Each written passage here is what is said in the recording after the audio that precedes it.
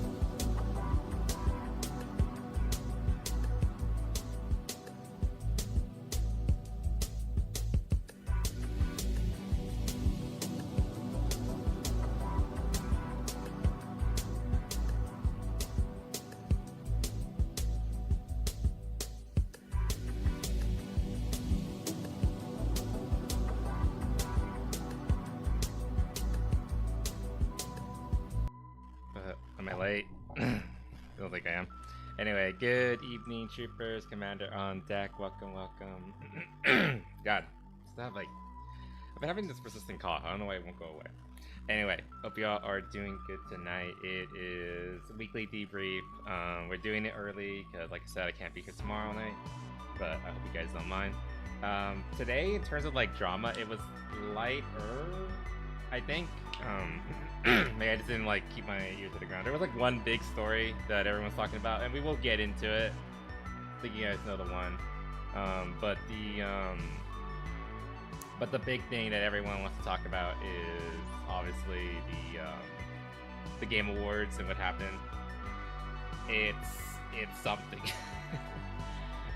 We watched it last night and we had a good time. There was ups and downs. I think overall it was a lot better than I was expecting. I was really expecting for like we all know that 33 Expedition 33 swept the entire event, and we knew it deserved it, but I wouldn't have been surprised if it didn't, because considering how ideologically captured Warner Brothers can be, not Warner Brothers, the Game Awards kind of is, and how it could have been a lot worse than it ended up being.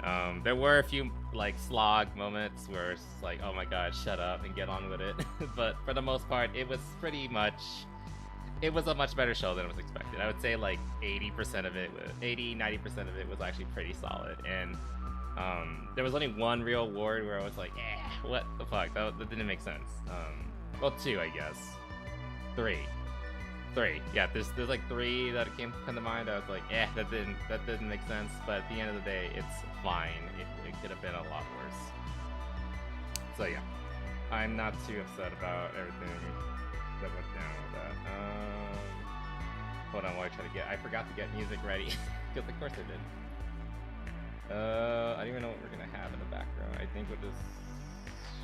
Where's my... This is fine, right? Yeah, it'll be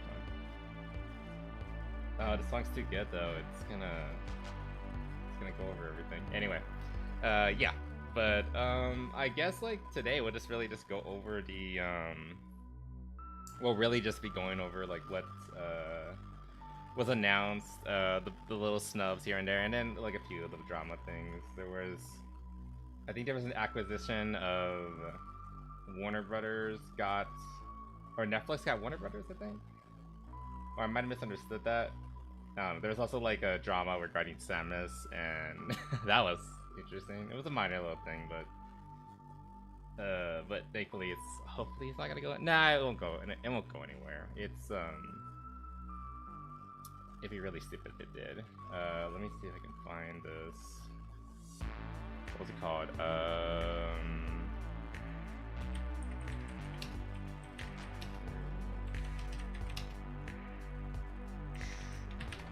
Find this real quick, because yeah, this is way more accurate to our girl than what they were trying to do with her. Anyway, let's get on with it. Move it to the other screen. Here we go. Alright. Really quickly, let's just go over like what was announced. Nothing too crazy from what I saw. Hold on, let me make sure I'm like in a fine spot. I think I might be a little too... That should be fine. It's so loud. I need to lower it. Oh, it's so good though. Anyway. But yeah. There were some good things announced. Most of it I'm kind of like indifferent to, and we will go over like trailers like bit by bit, like the ones that like I'm excited for. Free Separate. This is like one of those like artsy-fartsy kind of games. It's fine. I had nothing against it. The cover art was kind of interesting. I'm not like super excited for it, but it reminded me of like, I think they said it was Dark Souls inspired, but it reminded me more of Kingsfield when we saw the trailer. Like a much darker, more horror-esque Kingsfield, which is kind of cool. I actually kind of like that, even though it looks like it's in Unreal. Okay, that's a common complaint you're gonna hear me say tonight. Is how all these games it's Unreal. Everything looks the same. Everything's made in the same fucking engine these days, so there's no like creativity to it. At least this looks kind of unique, So, you know, at least have some art direction to like spin it up and like make it different. I mean, this does that too, Audio Mech. I'm not particularly excited for this. I'm not really like a audio-based game kind of guy, like whether it's like a rhythm game or whatever. But this is interesting. Pragmata. Oh, yeah, this game. The one with the little girl. Apparently people were upset about that. Actually, with that in mind, let's look at... I saw a little article, not an article, I saw a video of someone complaining about Pragmata. So I wanna see what's going on. Also, I have no idea what he's talking about here. Kind of lost it. I think he might have lost it. I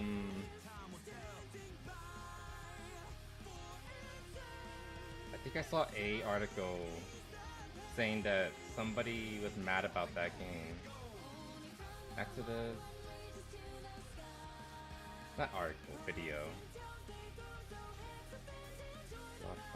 Also, hey Gitzer, how's it going? You saw in Rio, it makes me think you're saying the graphics are really good, Lo. No, I'm talking about the engine. I'm so tired of the Unreal Engine. Everything looks the same. Everyone's using the same engine, and not only does it look the same, it often runs worse because it's Unreal. It's one of the most poorly optimized engines, and nobody knows how to like work it. But whatever, that's just me. But I hope you're doing good, good sir. Anyway, I saw something. This. Okay, so apparently Leaflet. In their minds, all men are predators. Jasmine Gold Chef screaming woke? No, they don't mind seeing little girls. Oh my god. Oh my god. Is that what they're complaining? Of course Hassan is complaining about. Okay. We haven't... I've hinted at talking about Hassan, but for the most part, I just don't care. He's an asshole and a terrorist sympathizer. That's literally the beginning and end of it. He's not worth talking about. He's one of those people that, like... I feel like you just need to shut up about him, and he'll go away. He's like a little brat, you know? If you ignore them long enough, like an annoying little sister. If you ignore her long enough, she'll eventually get the hint and fuck off.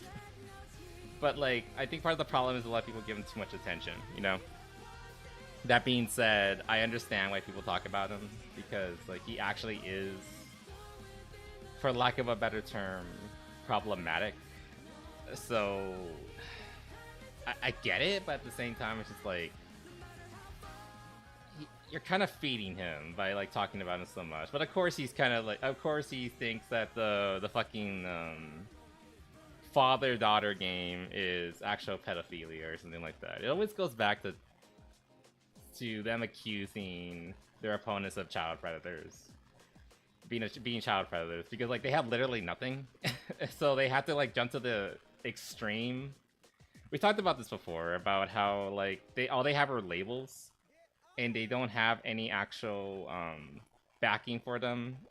Their arguments are so shit that the only thing they can devolve to is to like call you bad thing and hope that people will catch on to it.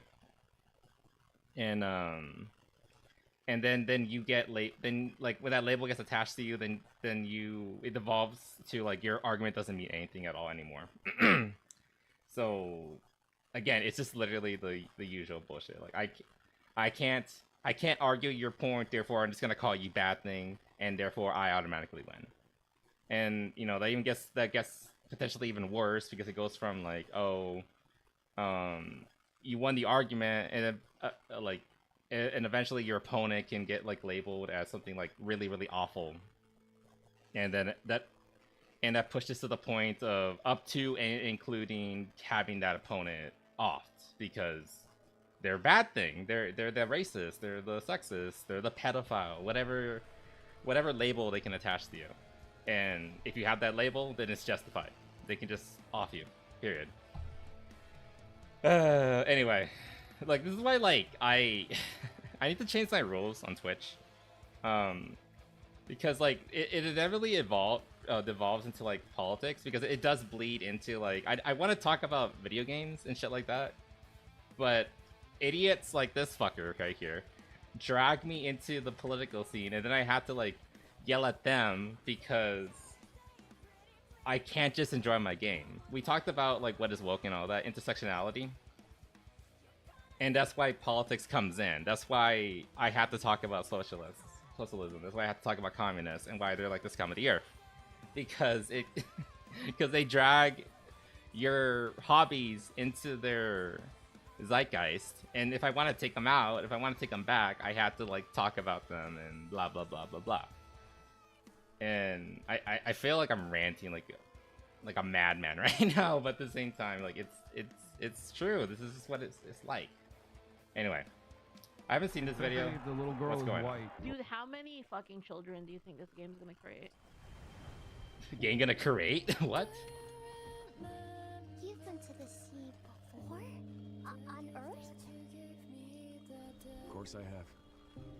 Yeah, we saw this trailer. I think my reaction to what the fuck is this game called? I don't remember what it's called. It's the game with the kid in it. I don't remember. Did she put it in the thing so I don't have to think about it? It's somewhere on this list. Oh yeah, it's right here. Pragmata.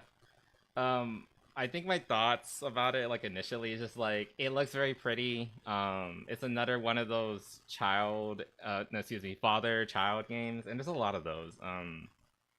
I think The Last of Us like really popularized that trend. I think what do you call it?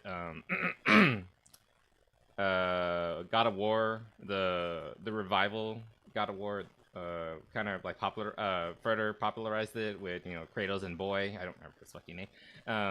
And it's a good genre. It tugs at your heartstrings.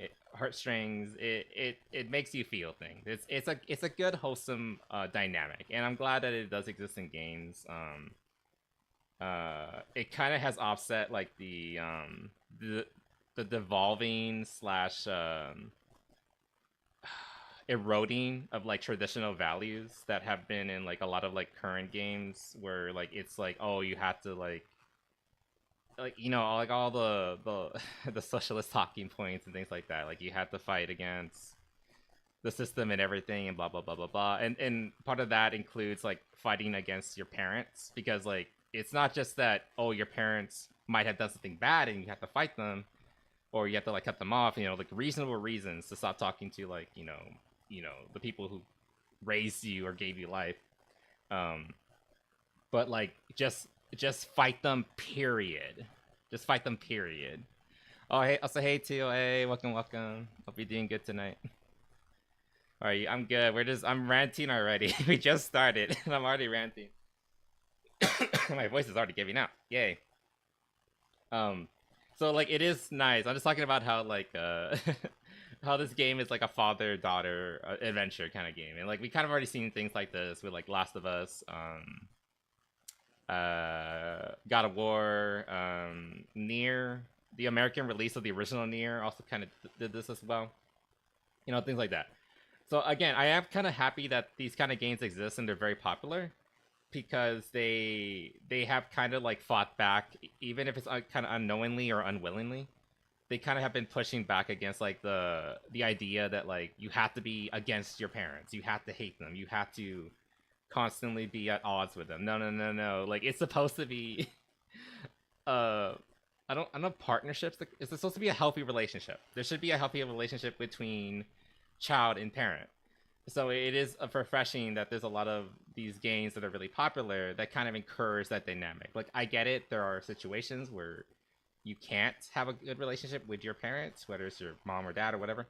But I do like that there are stories that, again, that are very popular that do show positive relationships with like a parent and a child figure, and usually it's a father figure, which is also particularly important because there is eroding of again, this is like wider societal issues, but there has been an erosion of like the father figure in the home, like fathers not being present, or being demonized simply because they are the male role model, things like that. Like so it is nice that we've been seeing shit like that, whether they're aware of it or not. It is good that we've been seeing good positive stories about father figures and things like that. Also, hey Gabby, and thank you for the water. I kind of needed it. How's it going? We just started and I'm already bitching. I hope you're doing good. Anyway, so yeah, like I appreciate what this game is trying to do. It's just like I don't care. Well, I care about the message, but I don't care for the game itself. Like I'm not seeing anything that like makes me want to like that's making me like jump and say like, oh, I want to play this. It's just another Unreal Engine game or Unreal looking game. It looks pretty. It's kind of interesting that your little daughter character has magic powers and shit. So it's cute, but it's not really a game that I'm fascinated in or interested in playing. But apparently it's making people angry, so that's why we're talking about it. You just gonna stay here when this is all done? It also feels very Death Stranding. Wasn't she a robot or some shit? I don't fucking know. There's a robot. Whoa, that's so cool. Also, it is kind of neat that like she hacks for you mid-combat. That's so cool. So like it's like they both fight together. I just realized she's kind of fitting that trope of like the Resident Evil child AI. Like there's often like I think we saw this in Stellar Blade too. Like there's often an AI that's like really powerful. It's often very malicious. But in this case, the child AI is actually friendly because I think she's supposed to be like a robot or something. But yeah, it's usually like a little girl. But she represents like the company or is like a really powerful AI and has all these different motives that are like scary and shit. Just think of like I think her name was Alice in the Resident Evil movies. You know that kind of trope. There was also Mother Spear instead of Blade. There's probably other ones I'm not thinking of right now, but like it's a common trope I've noticed like in anime and in Eastern, mostly Japanese-based games. Because I think this is also a Japanese. Oh, it's Capcom, right? It's Capcom. Yeah. So I don't know. It's kind of interesting to see that. I actually I like that because it's a fun trope. I don't know. I appreciate it.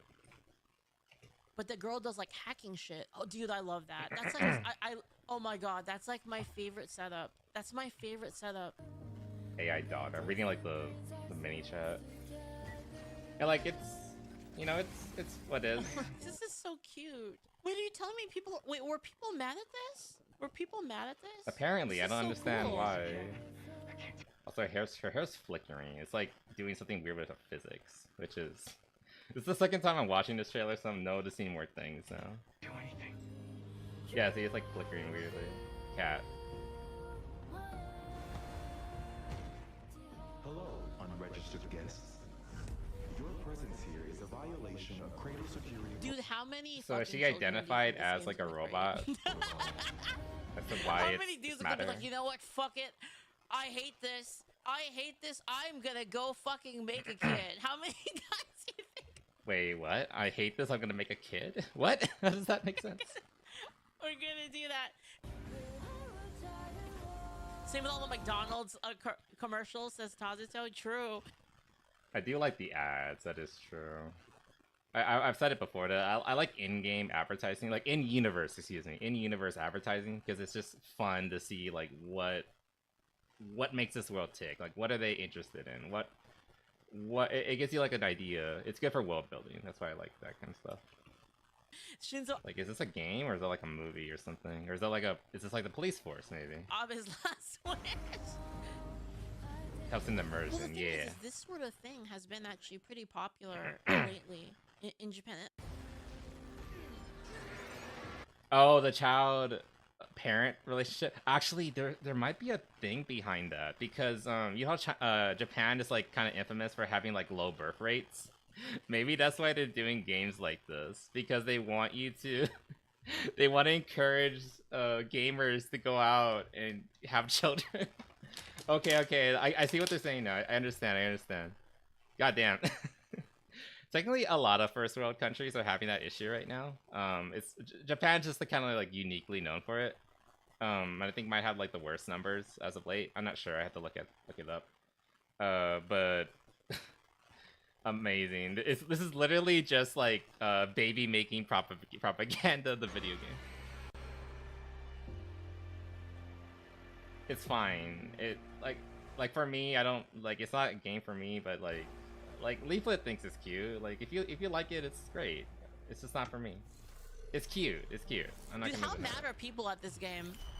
How mad are people? How mad are people this game? How many people call this game a game? Pedophile.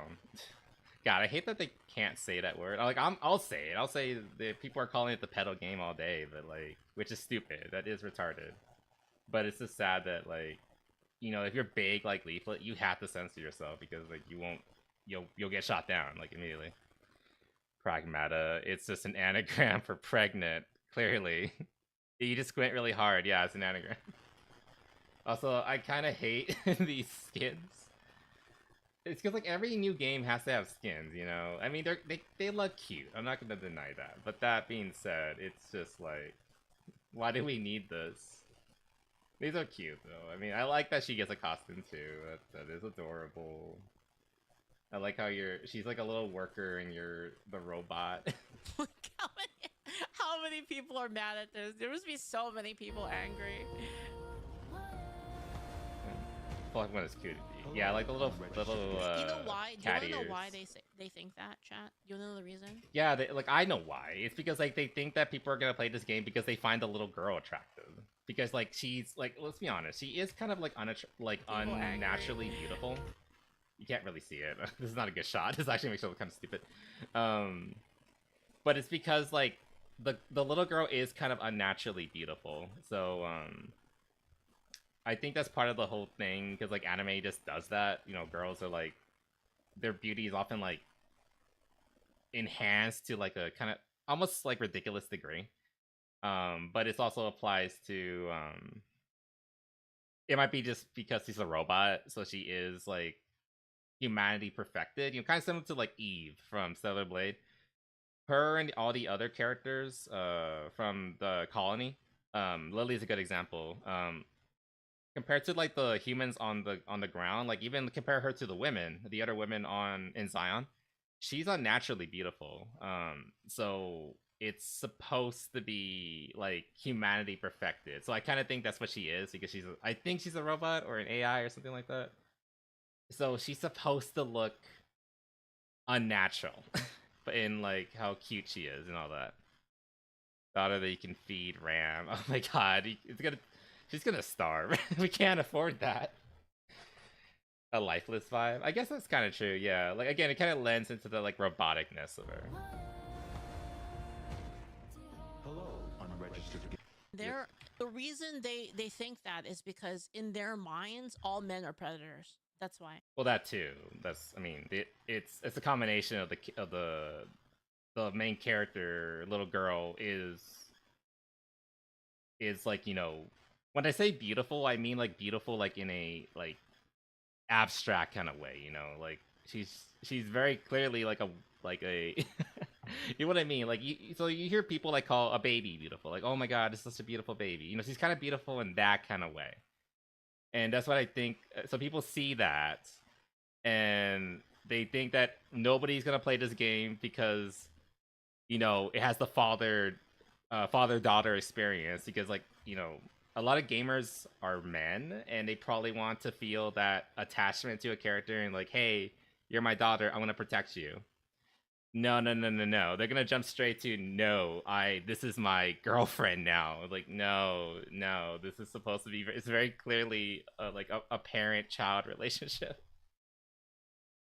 Hi, Jordan. We're talking about Game Awards and the different things, and there's already been some drama going on. So strap in. Ethereal. That's an appropriate way of putting it. Yeah, she's unnatural. She's etherealness to her beauty. Right. So it's like if you see it that way, that all men are only in that all men the existence of men is purely sexual and purely like a purely predatory mindset, then it would make sense why you would think that, right? I like to think that I can like lock into that mindset of the people who would complain about this and, you know, start bitching and moaning about it. Like, I can usually look at something and like, okay, how is this problematic? And I can pretty much like immediately think of it. It kind of just completely whiffed over my head with this game. I just saw the trailers like and I was kind of just bored. I already gave my opinion of the game. Like it looks fine. It's cute. I appreciate like the father-daughter relationship that they're kind of going for. But it doesn't look like something I'd play. But like I hope it's good. I hope they make money. I hope they're successful. But that's basically beginning of it for me. But apparently I am the stupid one because I didn't look at it and think, okay, how are people gonna complain about this? And people are already complaining about it. Also, hello Parker, welcome. You're doing good tonight. That's the issue, is that they can't see a meaningful relationship between a father and a daughter, and they think that the only relationship that could be had there is something toxic, right? So Yeah, like it's so clearly supposed to be a father-daughter relationship. Look, if you want like a lowly video game, people are gonna play like Blue Archive or something like that. But this is clearly not appealing to those kind of people who are into the kind of game. that's the issue. This is something It's different. People that don't like their dads or something like that, right? This is the And, like, maybe that's why I'm like this, because I actually like my dad. And that's also probably that's a good point too. It's potentially a parent problem. They immediately default to like there's no such thing as a good relationship between you and your parent. So they immediately go, yeah, daddy issues, like right there I saw in the chat. They have daddy issues, so they can't comprehend this being just a good, wholesome father-daughter kind of relationship game. They immediately default to like the extreme. Again, like a lot of these people are like mentally and emotionally broken people, so I guess I shouldn't have been surprised. Like like I said, I saw this video in my feed. I was getting ready for the stream. I didn't think this would come up, but yeah, there's a lot to go over. maybe that's the issue. If you remember Mario in the mood to just Bowser Mamma Mia in now, I don't know, you're not Sonic 1, 2, 3 Bones or bigger. Excuse me? I don't. Don't you fucking know that all you know, men are born maybe- evil? I mean, that's another thing. I always forget. Like again, I got out of the mindset. Like they always default to these men are evil and everything. So they have to be like that. The demos out for this game. That's the issue. I might play it. I might try it. Any man with any woman is a sexual relationship. True, in Rio. At least that's what these people think like. Yeah, like so weird. It's so weird, man. Like I don't know. Maybe the problem is that they fucking goon too much. Maybe it's real. Like the whole. I guess thing that with, tells like, you that Asmongold I'm and not how they're completely just hating and broken, gooning. Maybe that's just it. It's probably true. Or I don't How goon dare to you the like your point dad? that breaks. Like for real, I'm man. broken. How dare I, man? That's fucking weird. Talking to my dad about horse racing, damn, or wanting to go fishing with my dad. Oh my god, damn, did she holy talk to her? shit. Did she That's talk to so her dad about creepy. Uma Musume? Gooning and hating and gooning. That's like a cycle, right? For these people, they see everything in their own twisted, through their twisted lens. They can't even imagine. They can't even imagine a situation in which like an adult man saves a girl, saves a young girl. And like that's the thing. Like most adult men have like a natural inclination to want to protect their children. Like yeah, we all hear the horror stories, right? But like the vast majority of fathers, like parents in general, they just have a natural instinct to want to protect their children. If you have a bad relationship with your parents, I'm sorry. It happens. It's like some people are not really meant to be parents, but unfortunately are. But I would argue that the vast majority, like 80-90% of parents they just have this natural instinct that they want to protect and, provide for their children. And that's just kind of how it is. But these people kind of just don't see that or realize that. So they immediately default to like that one chatter said, like if it's a relationship between a man and a girl, even if the girl is really, really young and clearly supposed to be a daughter figure, no. It's clearly supposed to be sexual, which is really stupid. Can't even fucking imagine that. Fathers And then they like to call like the people who called them out the pedos, and it's just like, dude, have you looked in the mirror? Are not being able to take their I got two dads. daughter to the park without being, yeah, basically, right?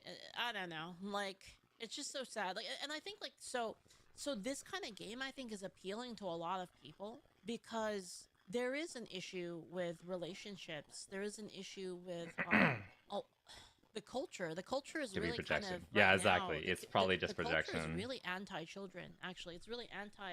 Just live in like such a weird world right now, and I think guys who are I mean, there gamers is like, and they're told. this you is know, why, like I said you're earlier, fucking there is off. like an there is like a it is good that these games are doing well, because like this is not the first game, like Last of Us, God of War. Like there has been a trend of like, or Mandalorian, there has been a trend of like positive father-child relationship media games and media in general.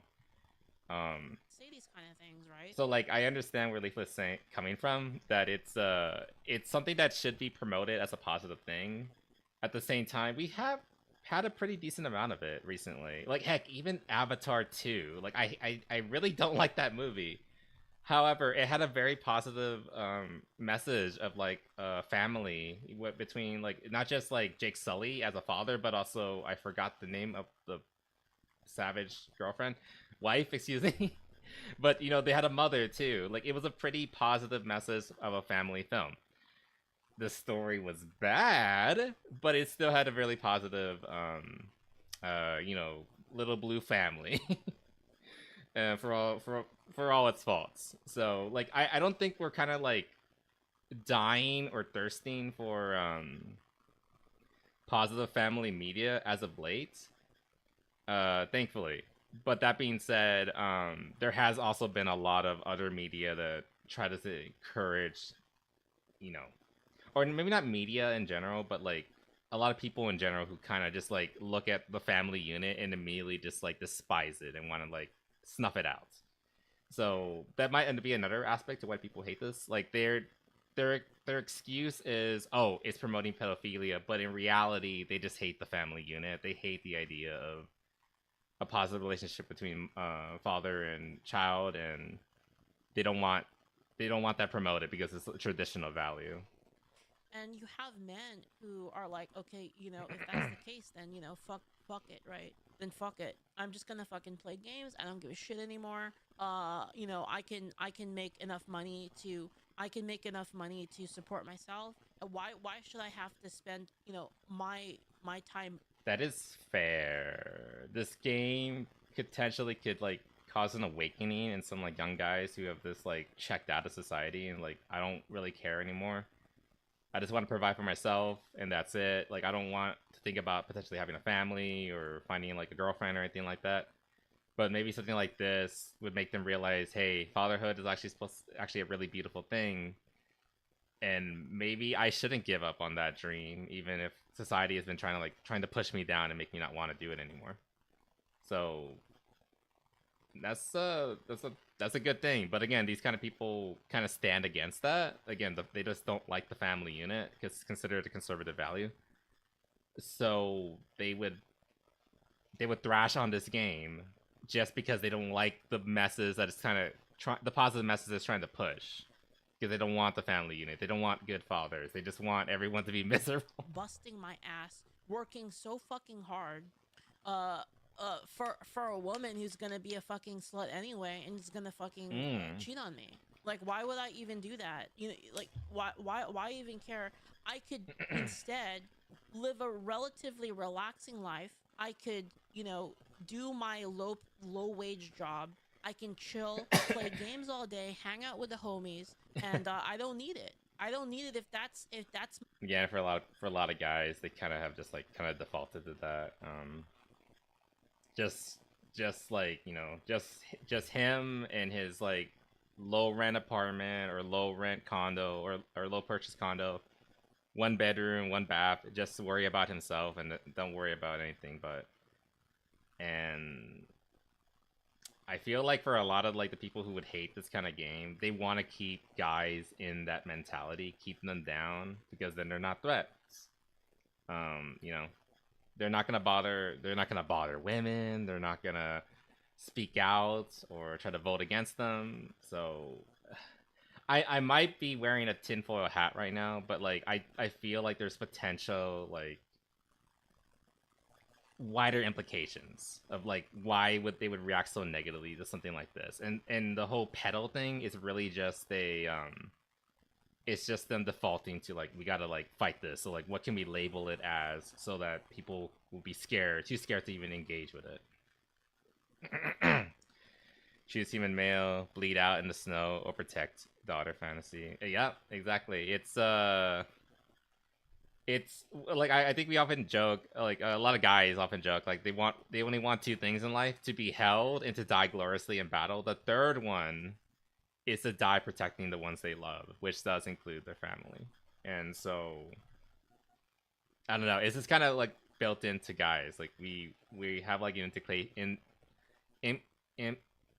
inclination towards like sacrifice towards the ones we care about. So, and the most like bitter, selfish people cannot really recognize that, or if they're a guy, they ignore it with themselves, or if they're a woman, they can't recognize it in the first place, unless like you talk to other people and try to like expand your worldview, which I would think someone like Leaflet could. My fate is for to be hated, to be emasculated, and men have this feeling that it's gonna be why even bother, right? But the problem, and here's where I'm gonna turn things back around a bit. The problem with that is the desire to be the protector of a family. It doesn't end there, right? So like even if It's not just you protecting, come it's to that also realization, providing. that drive doesn't end with that, right? So what happens is men move that to something else. Yeah, like it has to do with like men feeling the need to be they feel the need to be needed. I think Craig from Side Scrolls has like a really good story. Like his dad is like 80, 70, 80, something like that. He's really old. He's very up in years. He's retired and he fucking hates it. He hates being retired because, and like this is a problem with a lot of like retired guys. Like they can't just enjoy it because they need to feel like they're contributing something, whether it's to society or their family or anything. So like even though he's like 80 years old and he probably shouldn't be climbing ladders and doing like home projects anymore and things like that, he still does it and insists on doing it because like he feels that need to be needed. Like if I'm not doing this, like how am I providing for my wife? And who, like, he still lives with his wife. Obviously they're very old couple, still very much love each other. But like if he's not like doing anything for her or the family at large, then like what is the point of living, basically? Now don't get me wrong, there are definitely guys out there who can just kick back and just like relax, and I think I'd be one of them. I could just be like, I don't care, I just want to relax and enjoy my retirement. But for a lot of other guys, like I think for like the vast majority of guys, even like they're not built for that. They have to be doing something and like moving towards something. And for a lot of them, it's family, providing for them, caring for them, protecting them. And it can be as dramatic as like dying for them, or as something as simple as like I gotta change the light bulb because it started flickering. Whether that's an anime pillow waifu or a neo-Nazi movement, right? All of that desire to fight for something, to protect something precious, and to make sure that the home is protected and stable and everyone's taken care of. That feeling doesn't go away with escapism, right? So what happens is you have a game like this comes out, and you guys can just tell me, just type a 1 in chat if I'm telling the truth here. A game like this comes out and it hits guys right in the fucking heart, where they see this shit and they're like, that's what I want. That's all I want in my life. I just want to feel needed. Like the McDonald's ads hit so fucking hard. That's why Oh, I know what she's talking about. The McDonald's family ads that makes people so angry. And yeah, I think it similarly applies to the same like thought process of like it's just like it's something just very normal.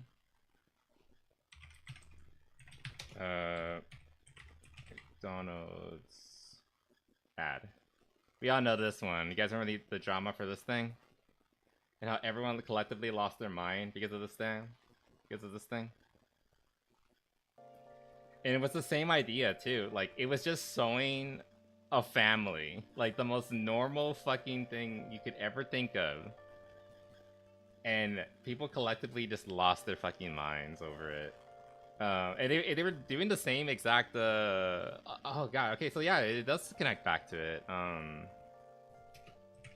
Because they were doing the same exact excuses for it, saying that, oh, this is promoting pedophilia, blah blah blah blah blah, like, which is the most asinine and retarded thing to say. Like, it's literally, it's so obvious that he's the father, that's the mother, and this is their child, and they're just having a meal together. And it's like a God, I'm getting a little teary-eyed seeing this. Is like, it's just a sweet ad. But they don't like this because it harkens to, you know, those traditional values like family, male role model, head of the household, things like that. These are things that they're just like incredibly like they're just very much against, because like it goes against their own rulings. Like you shouldn't have loyalty to your household. You should have loyalty to the state. You shouldn't have enjoy your family. You like that the process of making a family, you're bothering the woman in the first place, you know, things like that. So it's and they kind of just default to the same excuse. Like, they're not going to tell you like that to your face, like that's why they don't like it. They're just going to say this is pedophilia, even though it doesn't make sense at all. And I think the same idea is kind of happening here. It's a family unit, even if it's just like a, you know, the father and the daughter, and they have to fight against it because it's the traditional values. It's bootstrap ideals and conservative values, so therefore it's bad. And there's nothing. That's the beginning and end of it. They have to fight it. Also, this is so cute. Yeah, guys only want one thing. That's why that's a meme, you know. The whole like guys only want one thing, and it's fucking disgusting. I think you know the one I'm talking about.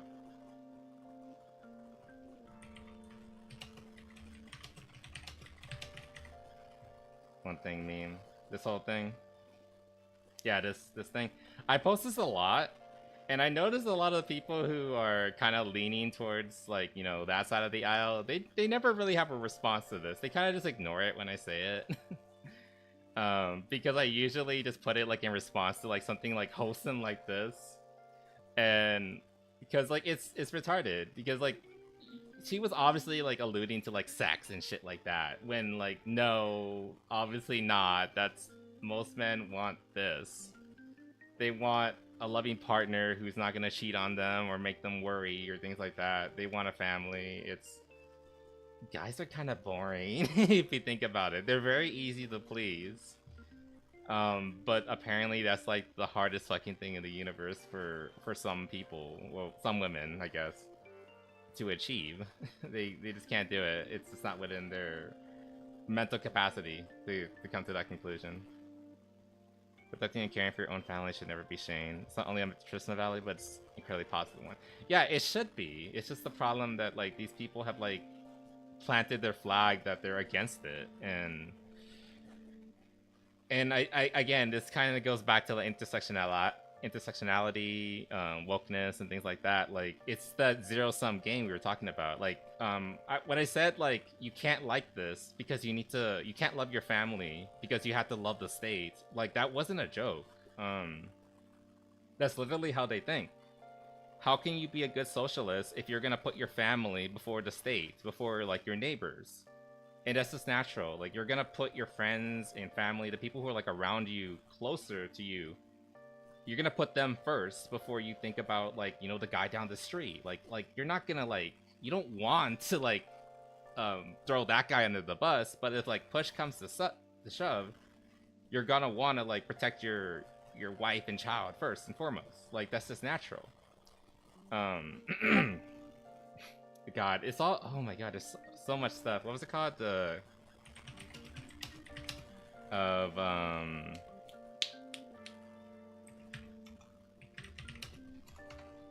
of carrying this thing. this thing.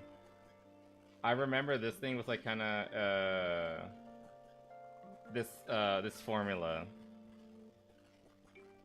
Hopefully this will like actually not take me anywhere bad. Depending on like this is the way like people like left and right kind of think. It goes against human nature, but that's the thing. If you don't know what this was a heat map. It was basically an idea of like, what do you care about most in your life? Like, what do you value more? For conservatives, they usually care about things that are towards the center, and this includes like yourself, like your family, your close friends, acquaintances, neighbors, things like that. So, you know, if you lean towards right or conservative, you tend to be more caring about like, you know, the people who are immediately around you, like your friends, your family, things like that. However, when you look at the people like farther down left, they tend to care less about their friends and family and care more about like things that are not in their vicinity. So this includes things like like the country, all people from other continents, mammals, amphibians. I think it even includes things like plants and trees. And like you can see, they care a lot more about things that are further away from them, who do not directly benefit them. And that's kind of like the mindset that they're going into when they see, you know, when they see this or the McDonald's ad. You can't care about your family or your daughter. No. You're supposed to care about, you know, the things on the way of the other side, like things that like don't directly affect you. Now, I like to be clear. Apparently, this map kit is a little bit misleading. I think it was like a relatively small test or something like that. That being said, it kind of shows like the idea of like the different mindsets of like the people who would get mad at this versus the people who would like, you know, find this charming. It's all interconnected and it's just so fucking weird. Like I need to like look into this more. But you should definitely like consider it for your own viewing. Highest moral allocation by ideology, something like that. Yeah, some human. Yeah, apparently I saw people like calling this out, saying that it wasn't good, but it was Reddit who were getting mad at this. So I don't know if Reddit is a good indication or a good judge for that kind of stuff. But I don't know. Anyway. But like you can see like why something like this would make them upset, because again, it's intersectionality, the zero-sum game. You cannot care about your daughter because you need to care about the state, you know, that kind of thing. Again, I wasn't joking when I said that. That's literally how they think. Perfectly in the heart, because it's like that's what you. Yeah, don't care about your daughter. Care about plants. That's in another country. that matters more. That's what you want from life. And it's like, it's so fucking simple, and everyone is just getting in your way. Like, sorry. Like Leaflet's argument is like, I agree with it, obviously, but it's so much more bare bones than what like I get into. Like, I'm going way out into the weeds. Like, oh my god, this is all interconnected, intersectionality. It's a fucking psyop. I sound like an insane person right now, I bet. But it's based on real data and things that I've read and shit like that. So, but really, what really matters is like, you don't feel bad for caring about your family. I'm not trying to say that like there's nothing you can do about it, but the idea is that society says that you're useless. Society says that that is an awful thing. Desiring that thing is awful, basically. You just want to control women. Yeah, like that's why, like, all I'm really saying is like there's a reason why they talk like that. There's a reason why they're arguing that you should not care about this or care about your family or things like that. It's a wider philosophical / political debate. This is why like politics do come into play when we're talking about this kind of stuff. It's not just like the phrase goes, like I hated this phrase hearing this growing up, but like it kind of makes sense. Like nothing exists in a vacuum. Like there's a reason why they talk like this. There's a reason why they question you and make you and trying to make you feel bad about caring like this, because it's just it goes straight up just goes against their goals. Also, if you hear my thing rubbing against men my are defuncted, zippers. men are no longer necessary. men are toxic. They throw all this shit at you, and it's like you think, and I think guys will think to themselves like, what I want is so simple, yet everyone hates it, and I think that fucks with people in the head, you know. I think my You know what I problem mean? is that I feel like I it keep like it, shoving all this stuff in. really does a number on the psychological health of people. I mean, we all see it all The the fuck? time. Guys only want one thing memes. Yeah, exactly. They treat men like beasts, right? They treat men like beasts. And I mean, what do you expect, right? Like, if you set up a scenario in which the natural tendencies of men are... I kind of already went over this, but I just want to say, like, this is probably why Leaflet's so popular. She's willing to talk straight to guys and give them hope that that they're not broken simply because they're men. And in a world where, like, it seems like every other girl is like trying to break you down and emasculate you and things like that, I can see why people really appreciate girls like her. It's partially because she's a girl, but it's also because she's a girl that's willing to say, hey, I'm on your side. I'm not going to judge you simply because you're male. I think you're a person too. And that, for a guy, that means a lot. Maybe AI waifus, I don't know. This is fucking depressing, but maybe... But and then there's another thing. That's a reason why AI and robot Ys are kind of gonna... Unless something changes between, like, the relationship between the sexes, and, like, some kind of common ground needs to be found here, because, like, otherwise, like, guys are just gonna check out.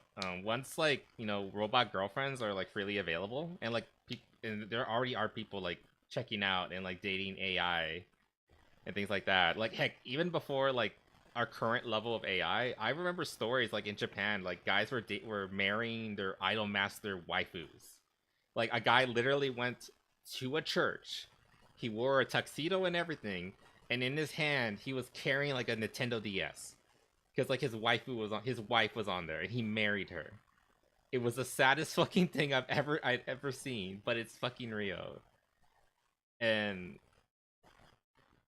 in Japan, it's kind of like a microcosm of, like, the extremes of this, but this is happening everywhere. It's moving to the West and too, and it's just sad. There's something wrong between the relationship between men and women, and we're supposed to be complimenting each other, but right now we're, like, at odds. It just doesn't. This isn't right. It isn't right. Yeah, there's so much more I can, like, talk about. Like, I used to be, like, really judgmental of guys. Imagine someone does this to Kamiyoshi. What's Kamiyoshi? Sorry, I don't know that word.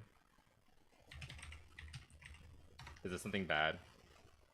Japanese fan is not your ultimate god to your favorite person. Oh, okay.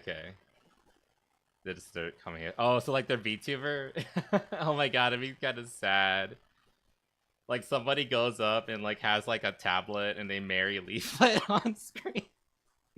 Oh no, they take Leaflet to their local church and get married to her, and she's not even aware. Or Miku, or any. I guess it could be any idol. I just saw VTuber on that quick search I did. But yeah, I can definitely see that happen. I'm pretty sure there's somebody out there who has married Miku or not. Don't do that.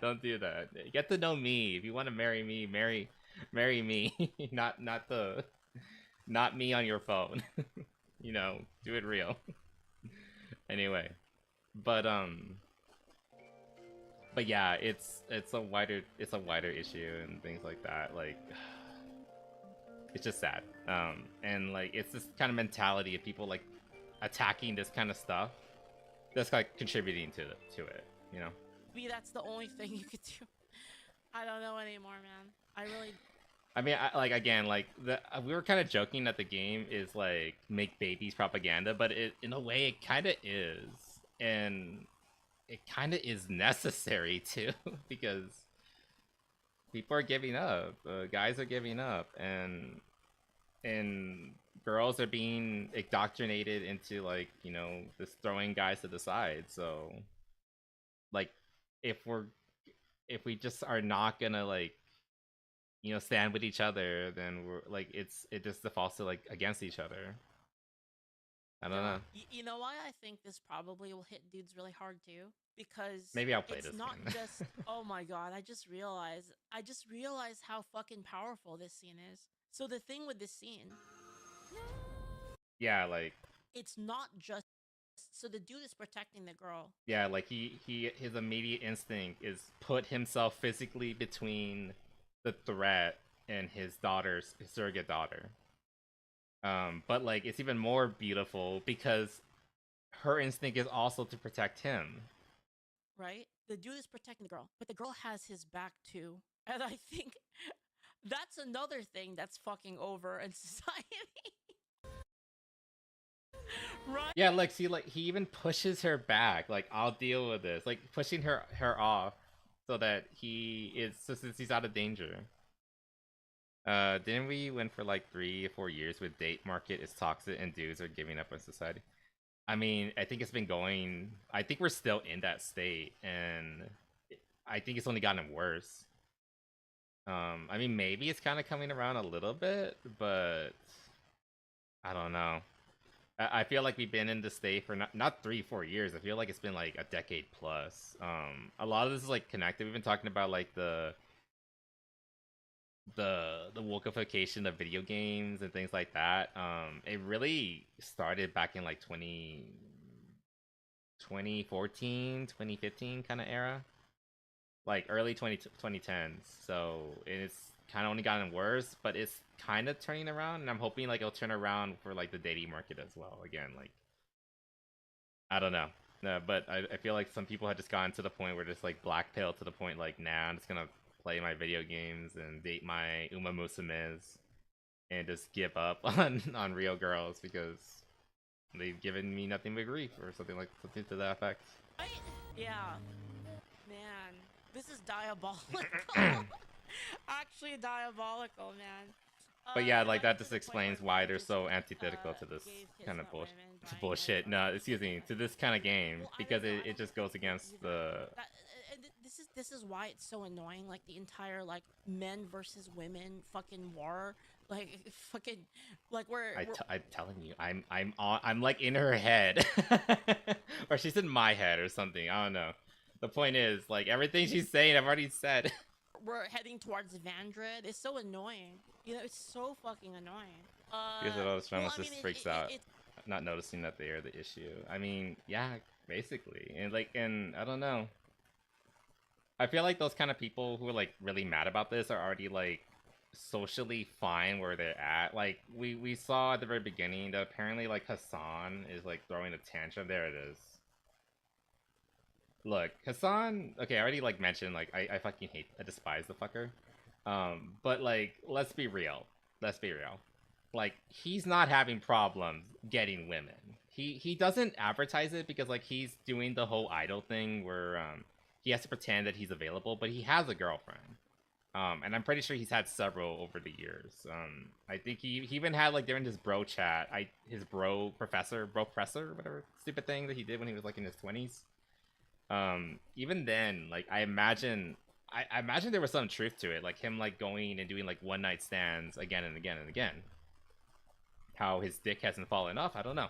But the point is, like, of course he doesn't feel the need to, he doesn't feel the need for a family or anything like that because he's satisfied sexually. Like, he doesn't need any of that. Like, and also he's part of, like, that kind of clique where, have you heard of the term situationship? Where people are, like, they're people who are of this like political leaning tend to be more okay with casual relationships, like, you know, one-time stands, things like that, and like they're very much against marriage if they even consider it at all. It's just kind of like antithetical to what they think. They just don't want to do that. So long-term relationships just aren't in their cards because they just don't want it. And like, to be fair, like you're entitled to that. If you don't want to get married, that's on you. That's up to you. Like you can choose how you want to live your life. The problem is that they feel the need to force this lifestyle on everybody else. and like it's partially of like, you know, like, oh, they just think it's the better lifestyle, but also like we talked about the intersectionality. marriage cannot be a normal, happy thing because we decided that it isn't. Because it goes against our political ideology, basically. Woke? No, they don't. Like the economy is shit, and I'm doing my fucking best. Heels, please. Can I get some fucking heels? Right, and I think that's the issue in society, basically. Is that the fucking... Sorry, I thought this was like... Now you can't see me movie or whatever. Jasmine goes chat screaming woke. No, they don't mind seeing little girls, especially if the little girl is white. Now, if the little Oh my god, of course. Oh my god. girl was black, they'd be fucking losing their minds.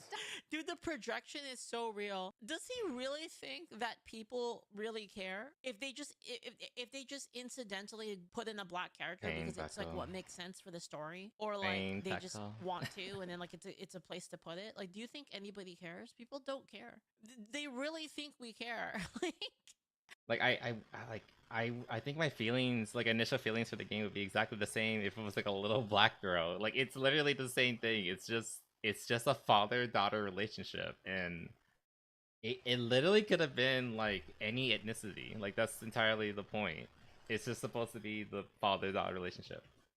We don't give a shit, honestly, about it. The only reason gamers got mad is because they did it on purpose. They're purposely trying to remove white people from games. Yeah, that's why. also true. It's not natural. That's why people are upset at it. And that's also true. I mean, if this was like a long-lasting, like if this wasn't the first game in the series, if this was not a brand new thing. Also, I'm pretty sure this song is from. That's from Katawa Sojo. Oh, you think you're slick, you stupid slime girl. I'm kidding. I love Leaflet. You're cool if you remember the fact that she used to be a slime girl, by the way. She wasn't always a human little pixie thing. She used to be a slime. Again, that was like a decade ago. I don't know how long ago that was. But the point is, I recognize this song. If it was like an existing IP, what the hell was it called? Pragmata. If it was an existing IP and they suddenly decided that the little girl who has always been white and then suddenly made her black, then we would have issues. But it's a new IP, nobody cares. Unless like they care about it in the sense that they want to play it, which it seems a lot of people do. But people can't enjoy it. Because again, it encourages family values and we can't have that. Anyway. I think she's still a slime. Does she still have that model? I mean, I imagine she still has the model, but I've never actually seen her use it. Like it's been a while.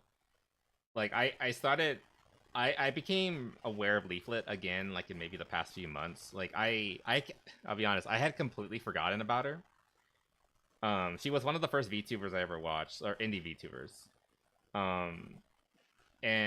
But I kind of abandoned all my old accounts when I, started streaming on my own, be doing my own thing.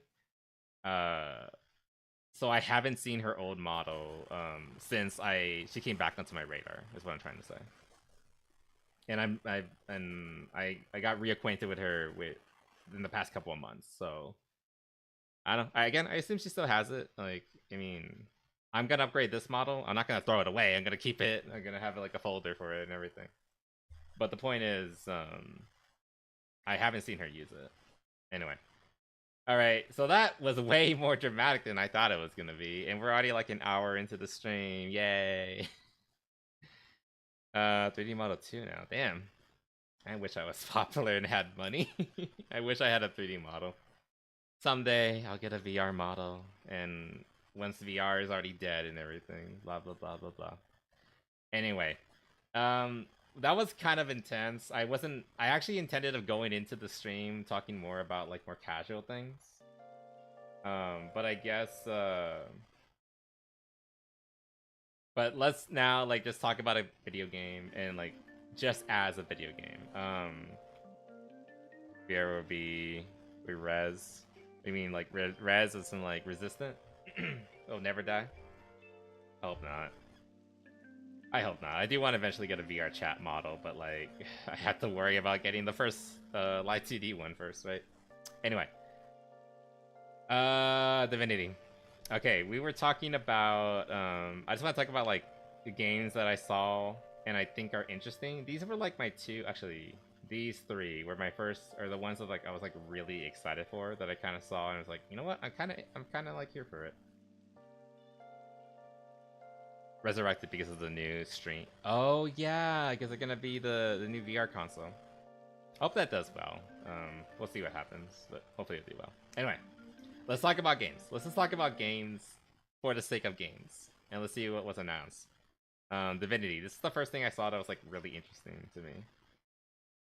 Appropriate considering how like dark and lewd this trailer got. So I'm thinking this guy's like a monarch or something. He has like an iron crown. I think they're trying to like mock him. Something to that effect. Look at that chicken. Also, this guy's like a hobbit or something.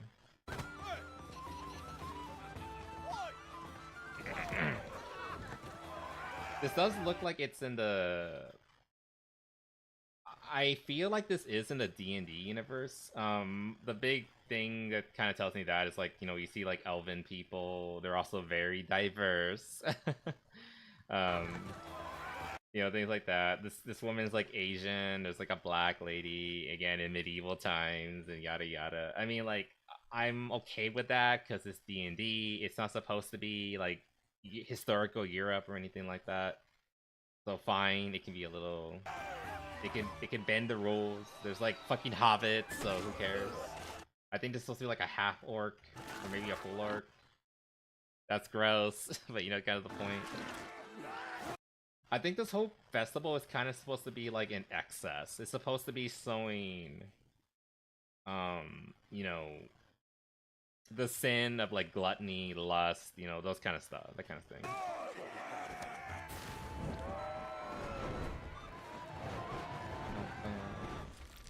At least that's what I'm hoping.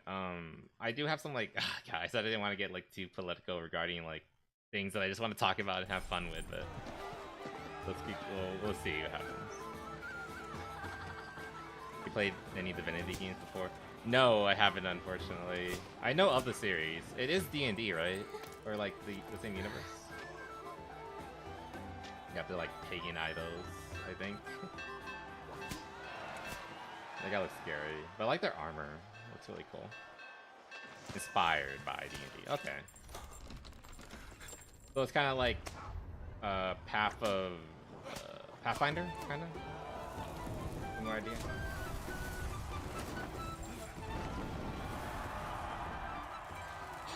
So yeah, like they're burning this guy alive. He kind of looks like, oh, they have like fucking. That's kind of cool, like Argonian kind of looking people. I didn't. That's not in D&D. Oh, I guess this is the dragon kin.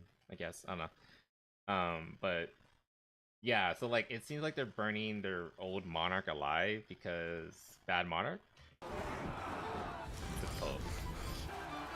That's the proper term. Yeah, he's like naked. It looks like he's been like scarred up to hell and back. We don't see his pee-pee though.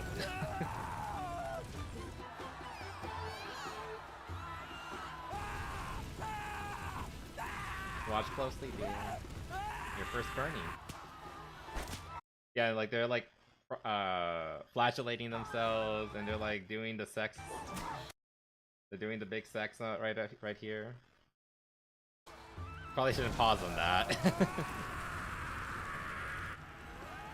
I don't know how you could do that with like somebody burning and dying in front of you like that.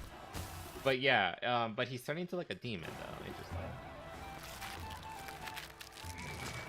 Yeah, summoning monsters. Why is it he just pews directly into the pig's mouth? What the? Oh, what the fuck was that? Sorry. Yeah, like I'm seeing like the sins, you know, like gluttony, excess, lust, obviously. Again, more gluttony. You can call this like wrathful, maybe. They're like putting it upon their they're doing like they're killing him in such a horrible way. Things like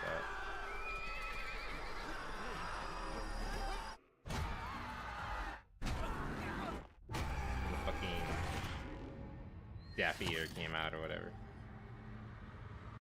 All right. Okay, so was that like? Oh wait, hold on. Go on. Yeah, and then like I made a mon. I think that was like the chicken guy. I think it was the chicken bone in his eye.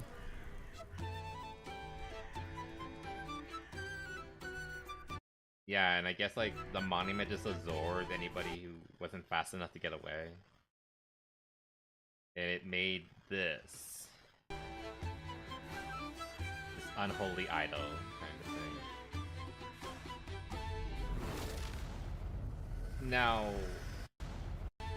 on the one hand, this is really cool.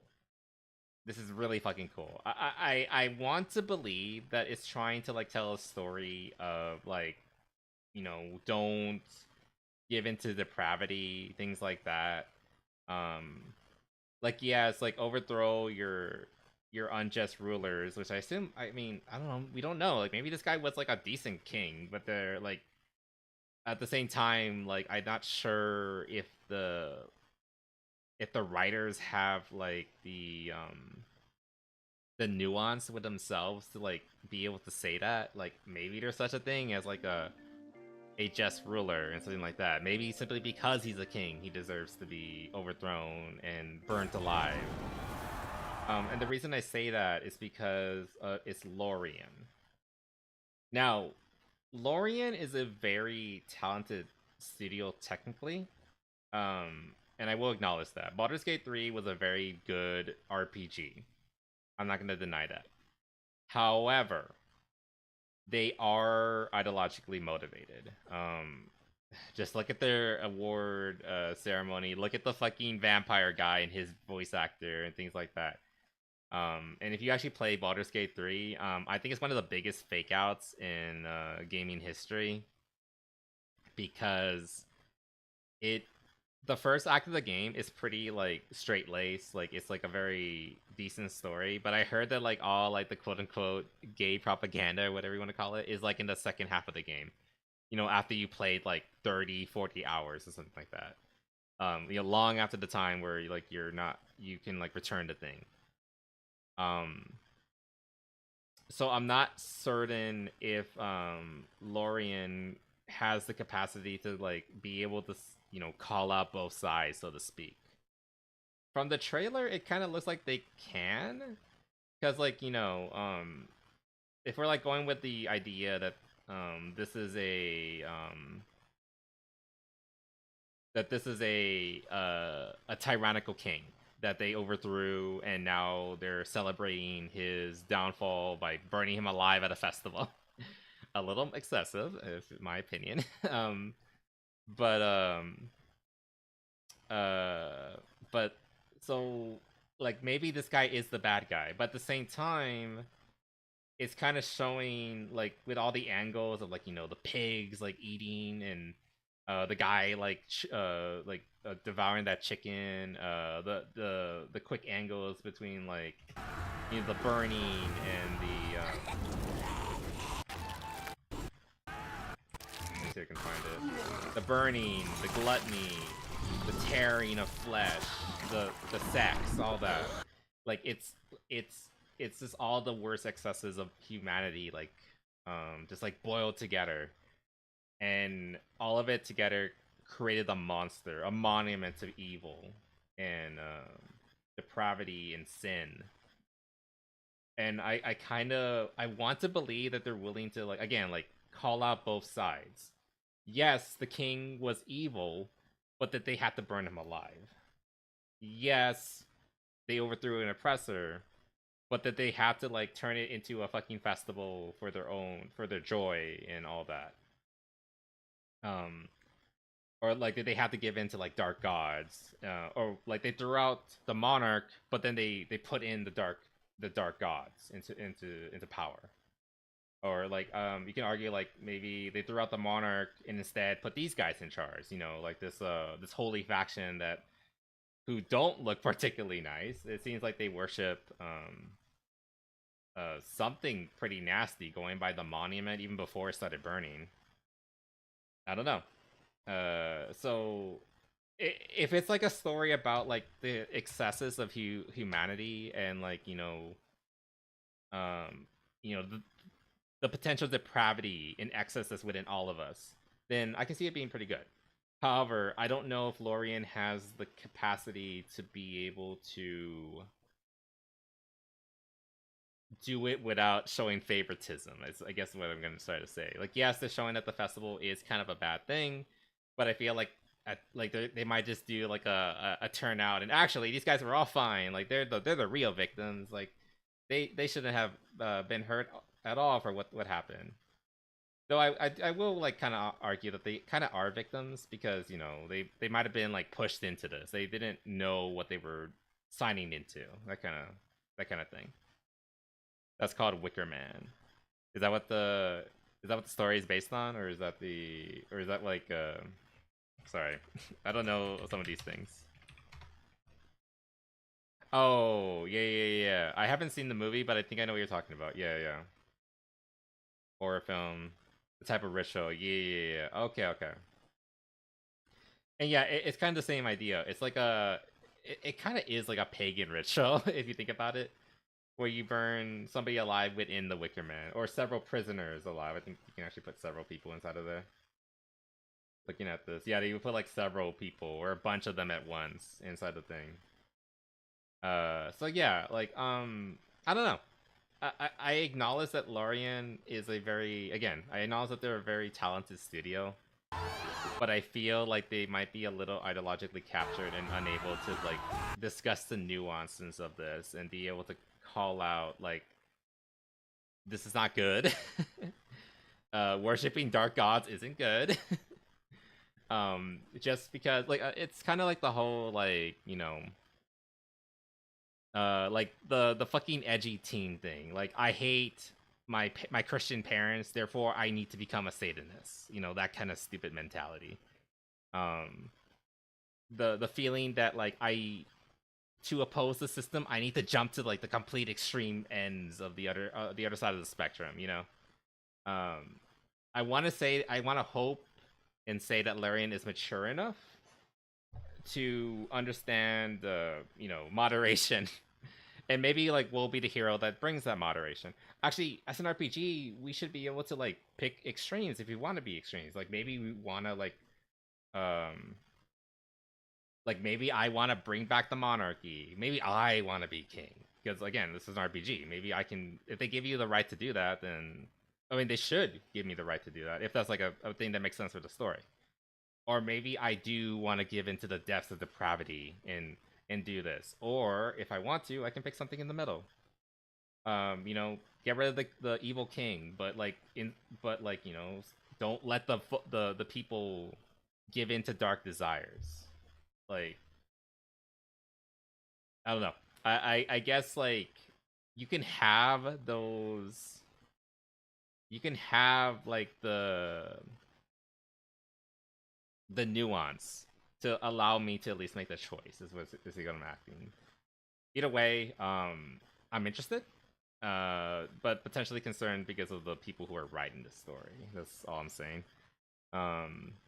The trailer was definitely eye catching and striking, and if I'm interpreting it correctly, then I don't have anything to worry about. However, we'll see what happens. Either way, definitely one of the most eye-catching story trailers from the event. It was something, and I'll give them that. If nothing else, the trailer was gorgeous and it kept your attention. It demanded your attention.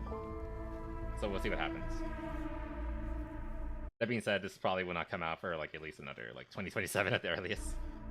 So we won't know. Okay, anyway. Guy, can we talk about something that's not stupid? Fate. Okay, it's not much of an improvement. Also, I'm just gonna close that. We don't really need that. Alright, this trailer. This trailer was interesting. I remember when it came up, I was like kind of confused as to like, what is this? Is this Star Wars? Is this Mass Effect? 8 game of Divinity series. Damn, I didn't know it was like that long running. Some of these RPGs go like way back, like to like the golden age of CRPGs and things like that. Even earlier. like Baldur's Gate 3, the first Baldur's Gate came out in like 1990 something, I believe. I'm correct. I might be wrong about that. Yeah, like we were watching the trailer, like the sound effects, like the more like rustic feel to the engines. This was like my big hint for me. Was this? You'll see it. Yeah, that the vents that from the what do you call it? The docking ramp. That is so Star Wars. I was like, oh my god, this is Star Wars. I saw that. I was like immediately like, this is Star Wars. This is Star Wars. And I kind of thought that it was like a K robot, but then I saw this, and I immediately thought Mass Effect because it looks very similar. Spell relay. To me, it looked very similar to a Mass Effect relay. You know, it kind of has that like. I guess the Mass Effect relay is more equal in terms of like the prongs. Actually, looking at that now, I know what that is. Oh my god, I know what that is.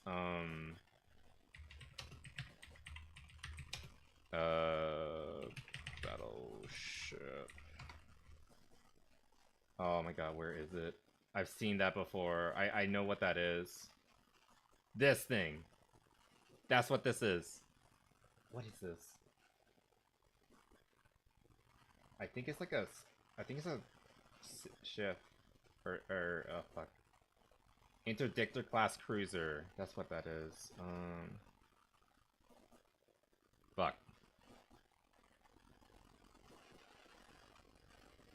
Oh my god, I gotta go to Wikipedia of all places. Load, you piece of shit. Yeah, that's what that is. Also known as a hyperspace interdiction cruiser. Interdictor class Sith destroyer. Yeah. So that's what that is. Again, like I saw it for the first time. I was like immediately, okay, that's a fucking Mass Effect thing. No, it's an interdictor. That is such a cool callback. I like that a lot. It's a very iconic ship design. Yeah, like this, like again, it looks very reminiscent of like a Mass Effect relay, in my opinion. It might have been inspired by it. Or maybe this inspired the Mass Effect relay. Because like this was made by old BioWare, if I remember correctly. This was made by old BioWare, so maybe when they went on to make Mass Effect for the first time, because they did Knights of the Old Republic before Mass Effect, they just kind of stole this ship. They didn't steal; they just kind of repurposed this kind of ship shape and then made it into a Mass Effect relay. And it kind of does something kind of equivalent too, because the interdictors are the whole point is that they grab other ships and like pull them back with gravity, so that they can't run away into hyperspace. That's kind of how a Mass Effect relays, but in reverse. It instead of like pulling it, it pushes it into hyperspace to make it accelerate and faster than light. That's really clever. I don't know if that's true or not, but that's a fun little theory I kind of came up on my own. Anyway, really nice little throwback. Because, like, this is supposed to be, like, kinda, like, going by the name, Fate of the Old Republic. It kinda is I guess, the finale to the Old Republic series.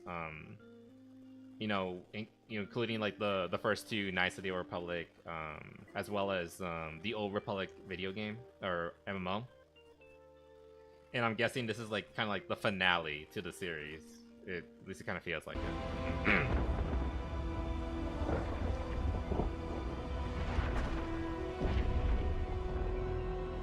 But they're going into an old ship. Oh, you can even see one of like they're not TIE fighters of the era. I forgot what they're called. I don't know too much about Old Republic, but I know a bit.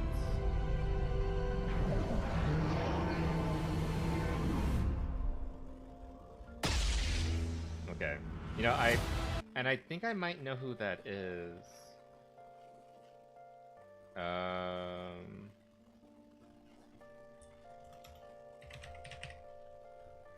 Let me see. I think I know who that might be. I think it's this chick.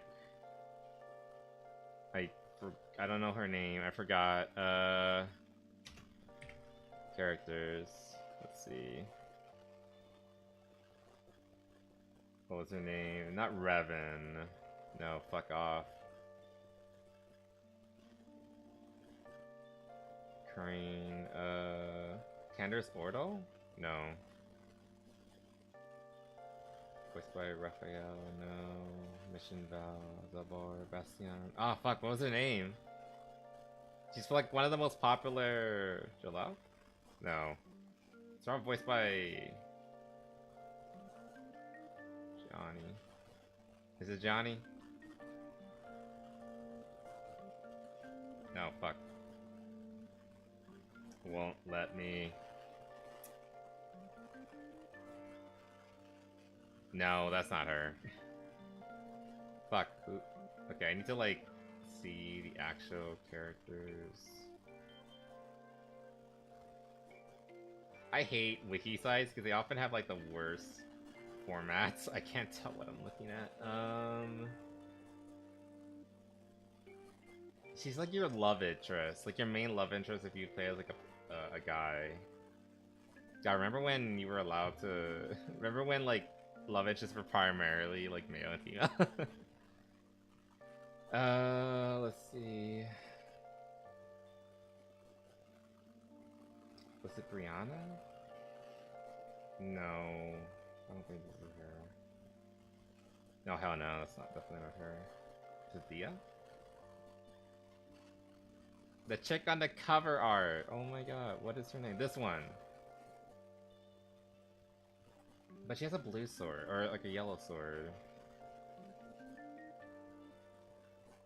Let's see, probably like from left to right. HK47. She is number 1, 2, 3, 4. 1, 2, 3, 4, or 5. Bastilla, that's her name. Bastilla Sean. Okay, that's what I kind of thought it might be her. Yeah, she has blue eyes, so it could be her. But it seems like she's more often depicted with yellow or green lightsabers. And that was very clearly a blue blade. So, oh, apparently she might have turned to the dark side at some point. Master Sean Keeper. Oh yeah, she was also in, well, it's like a supporting character in the Old Republic MMO. Oh no, she has, oh, it's console part, never mind. Never mind, okay. Anyway, I think that might be her. Again, I'm not like super familiar with the series. I just noticed the blue eyes.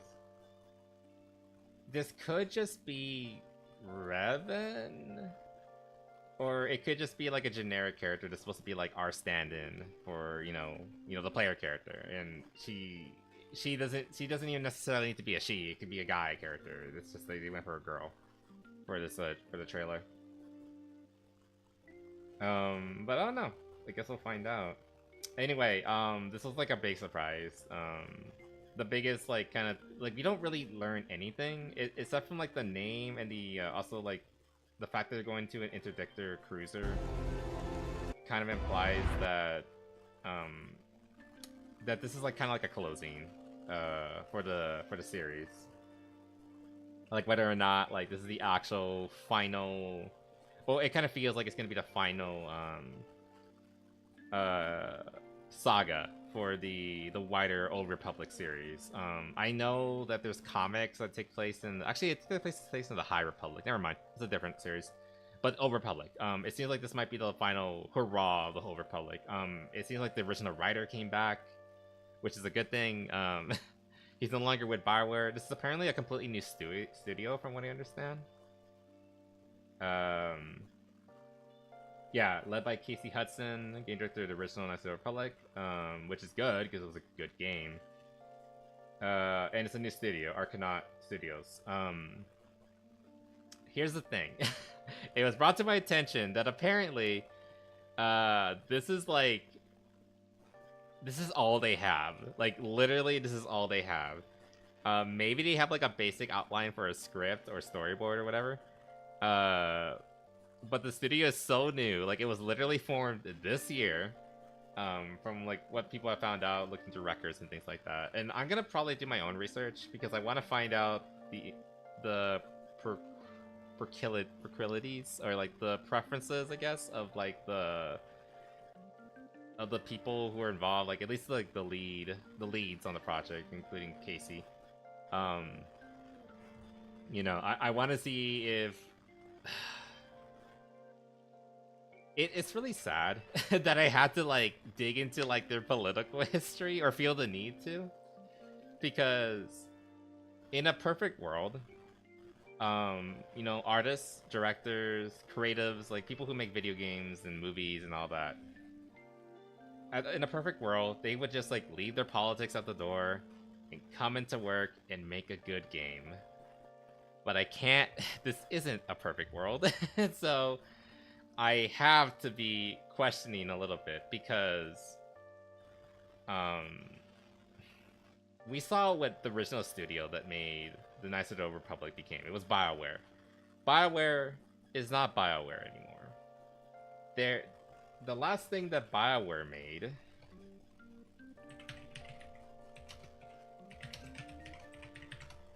Veilguard, excuse me, was this abomination.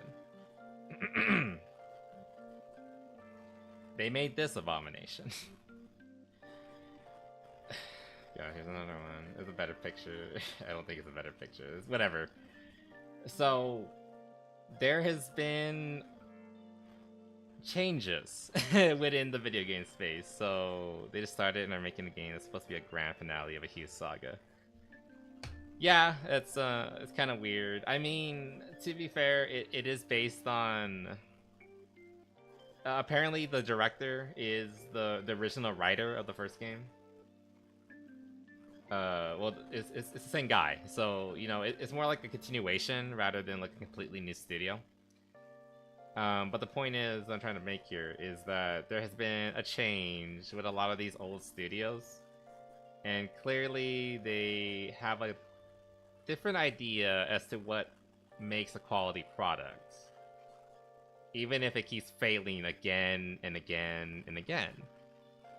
So I'm hoping that this Casey guy, Casey Hudson, again, it shouldn't matter what his political affiliations are. Like, I don't care if he voted a particular way or another. It shouldn't matter. I want it to be that he just gonna come into work and make a good game and finish the story that he started. But I am concerned. I hope, if I find that like he goes one way or the other, I hope that he can just like, you know, forget that and just make the fucking game. So we'll see. In addition to that, we're not gonna see for a while. I think the best estimates were like, I saw like an X post. It was actually brought to me by Hugs. I don't know if Hugs is here. They've been really quiet as of late. They're probably angry with me. Apparently, like the most optimistic estimate for this game coming out is like 2030. So it's gonna be a while.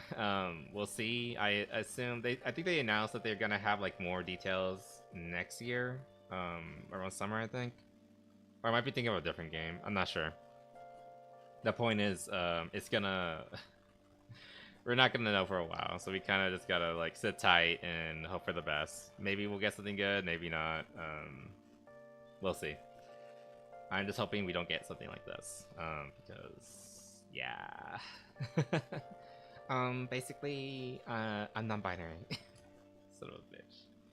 Why was that in a fantasy game? Anyway, we'll see. We'll see. Let me put a different song on. Yeah, let's put this on for now. Anyway. But yeah, when I saw this, I was like, my initial thing was excitement. I will say that. Just to kind of see the continuation of the series. That being said, I did see some like concerning things regarding what do you call it? There was gonna be like a remake or remaster or whatever of the original Knights of the Old Republic, and I was already getting worried about that because there were some signs that they might go the route of like, you know, censoring things, changing, you know, the character, like instead of like male and female, it's body type A or body type B, you know, that kind of nonsense. Nah, you misgendered me. Do 100%. Oh no, I gotta do, what was it called? Do a Bart? I gotta do a Bart now. Oh no. God, if I did a Bart every time I misgendered somebody, I wouldn't need to go to the gym anymore. Anyway. But yeah, that remake was canceled from what I understand. I remember getting into a fight with a certain individual regarding that game. And their basic stance was like, I'm okay if they change it because they're just gonna make it better for people like me. By the way, that person identified as trans. I don't talk to that person anymore, but if they heard what I've said in recent months, they'd probably be very, very upset at me. Anyway. But yeah, I don't know. Hopefully they won't make a Veilguard and they'll make something that's actually like for the people who played the original game and therefore will be timeless and lovely and everyone will actually enjoy it, including people who including people like that, because like those kind of games appeal to everybody because like we can all relate to the human experience, not just, you know, the specific kind of people, you know, that going on. Yeah, Transformers is a cool series. I've met a few Optimus Primes, if you know what I mean. Anyway, okay, I'm gonna stop. I'll stop. I'm gonna get in trouble. I'm already in trouble, but you know, I'll stop for now. Anyway, let's get on to something like that. Really, probably will not be as like politically upsetting, but more like potentially. We'll see what happens. Anyway, let's just watch the trailer, like, and like unwind a little bit.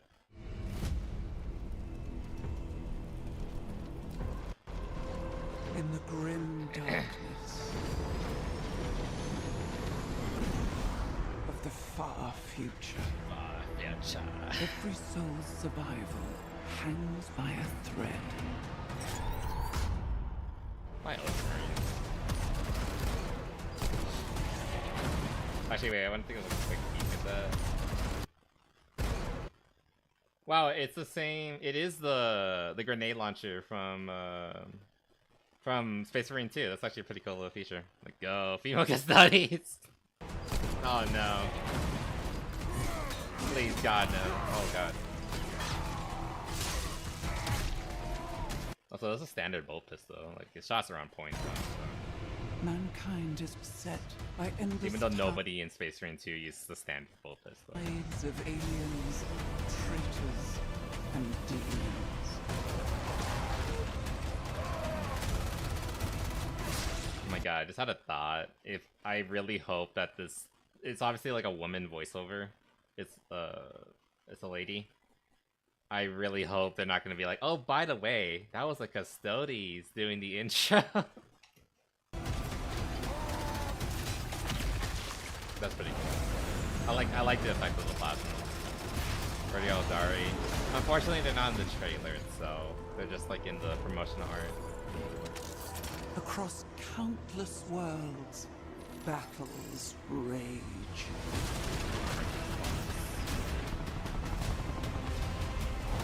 I know some of you guys really like Eldari. Unfortunately, but they are confirmed they're gonna be one of the starting 4 factions. I guarantee it at the start.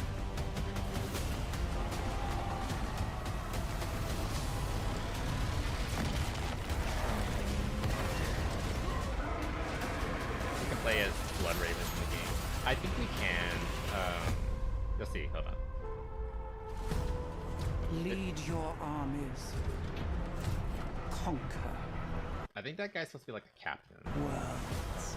Going off of, like Fight having an on iron halo. as the galaxy burns.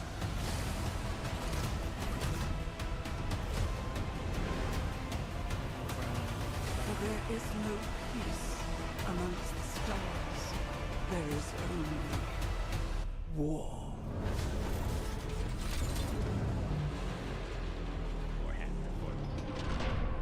Okay, come on, show us like the quick little. They give us like a quick little like gameplay segment here. Like I think this is in engine, if nothing else.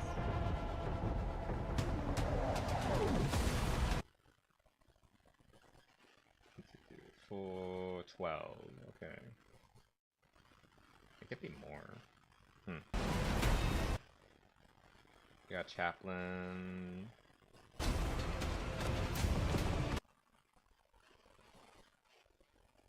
Yeah, it looks like it only control like a single unit of like a single tank rather than like a unit tank. So it's like smaller scale than some people were hoping for. I've heard, but still, not too bad. Yeah, like so with things like this, I think they're trying to show us that yeah, you can customize your troops to be whatever you want. It's gonna, I think at least the Space Marines, if nothing else, are gonna be very like customizable. Like, I know some people are gonna be upset about that because like you know. Dark Angels play very differently from like Raven Guard, for example. But I think for the most part, like maybe later on they'll have like custom unit packs like based on like specific chapters. But for the sake of like cosmetics, you can have your Blood Ravens and anything else really. And from what I saw here, I don't recognize some of these chapters. Like that's the like going for this for example, that is the oh shit, what do they call it? The not the executioners. Oh, what the fuck were they called? The Exorcist. This is the Exorcist skull from a specific chapter, but this is very clearly not the Exorcist. This is some green boys I've never seen before. I think the idea is that you can just make whatever chapter you want. So you can make custom chapters basically, and you can combine symbols. Like I can see like a triangle there, a diamond behind it. So this isn't the Exorcist, but you can use the Exorcist iconography to make like your own chapters, which is kind of cool. I like that. Or you can just go with like, you know, custom, or not custom, you can go with like canon chapters if you want for your army. And of course, like we always have like canon chapters like Ultramarines, kind of like Dawn of War. Yeah, exactly. So hopefully they'll give us that option, something else. I did see one chapter. Oh, right there. Yeah, this kind of looks like the colors are kind of similar to the size of the Emperor, but the marking is off. It's not the same.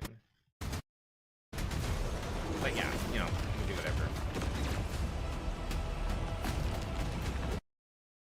Either way, it's definitely big on the scale. I heard some people complaining that like, oh, you only have 12 units. I mean, like it could be more than that.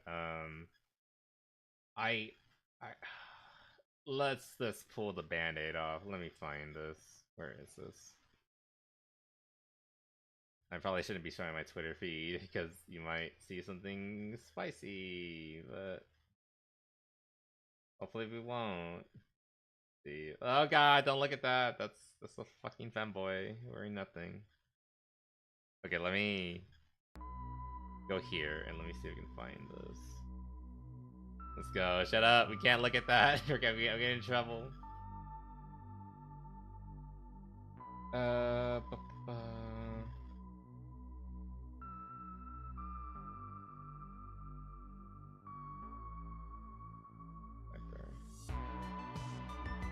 that's a wet t-shirt. I can't show that.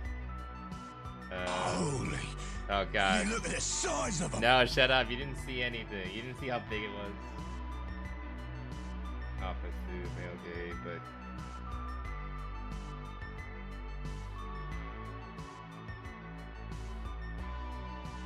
okay, where am I?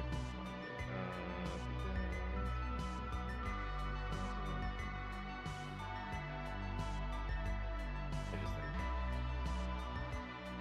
All right, that's a femboy butt and a big cock next to it. I'm trying to find the one thing I was looking for. Oh my god, it's Miss Piggy fan art now. Or people are like posting Piggy fan art because of what happened. Yeah, that's Miss Piggy in a lingerie. Nice. I mean, honestly, kind of would, if I'm being honest. Where is it? What is this?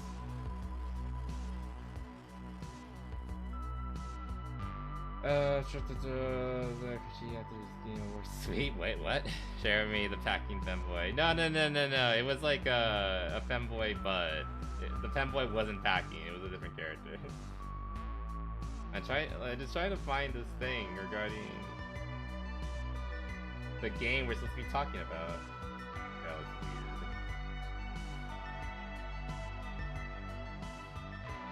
Samus. That's a cute Samus. Not as busty as she should be. So cute. Is that Cassie?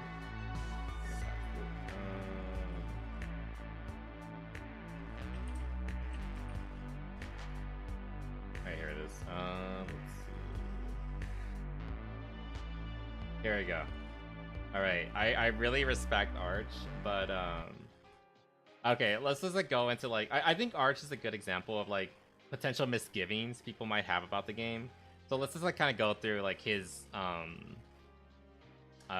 issues. And like I think there's some validity to it. I kind of think it's like he might be going a little bit too far down like the doomer path, but I also respect his opinion, so like I'm not gonna like completely throw it under the bus or anything. I just want to see like what can I add to it. One console or RTS. Okay, that is true. That was my first like big red flag personally. I heard like in a subsequent interview like right afterwards or like clarification or something like that, they did say that it's gonna be a console RTS like right out the gates, which is concerning. If you're not making the game for PC first and foremost, you're gonna have a bad time. It's just a really bad way to like approach the game, because like RTSs are primarily PC games. You need mouse and keyboard, and trying to compensate for controller, it just dumbs down the game. I know they want to like hit a wider market and, you know, get this into the hands of as many people as possible, but I don't care. to borrow a bit of Arch's like vitriol. It's a RTS. You should just prioritize PC. That's it. The simple as. So that's not a good sign. I understand that. Mobile, made for mobile UI. It does look very simplistic. Let's put a pin in that because it kind of like leads to like another like not argument but like other like idea I kind of have for that. Let's see, 3.2 2 resources in campaign. 2 resources in campaign. Where do you get that? Is it on the wider map? Oh, this? I guess that is pretty simple. That's a normal RTS UI. Yeah, like I think it looks fine. But this is kind of concerning, yeah, because like this is use a Total Warhammer, for example. There's like a ton of different resources, from like political gains to like resources like for trading and things like that. To be fair, a lot of times resources in campaign was primarily just money. Like it kind of just was money. So arguably this says double, unless I'm misremembering. Who the fuck is pinging me? I don't care. But I can understand, like, yes, I do know, like, I've only played Total War Warhammer, but I do understand where he's coming from, saying how the games have been getting dumbed down, and that's not false. That's every fucking game. Stop pinging me. Shut up. That's every fucking game. Every game has been getting dumbed down in recent years, so that's kind of just... I understand the frustration for that. So yeah, that's not a bad point. Let's see. CA's DLC policy. That is true. If you just look at like Dawn of War, not Dawn of War, excuse me. Total Warhammer. It's pretty fucking bad. And it's been this bad for like a long fucking time. Look at this nonsense. Look at this fucking nonsense. It's not good. If you want everything, 400 fucking bucks. And that's because I already own like a decent some DLCs. At normal price, 406. Yeah, Creative Assembly has a terrible fucking DLC policy. That being said, one counter argument, but this is like, it's not really a counter argument, it's kind of just like, I do understand it's kind of just coping. But I'm just gonna say it for like the sake of it. Reminds me of EA. Yeah, it's very it's very similar to like The Sims and how they do their DLC, where like they charge. There's like 1,000,001 DLC, and altogether it costs like $1,000. Whereas like the base game, like they might even give it, they'll give you the base game for free even, but they have like $1,000 worth of DLC, which is just like, God. If you want the full experience, fork over $1,000. It's insane.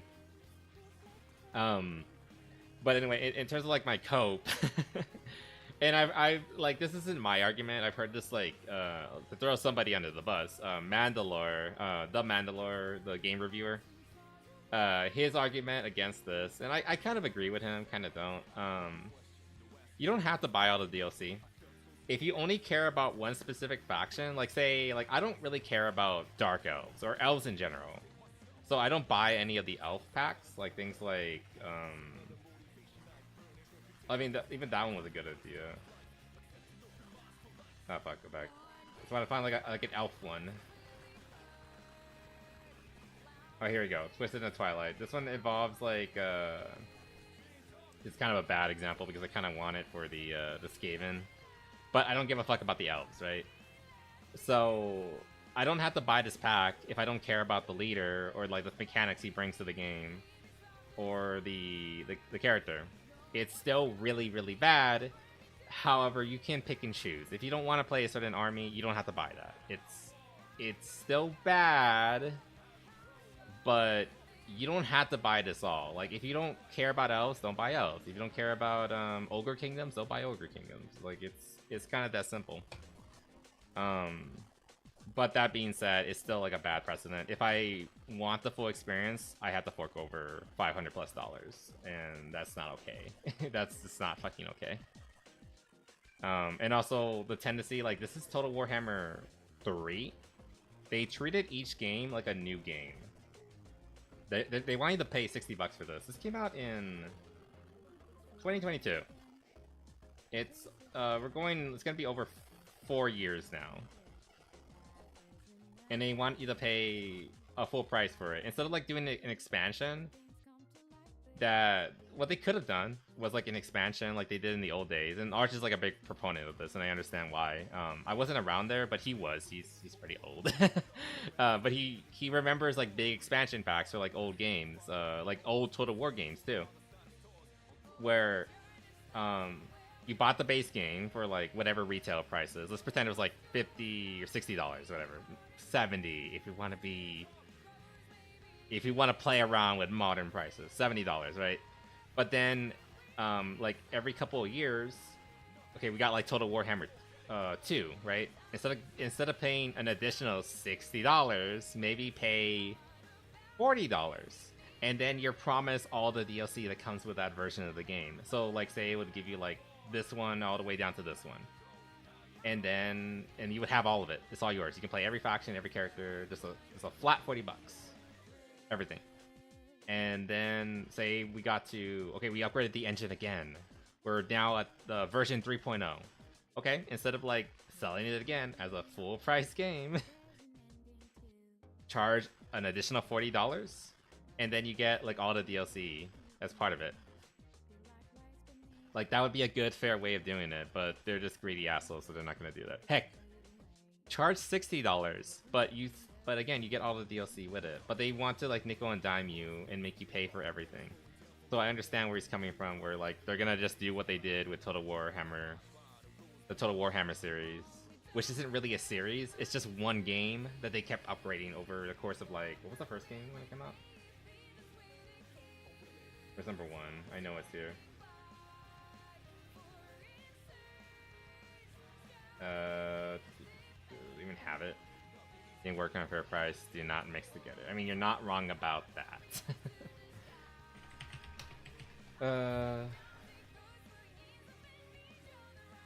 Oh, they already have it on the wish. You can get it. Wishlist it. Of course you can. Interesting. Anyway, so I completely understand it. They're probably gonna nickel and dime them. Or they're gonna try to nickel and dime us. There has been pushback recently, so I can kind of see, hopefully, they'll realize we can't keep abusing our players anymore But again, that's just like hope. That's just copium at this rate. Let's see. Next point. Penny maps, no fog of war. Okay. I think that's kind of, if I'm gonna be honest, that's a lot of bullshit.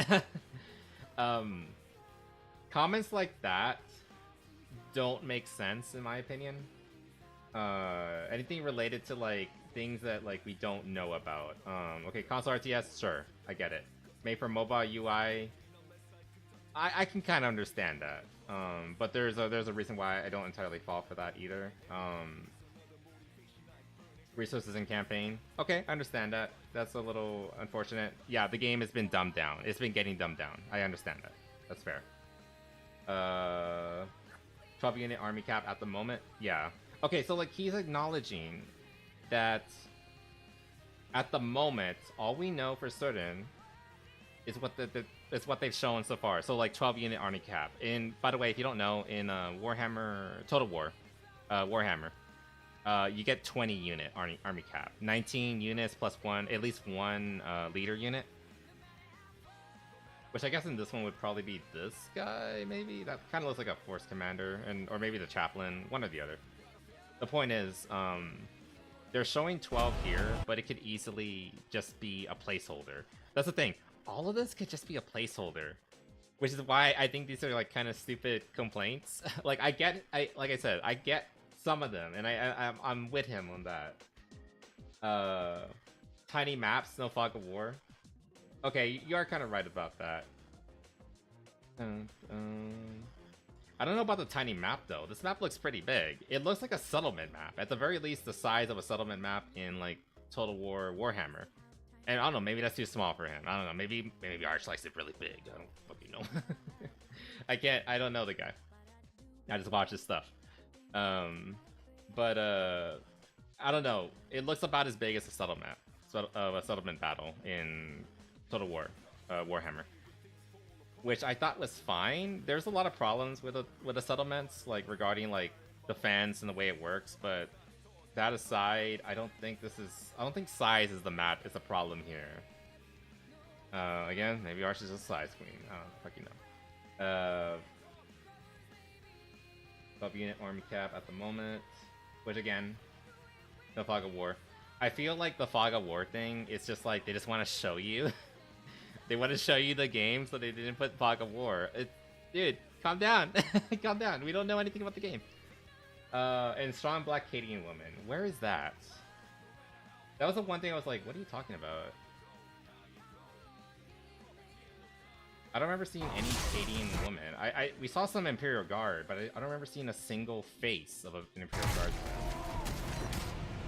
Mankind is beset by endless tides. Let's go back from the very beginning. That's not a black woman. This is the only guy I remember seeing the face of. Which is he looks very Space Marine. He's white. He looks like an Ultra Smurf. He looks fine. It looks cool. I like him. Grim darkness. Okay, we see guardsmen. Yes. We see like these guys' faces. They look like white men. Of the far future. Every soul's survival hangs. Unless we're talking about the voiceover person.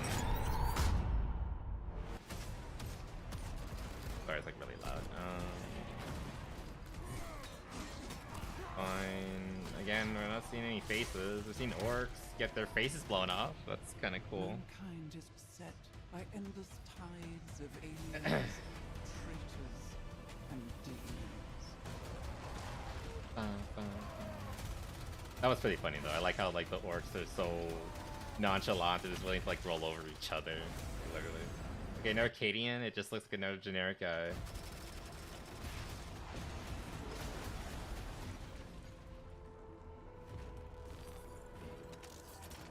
Yeah, it's the same dude. That's literally the same guy. Battles rage.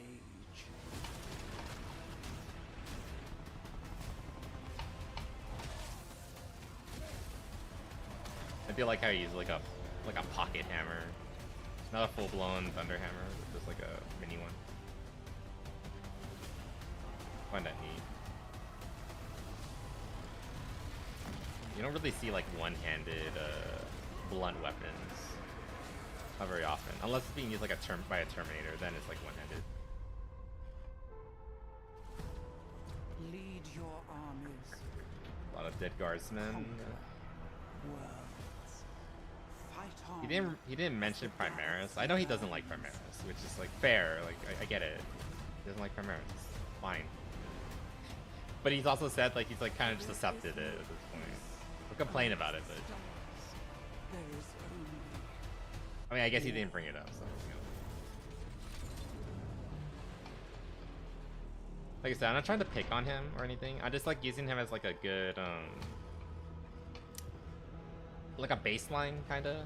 Like a for like older fans and like what they might be for or against regarding the game. And I get it. He represents a lot of those kind of people. I don't see any Katie in like carry it. It's up like in the background. They're definitely not like the stars of the show.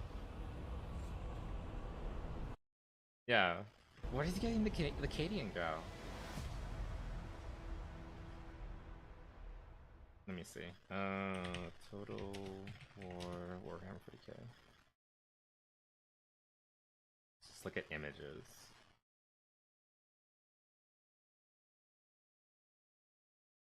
Was he lied to? Is he drunk? I don't know where he's getting. Like, this is literally the only thing. Wait, I'm on your side on this because I was just cringe and boomer. I mean, he is a little bit cringe and he is a boomer. That being said, I do respect his opinion a lot. So I'm not gonna, like I said, I don't want to like completely throw his opinion under the bus or anything like that.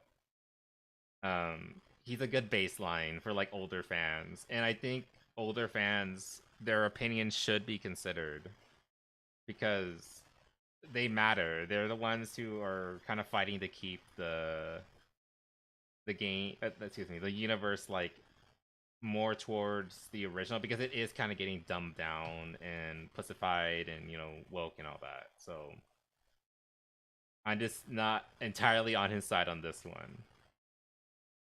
And like that's all I'm saying. Oh my god, fuck off. Yes. Fuck off, please. I have no idea where he got this stupid idea about the I don't know. Well, maybe it's on the Steam page. We did look at that.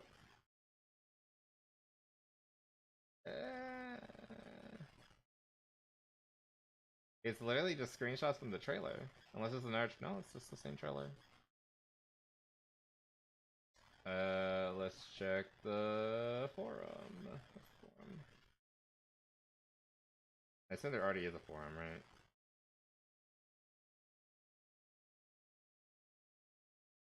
Yeah, just all just looks like it's straight from the trailer. Wait, this? No, let's discussions. Is there anything here? Maybe there's something under X, and I'm just not like seeing it. The fact that I have to dig for it is kind of like speaks to I don't think it's that big of a deal. Yeah, there's nothing. Just the trailer and this. Oh, is it that? Enhance. Wait, I can't. Enhance. Can I get like a good look at this? Fuck. New tab. Oh, is this it? Is that who they're talking about? This one? Okay. At least I know what he's talking about now.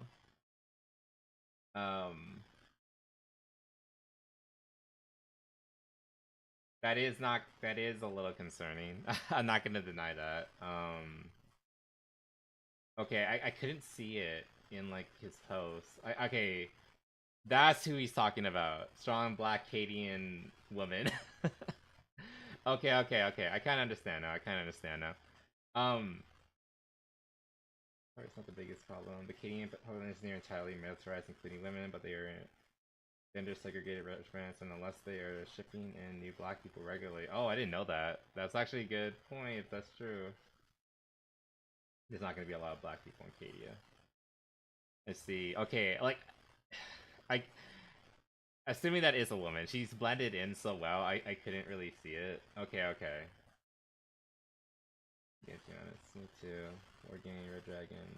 Okay, okay, that is a bad sign, having that forefront. Yeah, yeah, yeah.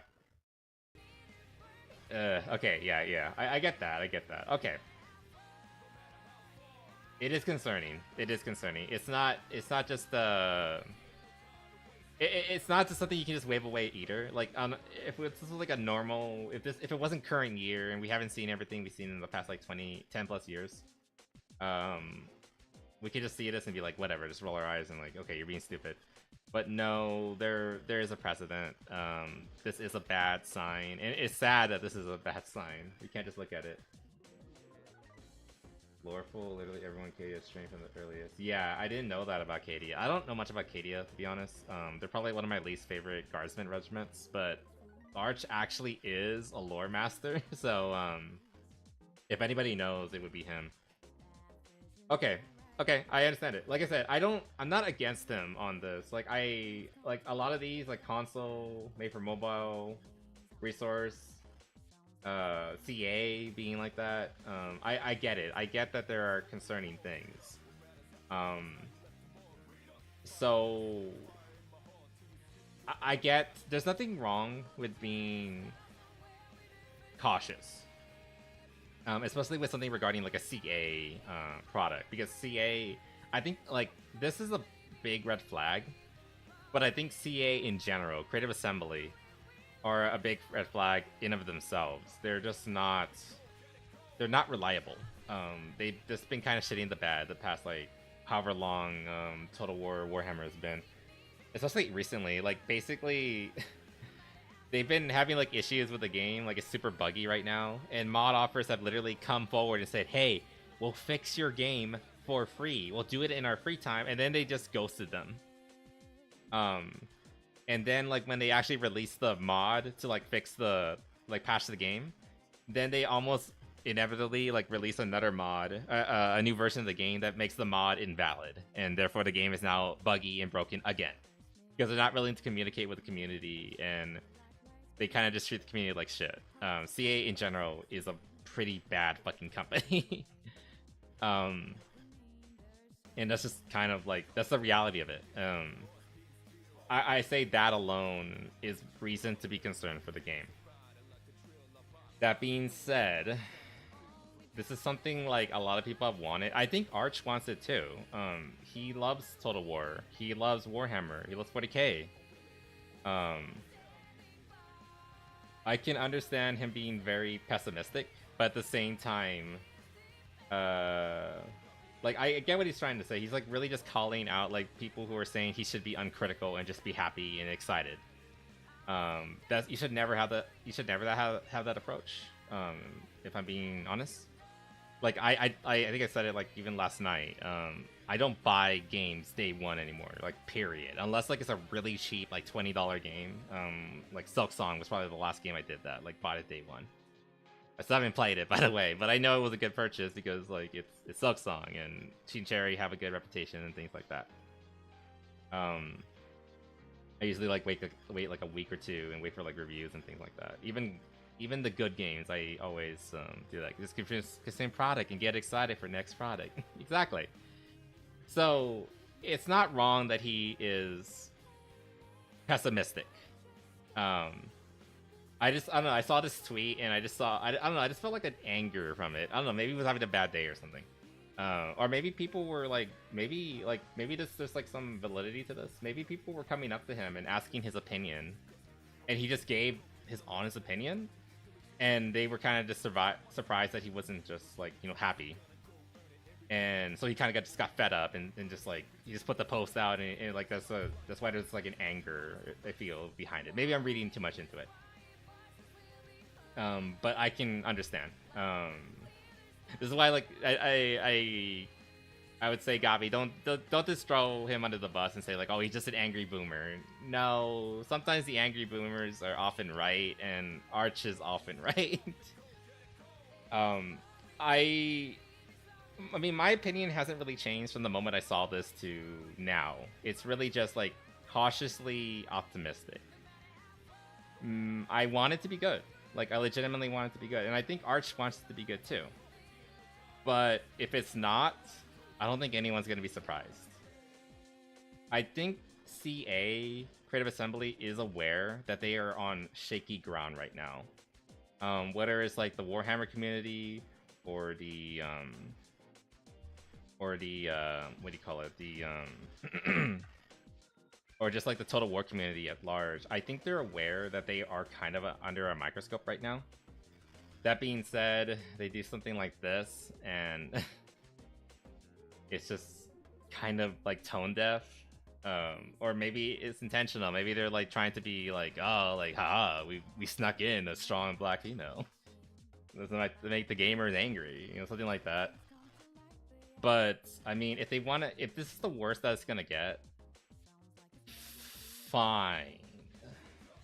If they make a good game, I can look the other way regarding something like this. Is it stupid? Is it lore breaking? Yes, and probably yes as well. That being said, maybe it can be looked at. It can be ignored, assuming the final product is good. So again, I understand where he's coming from. I just pulled up this tweet because again, it was just like a good example of like what I'm seeing, or probably what other people who are like a bit more turned off might be feeling. Like I think people like CA should be listening to people like Arch. If they're not, then they're not on the pulse of what's going on and not realizing what the community is actually feeling.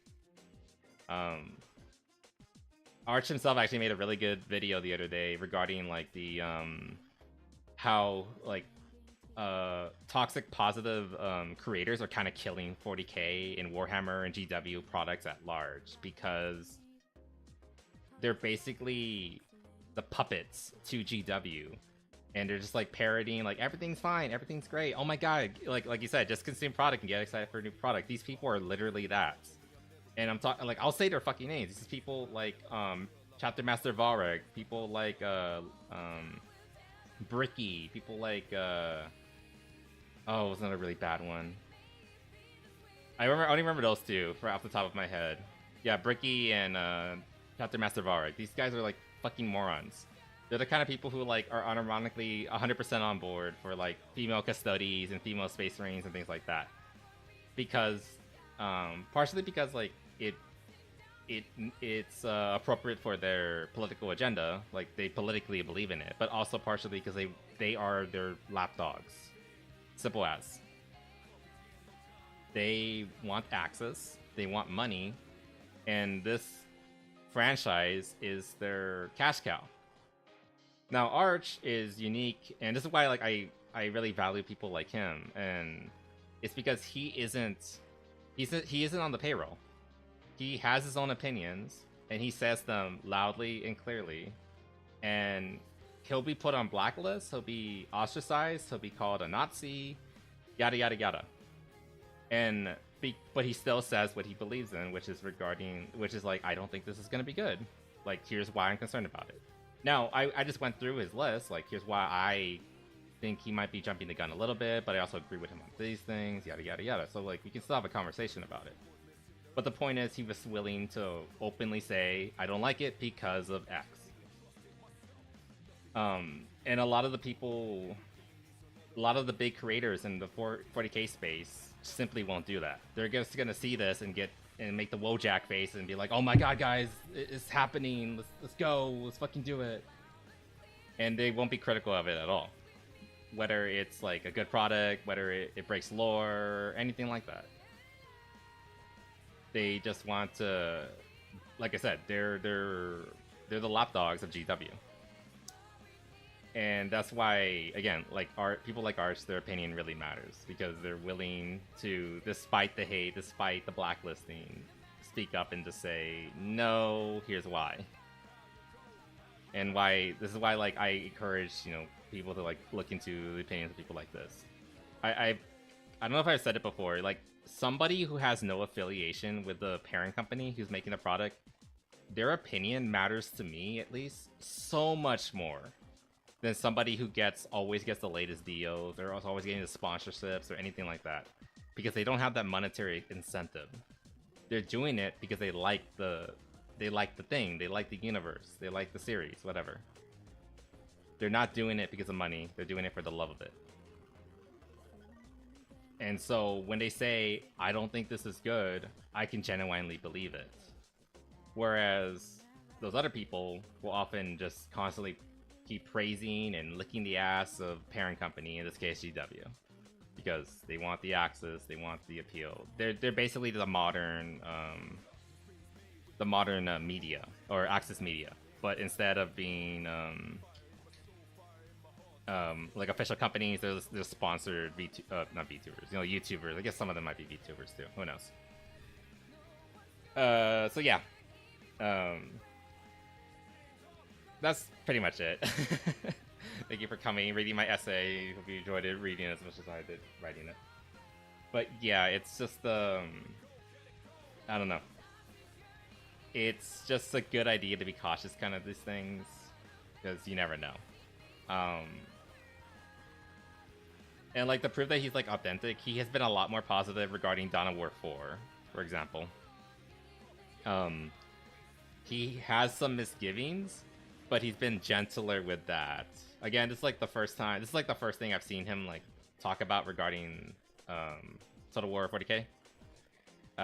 So maybe like on camera he'll be a little more gentle. You can't, it's hard to like portray emotion or your feelings in text, so I guess we'll see. I imagine he'll have a video out. I know he's doing like a podcast tomorrow for talk about it at least a little bit, but we'll see like moving forward. But like I said, I understand like his initial misgivings. It makes sense. It's not, it doesn't come out of nowhere. It is based on pattern recognition. And again, like, his opinion matters simply because he's willing to call it out when the chips are down. He's not gonna just cave just because he was offered a check, you know. So better than outlaw. Yeah, exactly. Like, again, I don't know who that is, but I think I vaguely recall the name. Again, I just like always encourage you, like anyone who's watching, try to avoid following the glazers, so to speak. You know, if they're never willing to like criticize a product, if they're always saying something positive, there might be a reason why. There's probably a contract involved. Yeah, like I said, your opinion will matter so much more to me if you don't have an incentive behind it. If you're simply talking out of love for, you know, the medium. Anyway, that's enough about that.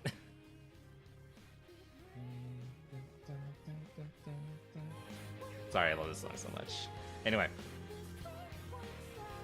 Alright, I don't know how much time we have. I think we have time to talk about one more thing. I had a bunch of other stuff to talk about. I was gonna talk about the whole peanut thing, because like I don't understand what's happening with that, but I think we only have time for like one more thing. Maybe two. Oh my god, we don't have time. I'm just gonna get rid of that, because it's not happening.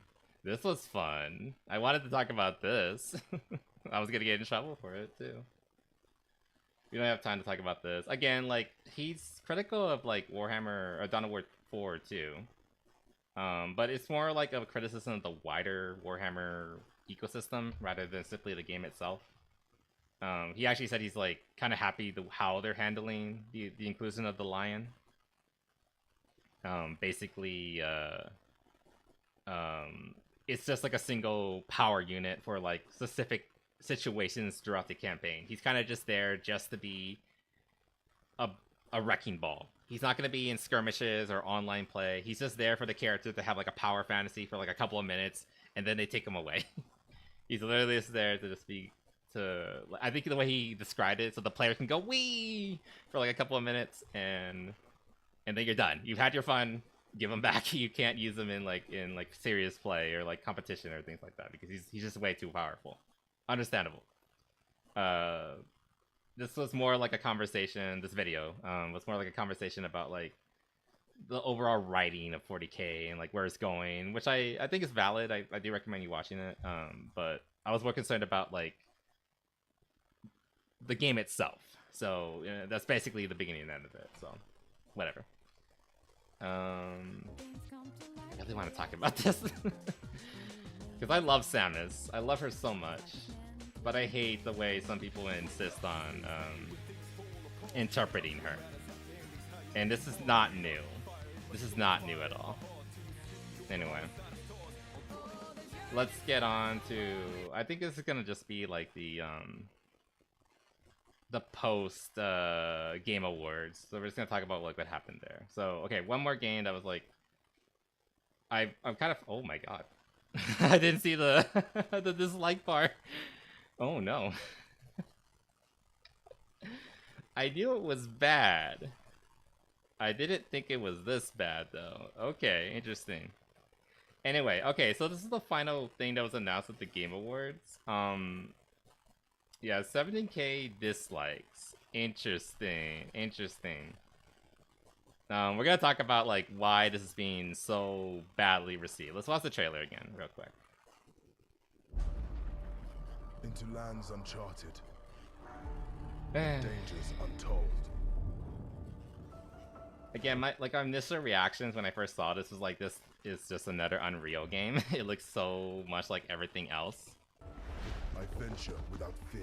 And then I saw like this. I was like, okay, horses, that's kind of interesting and different. Okay, mounted, different mounts. For coin or for cause, I fight to the end.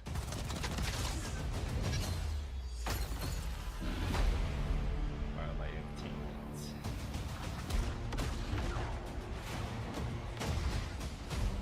Let's just Titanfall. I do like the destructible environment. It's kind of fun. New British shooters. I don't entirely agree with that. It doesn't feel new. And I'll explain why. Your light belongs to me. Let's go back and like take a Belongs to me. Yeah, another hero shooter. Yeah, exactly. Like that was my biggest thing with this. Like this just feels like another wannabe Overwatch. And Overwatch can't even do Overwatch correct.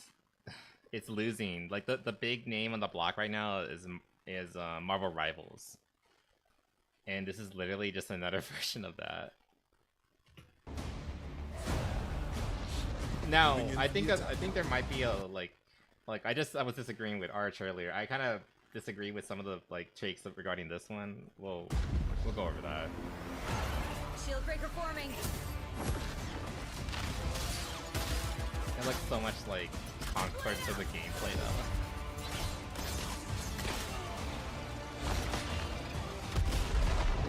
I mean, okay, like let's finish it. I'll leave my thoughts to the end. Siege tower coming in.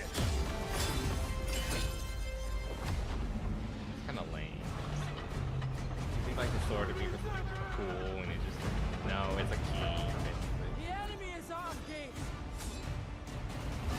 I'm coming for you. Marking baddies from above. I hate that line. It's my turn. They're trying to be quippy. That's not good. I am the coming storm.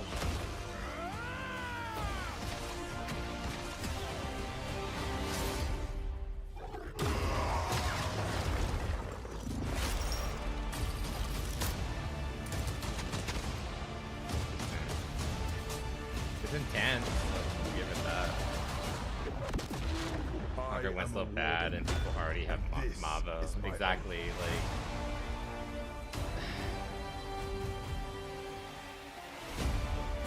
I mean, it's already almost done. Okay. We get it. To be fair. To be fair. This has probably been in the works for a long time. According to to good old Jeffy from the Game Awards. Apparently this was like secretly being worked on for a while now. I think 6 years, something like that. I can't remember the exact date. So the whole Concord debacle already happened, and they were actively well into development, I imagine. So, and also this game was probably being worked on when it started development, when they were convinced that like hero shooters, that's the next big thing. Like the kids are gonna love it. We're gonna make so much money. It's already basically done. It's coming out next month. Like in a little over a month from now, it's gonna be out. So I'm not surprised that despite everything, they're like, we gotta finish it. We gotta put it out there. Again, to be fair, they're not doing the Concord mistake of charging $40 for a medium that's already has already widely been adopted and accepted as a free-to-play model with cosmetics. So good on them. They're smart enough to do that. I wouldn't be surprised, like, around the time of Concord, when all that happened, they probably, in their heads, they were like, we're gonna charge like $40-50 for this or something like that. I imagine they're aware. I don't think they're stupid entirely. They probably saw what was happening with Concord. Okay, like, let's take some notes from this and like learn from their mistakes. So make it free to play. Good choice. Well, if they are trying to jump on a train that already left a long time ago, that's the thing. Yes. That's why I kind of mentioned that, like, I imagine this game has been in development for a long time. And this is a wider problem regarding, like, games are, like, ballooning in terms of, like, budget and time to make. This probably should have been done, like, 4 years ago, like, if not earlier. It should have been already done for, like, a long time ago, if it was gonna have any chance. I think it already is coming into, like, a very, like, saturated market where, like, the people who play it, or potential people who would play it, are already, like, just fed up with what's been shown. And I can understand why a lot of people are, like, very upset about it. Again, to be fair, let's look at the positives first. I think I mentioned, like, I even put, like, a Twitter post. Hey, the characters aren't hideous. And like the gals are, like, a good example of that in particular. Let's look at this chick coming up right here. Your light. Yeah, she doesn't look too bad. It's not a terrible thing. Yeah, like, she's shapely. Like, she doesn't have the biggest bust, but, like, I don't know. She kind of has, like, a femme fatale kind of look to her. You can tell it's a lady.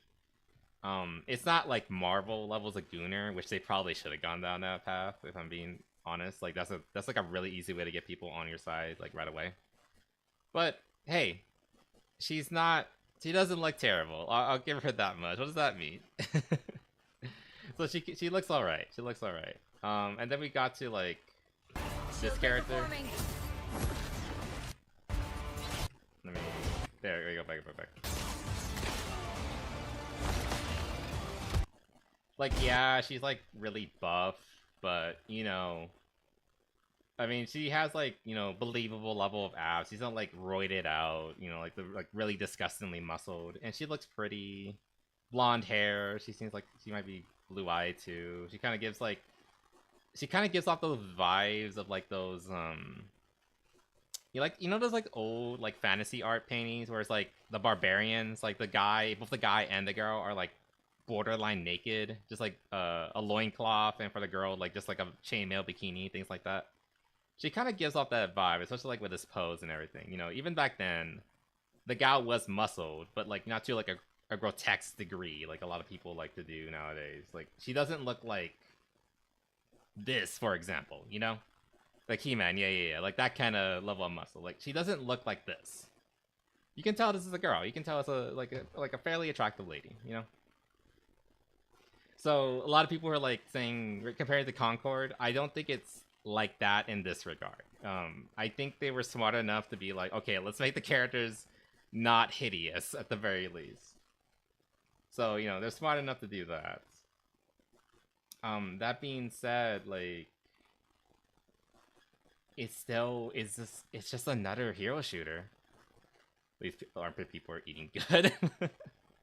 At least we get the armpit, you know. That's all that matters, really. Like, you know, that's good eating right there. But like I said, it's I wouldn't be surprised if like the people who are making this game, like I said, this game has clearly been in development for a while. I think they saw Concord and they're like, fuck. And then they went back and like, we gotta fix our girls. We gotta fix the girls. Oh my god, we literally just made men and we said that they were women. We gotta fix them like right now. And I think that's what they've been doing like the past like year or so.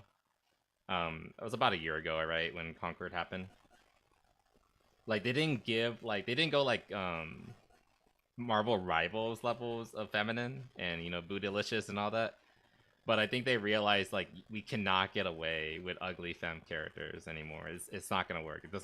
It's not gonna cut it anymore. And if they did that, you know, good on them. You know, learn the lesson, right? That being said, all that being said, it literally is just another hero shooter.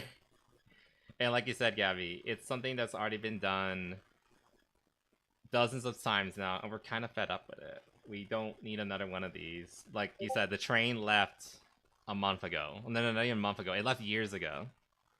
Needs more hip. I mean, you're not wrong. I think what they're thinking with like this character design is like, we need to make her look feminine. But like, we need to keep it within our sensibilities. We need to make it so that we can look at the game and not feel embarrassed. We can't lean too much into the Gooner man babies, even though we have to kind of acknowledge that they are like probably the biggest customer base. So, you know, it feels like it was like ground given reluctant kind of situation, you know. So yeah, I'll play it. It's gonna be free to play. It's coming out fairly soon. Also, this guy's just like he's cute. I'll give him that, but he's also just kind of like goofy. You heard his lines. He's very. I mean, like, you can call it campy for the sake of like, you know, callback to like you mentioned He-Man. Maybe that's the idea. It's supposed to be like kind of like, you know, old '80s cartoons.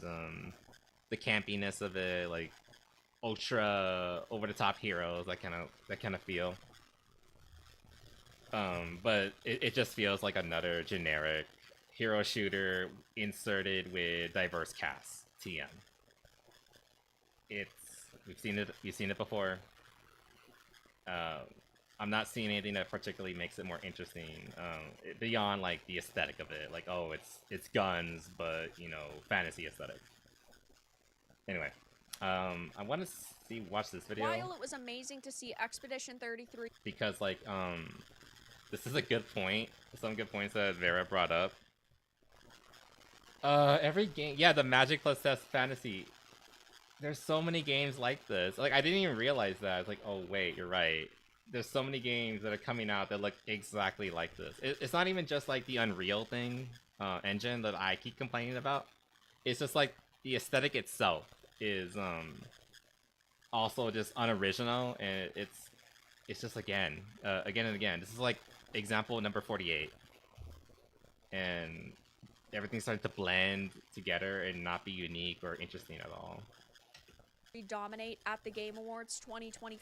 The ate up modern audience slop, and it is beaten to the topic. Now, I don't know about it being modern audience slop yet, because a diverse cast in of itself isn't that.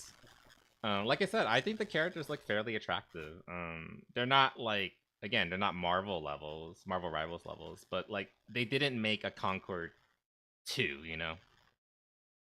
I don't know what I want to do aesthetic. Yeah, it's probably more accurate to say that it's confused / it's just like trying to be generic and seeking the same crowd. It doesn't stand out. It is slop. I don't know about modern audience slop.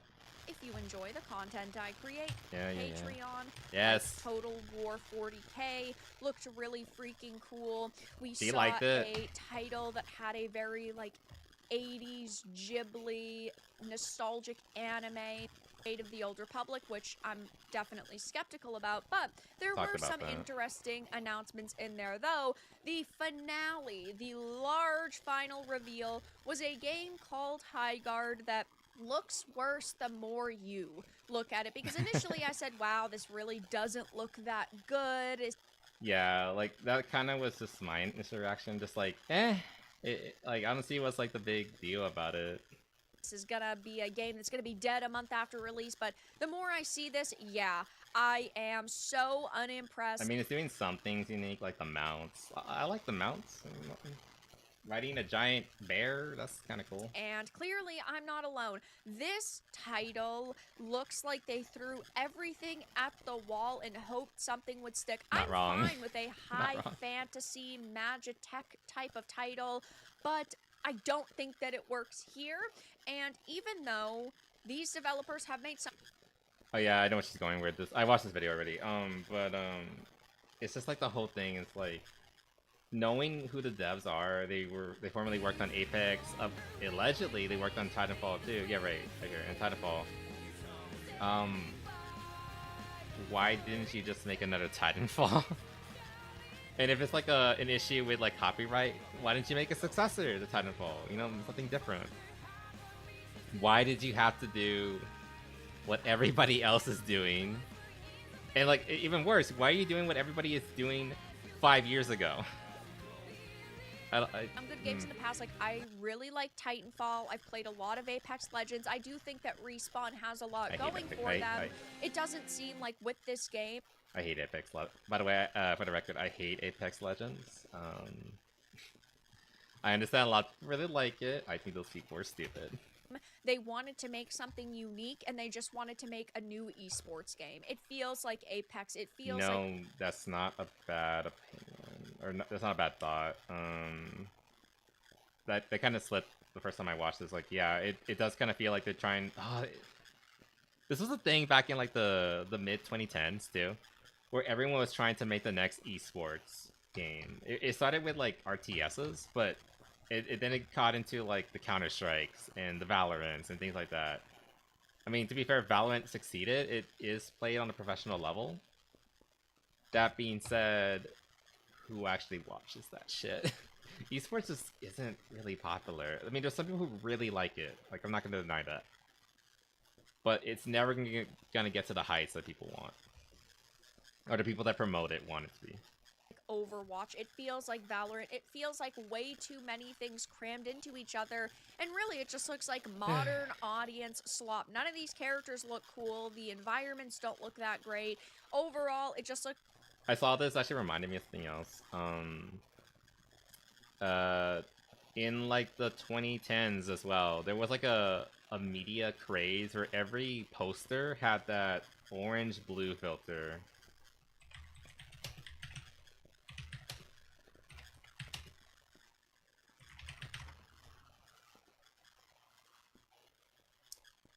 Yeah, every movie from this era just had this filter on.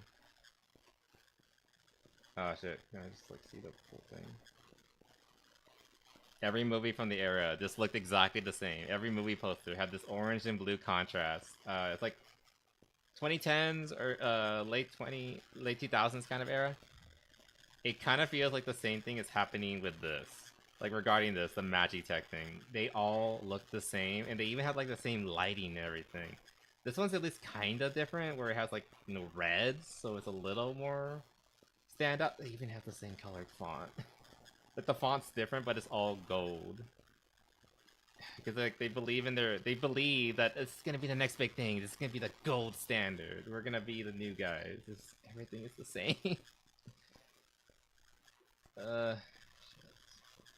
Anyway, they were all peaked though. I mean, you're right. Those movies were actually good in their own special way, but this is not it.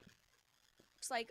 Looking at the Space Marine chapter list, and I still didn't find that weird chapter from the Total War trailer. I'm 99% sure that there'll be a customization system or new chapters. No, I think it's gonna be 100% customizable, like similar to Dawn of War, like you mentioned, Gavi. I think they're gonna just let you like paint with like, you know, established chapters as well as like, you know, different shapes, and you can make your own custom chapter. I think it's gonna be like, again, completely customizable, and of course you can make canon chapters if you want, but you know, either way you can go crazy if you want to. You see Scouting Ball. I heard Dragon Ball was really bad. Let me see those videos again. I heard this one was alright. I think I kind of like this one. If nothing else, Baroness was fun to look at. I don't remember this one. I don't know anything about Step Up. I love the Sam Raimi Spider-Man movies, like unironically. Those are like that was like my introduction to Spider-Man, so I unironically love them, all of them. The Fantastic Four movie was actually kind of fun in hindsight. It was super goofy, but actually it was kind of worth it. Transformers, some of them are actually kind of fun in hindsight. A lot of them were kind of they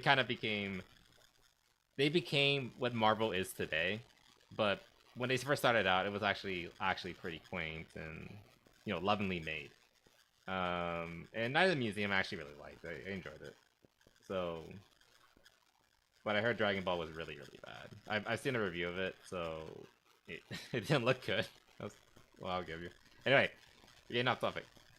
Bright, glowing bullshit.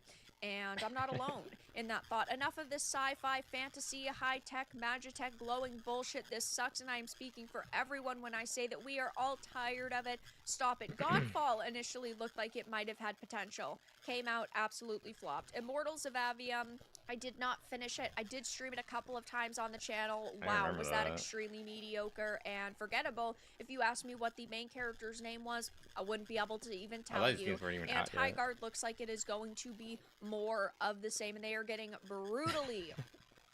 Look at this guy. Okay, I have kind of misgivings about this guy. Again, he's kind of cute, but at the same time, it's like he's such a modern audience main character, you know, like we'll make him a guy to, like, you know, give in a little bit, but he's gotta be vaguely brown, vaguely Asian. I don't even know what he's supposed to be. Maybe he's Filipino, I don't know. But I think they're trying to make him kind of like Thor, but at the same time, why not just have Thor? And because like there clearly is like a magical element, like kind of like very similar to Norse mythology, from what I gathered. But the characters are all like legally distinct Norse gods, so that they can make them whatever they want. You know, like, oh, we're not making Thor and blackwashing him. It's a different guy. His name is Whore. I mean, the Stallion or whatever, something like that. I don't know his fucking name. But yeah, the whole point. I think they wanted to make Norse gods, but they didn't want to just, you know, base them on actual Norse gods. Ratioed already over on YouTube, on X, and you love to see it. I love when creators are called out when they create something that is bad. It's so bad. So they made a new YouTube channel. It's got 32,000 views, 558 likes to 2.8k dislikes. The IGN trailer has significantly more. Just saying, this guy would have been cooler if he turned into a bear and then, like, it then went wild. That'd be kind of fun. Traction, 139,000 like views, 1.9k likes to 10k dislikes, and the comments are already saying, well, I love exactly what I'm sure you all would expect. Updated when the developers imagine it. We already talked about that. It kind of is. This is a game from like 5-10 years ago. I just ulted that guy with my freaking mind. It has that cringe. It did have a little bit of that cringe dialogue. It wasn't too much, but it snuck in there a little bit. Where like I got you now and stupid shit like that. You know, like just grunts. They don't have to talk. Like, that's one easy thing they could have done. Titanfall fans are on Suicide Watch. Yes, we are. The Street Fighter movie looks kind of crazy accurate. I'm kind of excited for it. We might talk about the Street Fighter movie. That wasn't on the schedule, but we might do that. We're running out of time. I just ulted that guy with my freaking mind. This was outdated when the developer first imagined it. Titanfall fans on Suicide Watch. My god, it's just Overwatch ran through with the source. That's a great way to put it, actually. I might steal it. But yeah, you're right. It's literally the same thing, just slightly different. Last announcement, creators of Titanfall and then it's this. People have been asking for a Titanfall 3. Yeah, it's just it kind of feels like it's salt in the wound at this point. Like, yeah, remember like that really awesome game that you guys love, Titanfall? Well, this isn't it. Look at our new game. It's called High Guard. It looks like everything else. Hope you like it. People would even like more Apex, for example. That's in the Titanfall. I wouldn't be happy, but I might have liked it better than this. Universe too. But you had so much potential, and you went with this? I mean, I'm not going to play the whole trailer, but my god. This does not look like an appealing character. This looks so outdated. It just looks... Okay, I think she's kind of, like, going with the flow here. I mean, maybe she legitimately believes this. I don't know. She might legitimately believe it. But I think the girls look fine, personally. They could have done better and lead more into, like, again, like, just, like, sexualizing characters and things like that. That being said, I think they're fine. This looks like a woman. You can tell it's a girl. Like, I imagine her original design didn't have her with midriff or anything like that. Showing off armpit, she looks young, pretty, all that. Like, I think the character design is fine. It's everything else that I have a problem with. So I'm not sure if, like, these are her actual opinions, or she might just be kind of going with the flow here. I hope that shows that I'm authentic, if nothing else, because I'm willing to be like, okay, well, pump the brakes a little bit, Vera, dear. I don't 100% agree with you on this one. Also, I probably shouldn't be calling her that. I actually respect her. I put a relevant TikTok in the Discord, though. Let me look at it real quick. Where'd you put it? Gamer. Will I even be able to look at it? Because I don't listen to... E33. What the fuck? Hold on. Let me pull it up, and I will tell you if it's safe for stream. Well, let me.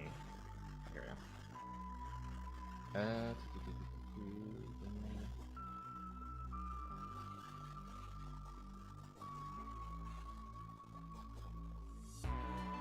Oh my god. We'll show it. We'll show it. Nothing to do with... Jesus. I played that all, man. What, you know this guy or something? Oh my god. Oh my god. It's real. It's too fucking real. It's like looking in the mirror. It's sad that I'm that guy up there. Look, I'm fine. I'm fine. There's Diesel Nights coming out soonish, so we have an alternative on the way. It's gonna be here by next October, hopefully. So we're fine. We don't have to worry too much about it. We'll be all right. Anyway, keep going. Looks so bad. I can't believe that they thought to themselves, yes, this is going to be cool. This is going to capture people's attention. It just looks like way too many games thrown together. Also, it's kind of like, this is like me as like a shooter fan. It's kind of really lame that the sword is literally just an objective that you get and then use as a key later. I really thought it was going to be kind of like a King of the Hill or Juggernaut mode, like in Halo, where you pick up the sword and it makes you like really tough and powerful, and like you do like one-shot kills with everyone you hit with a sword. And like the whole point is like the other team wants to kill you and reclaim the sword so they can get like a kill streak as well, and you know, it's basically team deathmatch but with like an ultra powerful character. They could have done something like that, but no, it's literally just an objective, you know, something fun that we haven't seen in a long while. But no, it's just a key. So like even like on little things like that, the game is disappointing. And it looks like it should have came out maybe a decade ago. Should have kept it a secret. I love that line. It's like I'll capture the flag mode. Yeah, it's literally, it's a cool sword, but it literally is functionally just a flag. It's so boring. Should have kept it a secret. That's such a good one. Can already see an important announcement regarding High Guard tweet in a few months. Yeah, like how they're the game's closing down. I'll try it, but I don't think I'm gonna really stick with it. Announcing a generic hero shooter in the big 2025 is crazy. Yeah, Rating it's says blood, what blood? Your character shooting rainbows. Please, won't this industry crash already? yeah. This is just like the AAA industry. They're just like now again. I was saying like to be fair, I feel like this game has already been in the works for a long time now. But that's also part of the problem. Like they made this when the hero shooter craze was already like, you know, in full swing. Like it looked like it was going to be lasting for a long time. So like it made sense for them to be, you know, positive about it and think like, hey, this is where the market's going. Yada yada yada. It made sense. But then they took like 5+ years to work on it, and since then it's just died. Nobody plays these kind of games anymore except for Marvel Rivals, and that's basically it. And unless you have like a uniquely interesting game, which this isn't, that you're not gonna draw the Rivals players to come to try your game for more than like maybe like a weekend. Like I think that's what's gonna happen. There's gonna be like a pretty decent tick. Like I'm guessing like around like maybe 50,000 players. It is free to play. Like so like maybe like around 50,000 players, but I feel like after like about a week it's gonna dip down to like, you know, 1,000 plus maybe at most. I don't know. We'll see. I'm pretty sure that's how I'm gonna receive it. I'm gonna play it like, yeah, it's fine, and then I'll just leave. This Go back is to a like perfect Helldivers. example as to why games like Expedition 33 and Silksong are getting so much attention and so much recognition, because the AAA They're industry different. does not know how to make games anymore. The people in this industry are completely out of touch. They think that we want games. They know how to make games, but they're just copying and paste of everything that's already happened, that's already been made. Still that came out in 2015? No, that's not the case. Nobody liked these games then. Nobody likes these games now. And it just seems like they wanted to try to create another big esports title. But you could at least create something that looks half decent. 4 years. There's nothing here that I can really praise. So yeah, The it makes about character sense. designs are bad. The visuals are bad. The abilities, I guess, sort of look okay. And that's me being very generous. If you truly expect me to have... Again, like my favorite thing about it, like period, is just like the destruction. I can't think of any other game like in this genre that has. Well, I guess doesn't Marvel Rivals have destructible environment? So actually, never mind. It doesn't even have that. I don't know. It's like you don't really see that often in games these days, like destructible environment. So that's why that like kind of stood out to me, if nothing else. But it's literally just like, it's literally just Valorant with like a Norse skin, and that's about it. Money on this game. Feels kind of cute. I mean, we haven't seen their front, but do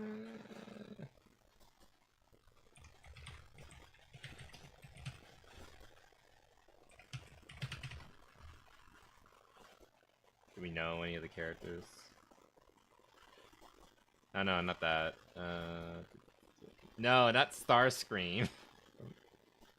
Okay, I guess we literally have nothing but the game, but the trailer. Okay, I was kind of hoping like maybe we can get like some animation. Yeah, you're crazy. And I know that it is free to play, but they still will want you to like, ooh, buy weapon skins and cosmetics. And judging by Apex Legends, which is the free to play mod. I really hate that tagline. New breed. No, it's not. It's not. It's the same. They want you to buy loot boxes for cosmetics, but they also have the heirloom system where you pay like $500 and get the special heirloom, and they would release one for every character. Now that there's multiple for every character, actually, because there's Wait, how many dollars? heirloom system where you pay like $500 Really? and get the special heirloom, and they would release Is that one true? for every character. Are like the Now skins there's that expensive multiple for every in character, Apex? actually, because there's multi-use one. Play like but one match yeah, of Apex this is just and was not a good look. mad, and I This is didn't not try it ever what again. people wanted. This is not what people asked for. And in the big 2025, you thinking this is going to come out and be good is mind-boggling. How I felt watching the Highguard reveal. We are proud to announce our new live service multiplayer 5v5 hero shooter. And it's you going crazy. Look at the Highguard community. In the service 15 months after release. Peak player count 23.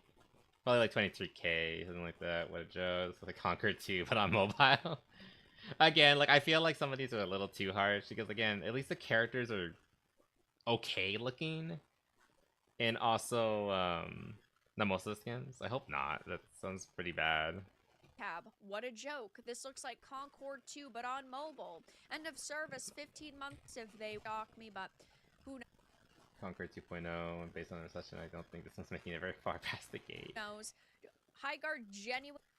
Again, the two biggest yays I can give this game is the characters are not completely hideous, and at least they were smart enough to make it free to play. Maybe the gameplay is amazing. Making it free to play at least means that people will come in and have a chance to be able to say, hey, maybe this is actually kind of fun and I want to stick with it. Will it last? I'm leaning towards no, but they have special skins that cost a lot or require super rare currency. That sucks. I hate that. They're probably gonna try to do that with this game. I mean, if they're really generous with like premium currency, that might be good. I mean, right now they need to be. I don't think they're gonna say they're gonna cancel the game. I don't think that's gonna happen. Like they put too much time and money into it already. Yeah, 4 years of development we already know so far. And we don't even know about the budget, which is probably several million, tens of millions, if nothing else, at least. So with that in mind, I imagine at the very, they need to start thinking of strategies like giving gifts to the players, free skins, free heroes, like free. They need to like get on people's good side. If they don't, oh boy. Here's another thing they could be doing: start making Gooner skins. Make hot skins for some of the characters, and just put them in fucking bikinis already. Like that's like hit the big red button, the fire alarm. Like they need to do something because this is not a good start. We saw that dislike ratio. Looks like Concord 2.0, and based on the reception, I don't think this one is making it very far past the gate. Buff some breast sizes. I don't know, something. Yeah, it just looks like so many other games, but also so much worse. Here's their official X account talking about Breakthrough sub ERs. Look at Xbox trying to be cute. Can't wait to walk into the round warden. it, and as Play devil's advocate. If they started 4 to 5 years ago, hero shooters were still kind of new and hip. Yeah, like we were talking about that. Like, yes, that is true. Hero shooters were still the it thing. The problem is that they took 4 or 5 years to finish it, and in that time, hero shooters are not relevant anymore. Like the only ones that are still in the game are Marvel Rivals and very barely Overwatch 2, and it's hanging by its nails. So like it's not a profitable market. Like you need to be the best or you're not, or you're done, period.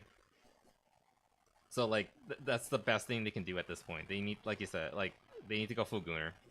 If they don't, then I don't see this like at the very least I'll buy them time, if nothing else. Like they need to be right now, their artists need to be working on skins, like free bikini skins. Like that would be a really big win in their favor. Will they do it? I kind of doubt it, but we'll see. you can see on the hidden replies, they haven't hidden anything. I did want to check. This came out like 4 hours ago. Let's check the servers.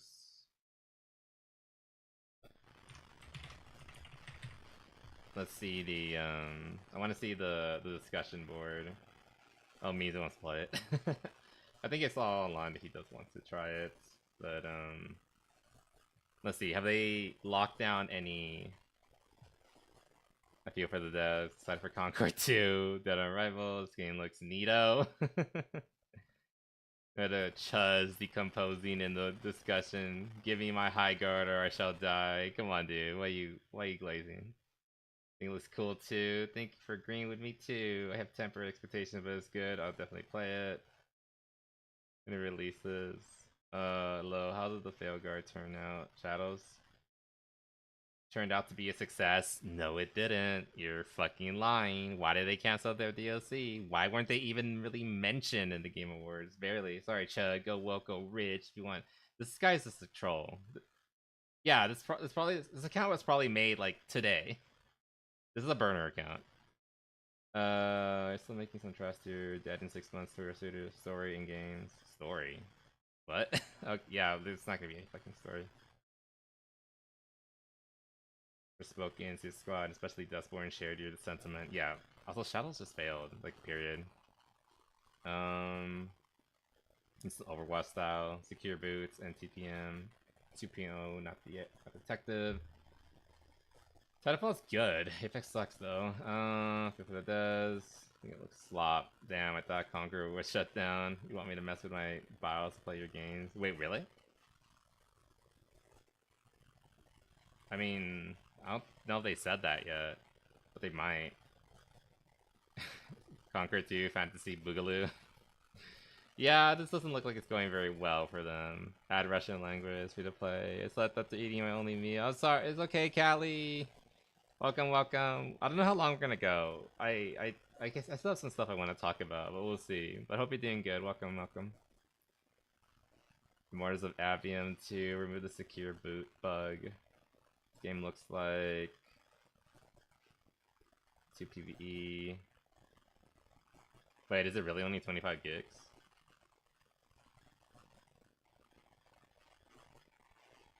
What the fuck? Did we actually know the size? Oh, it's only 25 gigs. Surprising. Wow. Very mature of them. Hey, that's another win. I'll give them that. God. Doing mess. We were just talking about like the Game Awards, Fallout, things like that. Right now we're looking at High Guard and how very poorly received it was. I was just looking at the discussions because I was wondering if they locked down the replies or like the forums yet. They haven't done that yet. To their credit, they are letting people talk and shit on their game. If nothing else, they're not trying to censor or shut people down. If people are gonna make fun of it and people are making fun of it, they're at least being mature about it and let them go at it. Just shut it down. Yeah, like most of these, like 90% of it is like this game dunked on. It's not pretty. Anyway. But wouldn't shock me if they did soon. Just taking a quick did soon. 26. Yeah, like it's already done. Considering that, like they're not gonna stop. They might do a Concord where it just fails so spectacularly. The numbers are so fucking bad that they close it. How long was Concord up? It was like a week, I think, like less than a month. I if nothing else, I can't remember the exact amount of time, but maybe that'll happen again. Like it'll be up for like a day, nobody will play it, and then they'll just shut it down. Do you think they'll reset development? At this point, no. It's supposed to come out next month. There's no time. We were like talking like at best maybe they can like frantically try to make some new models, and like a good sign of goodwill like right from out the gate would be like give free bikini skins. You know, like I mentioned this before, like I think the characters are like they're not too bad looking. Yes, they're very diverse, but that's not necessarily a bad thing. But like they understand at least to make the girls not hideous, if nothing else. I also mentioned my theory as like I think this game was been in development for 4 years, so they were working on this game actively during the whole Concord debacle. So I'm all but certain that they saw that, and then they looked at their characters and like, okay, we gotta like work on these guys a little bit. So I imagine at the very least the girls have gotten like a facelift since the whole Concord thing. I very highly doubt that the current models are like what they used to look like. I think they were probably leaning into like, you know, the typical, you know, modern audience looks, because like I unironically think some of the girls look kind of pretty, you know, like for what they are. They're not spectacular. They're not Gooner / Eve / 2B or anything like that, but they're not hideous. I'll give them that.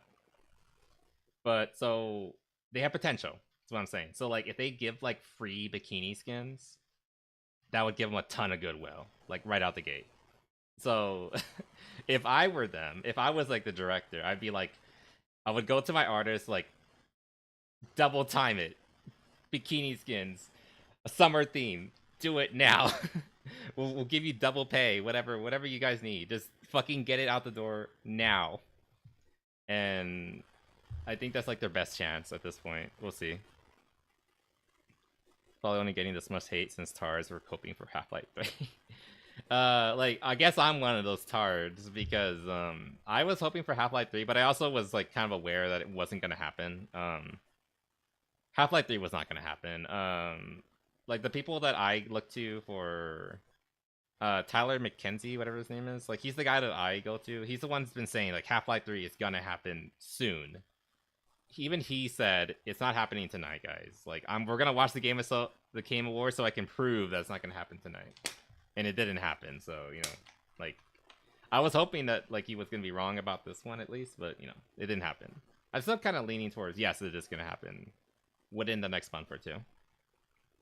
Some people even understand how Valve works. If they were to reveal it, it would be in some random video. Valve doesn't give a fuck about the Game Awards. That is true. Like, again, it'll probably be, like, a random video drop, like similar to like how they announced all the new devices. It's gonna just like come out of nowhere. We're not gonna be seeing it. We're not gonna see it coming. They probably knew it was gonna be horribly received like a year ago, but we're already too far down the slide to stop, hence why they didn't bother hyping it up or dropping any trailers. Yeah, again, I'm pretty sure they're very keenly aware of the Concord situation. So I imagine they were just like doing their best with what they had at the time. So but like I'm just like giving them, I'm just like throwing out like spitballing some ideas. Like they can't give up. They can't just like drop it. They've already spent too much money. It's been 4 years at least working on this game. And we have no idea about the budget. But considering like how long it's been in the works and how budgets have just been ballooning since in the last like decade, I imagine it's like to the tune of like tens of millions at least. I can't see this being like any less than 50 million. They've already put too much money and time into it. They have to put it out, if nothing else. I'm just like throwing an idea out there, like free skins, sexy skins. Like that's like their best chance at this point. Because like the community has already at large decided that nah, this isn't it. We're not gonna like this. I think it'll have like a decent like initial uptick because it is free to play. Again, to their favor, they were smart enough to make it free to play. Another thing that I kind of think they learned from Concord, I wouldn't be surprised if initially they wanted to charge for entry. Saw that and they're like, okay, let's make it free to play. We'll make the money off of cosmetics. Or maybe I don't know, Apex Legends is free to play. Maybe they already were planning on doing that. The point is, I imagine it's going to be like a decent initial uptick, but it's going to drop down very fast. I don't see this lasting. Attention to any of the characters soon, TM. Did you cover any of the previous games? You can see that. Yeah. We did talk about like the Star Wars game. We talked about that one with the little girl in it and how people are like interpreting it as they're trying to say if you like the game, you're a pedo, and there's like a whole political spiel I made and theory and philosophy about why they're wrong. We spent like an hour on that game, and I did not intend to because I'm not like even particularly excited for it, but the idiots making comments about them make me have to speak about it. Also getting sick of free to play in general. That is true too. Like I'd rather just have like a. I guess that's another thing I was like really disappointed when I saw this. I was like, I don't mind it, but at the same time, if it was just a single player game or like a single player campaign with like just classic multiplayer, you know, like the good old days, I would have been more okay with it. Cosmetics are getting as well. Yeah, I mean, if they're sexy, I don't mind if they're goofy too, you know. What Pragmata is just the whole. It's literally just wholesome father simulator, but it's the same thing that we talked about, like the McDonald's commercial. It's literally the same mentality. They don't have a legitimate argument against it. They just know that it makes them angry. So they're like, okay, what do we get mad at? What do we call out? Oh, there's a little girl in it. The people who like it have to be pedos, and like, it's just fucking bullshit. And I already talked about it. It's intersectionality and socialism and all that. You can't like your family or your daughter or anything like that because it means like you're gonna put your family before the state or the community, and that's a big no-no for their ideology. It's too conservative. They can't understand it. It's like my role model Boondred? What was that? Sorry, I don't know who that is. Missed all that. Yeah, sorry, Kali. I mean, we're still here. We might go on. I mean, we're already like halfway through through the 4th hour. I might just keep going. I always say like, oh, we're gonna do 3 hours, and then I end up doing it like way more than I intended. It's fine. Let's do one more thing. Let's just talk about one more little thing. Anyway, well, that's basically it with High Guard. The biggest disappointment of the entire show, honestly. Which is whatever. Pass the fuck out after eating. No, it's alright, no worries. If you had a good sleep, if you had a good meal, I understand. It's a creature online. No, you're good, there was something, I think, good sir, you mentioned something that you wanted me to cover. What was it? That was Advocate, special skins. Oh, the Street Fighter movie. Yeah, let's talk about the Street Fighter movie. Let's end on something like kind of fun that we can kind of like universally agree that was like kind of good. I kind of wanted to talk about this, but like at this point, I don't know what's gonna happen.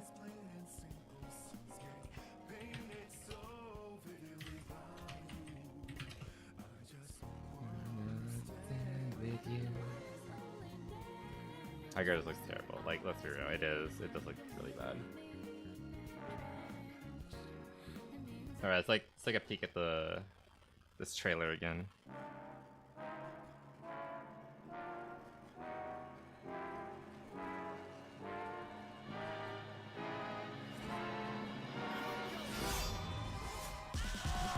It looks good. That wall looks so big though.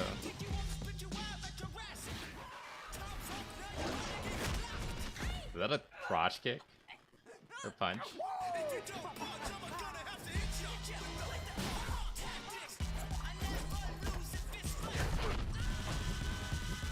Oh yeah.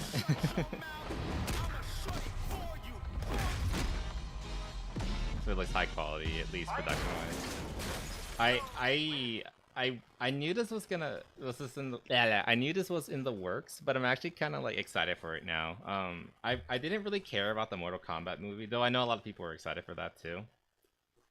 It's just like, I'm not like a big martial arts guy. I'm not a fighting games guy, so it's like, whatever. Like, my memories of Mortal Kombat are like when I was a kid and my older cousin would let me play his Mortal Kombat game on the Super Nintendo that he still had.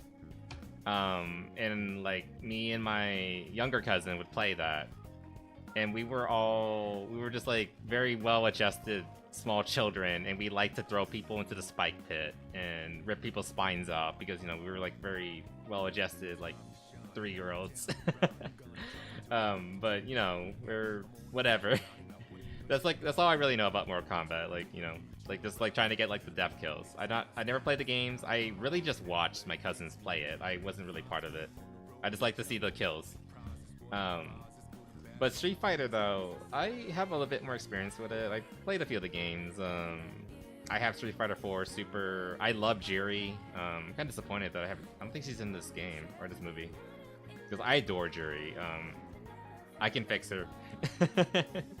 I think she was the first character that I had that delusion with. You know, I just love her so much. Also, she knows Taekwondo, which is the martial art that I actually know too. So I just kind of like, you know, gravitated to her. you know, that aside, but the trailer itself is just fun. Like it's campy. It has attitude. The actors look like their characters. They fit. It's so good. Campy, fun, cheesy, action. Yeah, it fits that aesthetic and feel of Street Fighter. I think that was another game I played as a kid with my cousins, and I remember when like beating M Bison was like the big achievement. Because I think he was the final boss of like the campaign for Street Fighter 2 or 3. I can't remember which one. But like we were both terrified of him because like he's the final boss, and like for us like that age, beating Bowser was like a big fucking deal. So we thought M Bison was like the coolest shit ever. Like, oh my god, he's unbeatable. We can't do it. And then like my older cousin who's like in high school was able to do it like fairly easily.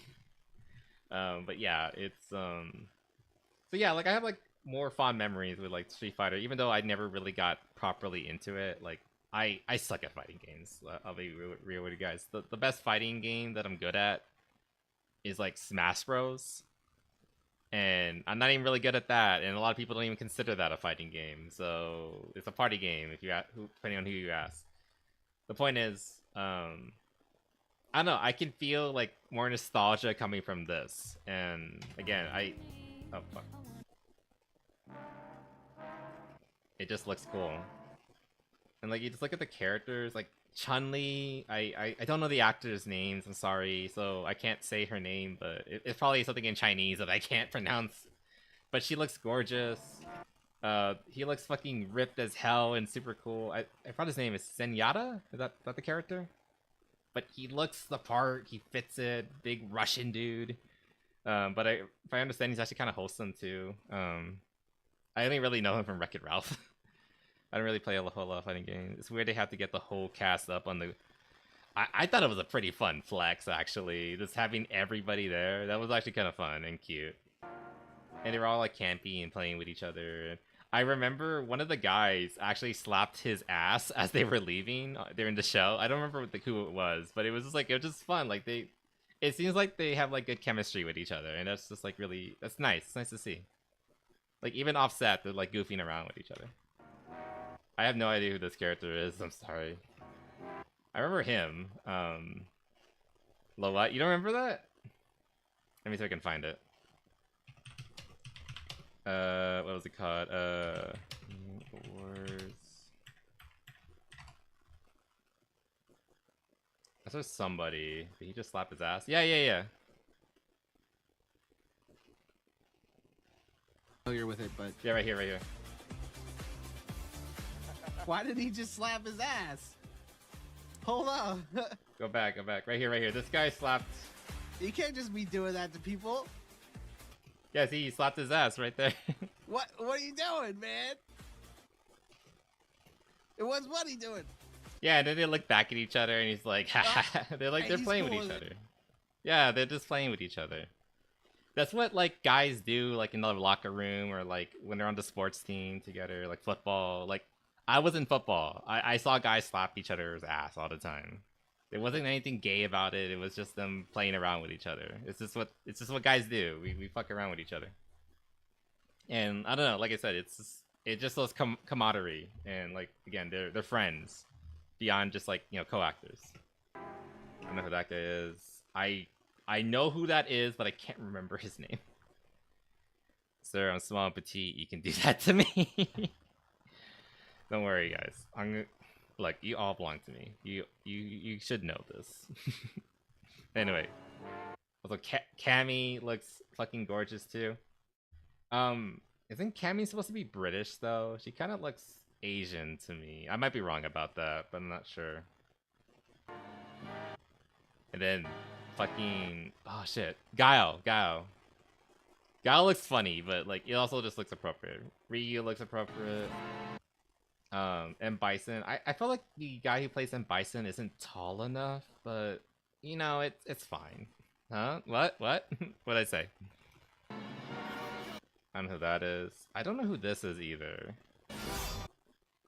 Remember that guy? I feel like he should be buffer. Like Guile is like roided out, but I mean, at least they got the hair right. I appreciate that, if nothing else. I'm a woo. Sure you are. Sure you are. No, you're part of the platoon. You belong to me. Period. More stern guy for Bison. Yeah, like some of the casting is a little.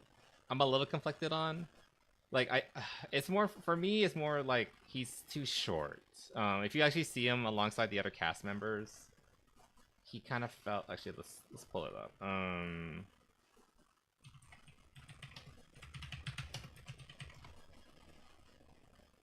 just want to see like a picture of them. Is there like a height chart I can't see or something like that? Ah, why is Facebook?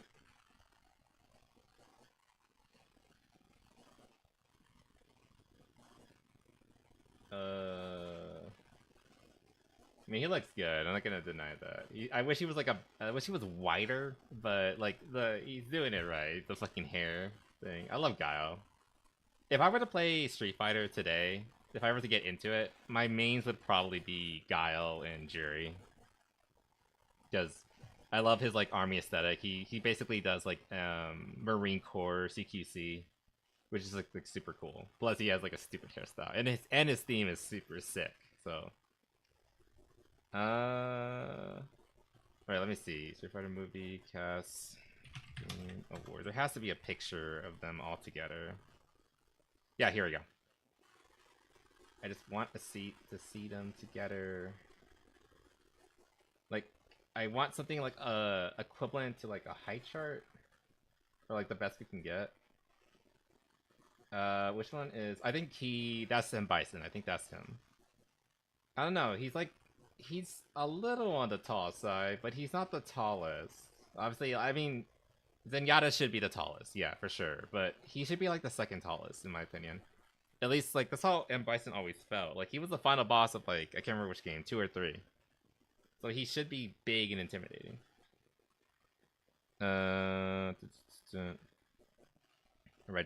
Your record 6, keep it professional, but cut that lone wolf stuff out. You're part of the team now. Oh, you're referencing. Sorry, I didn't get the reference. I haven't played Halo in a while. Here's Street Fighter 6 was okay at least, or people liked it. I think Street Fighter 6 did really well. I think it was kind of a slow start, but then they kind of started embracing Gooner culture and they added like sexy costumes in again. So they got a lot of goodwill back. I think Street Fighter 6 kind of came out at the tail end of like all this nonsense where it was like still kind of popular. But they kind of quickly realized, okay, let's start appealing back to like our old user base, and then they saw their numbers jump up again, and they're like, okay, maybe this is how we should go moving forward. And I think they're keeping that in mind with the sequel. Again, look at the actors; they're all gorgeous. They actually hired, you know, very pretty women for the female roles. Like, they're doing right. They're doing right. So I am kind of confident. Again, like there's a few little things where like I'm like that doesn't really feel correct with the character, but that's just like nitpicking at this point. Yeah, I have no idea who that chick is. Again, like I wish Guy was like bigger, more broad. That was cool.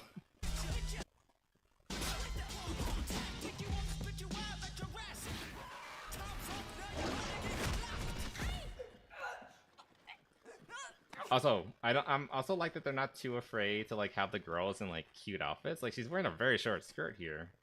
I don't think Chun-Li is wearing like nothing like, you know, all but bare leg. I think we saw Chun-Li a little earlier. Yeah, I think that's Chun-Li. I think that's supposed to be her, and I might be wrong about that. I'm not sure. Because of the feet lady. Wait, what feet lady? Oh, Jerry. Look. Just because I like Jerry and I want her to step on me doesn't mean I'm into feet. Don't label me like that.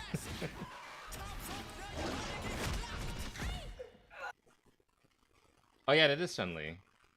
Yeah, they kind of like they didn't keep her classic costume. I mean, I kind of understand that. She'd probably be having like panty flashes or coochie flashes the entire time.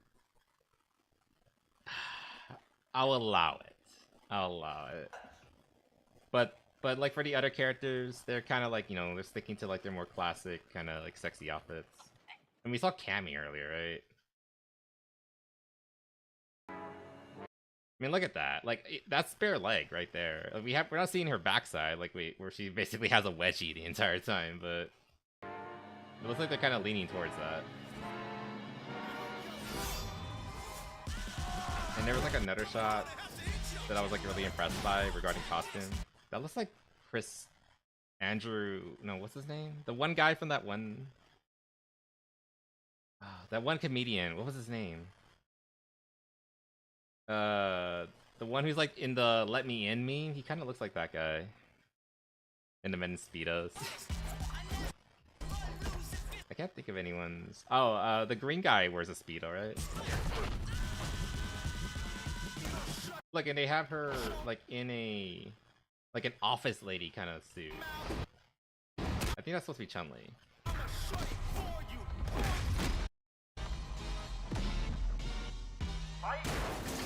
Hello, they have the fucking the car minigame. I know that's classic. I see that reference in so many games. Like I never played the car minigame, like the actual one, but I know it's like very it's very iconic. But yeah, I think the green guy is in this movie too. And I assume he's gonna be wearing like a, well, they might just have him in pants. We'll see what happens to him. I don't mind either way. But this guy still looks pretty crazy. He's got just like his jorts or whatever. That guy's supposed to be a sumo wrestler, right? So I imagine he'll be just wearing a diaper.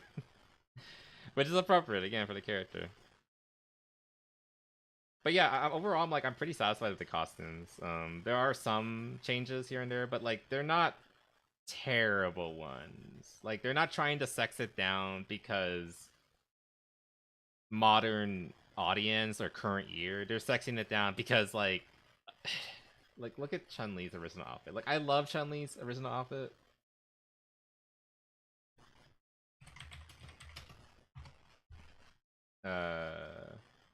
But like in the first games, she literally just has just that. Like I don't think the actors wanted to have like her coochie out and all that. And I think in some games they didn't even have the thigh highs. It was just like bare leg too, depending on the game. Yeah, she sometimes had like this.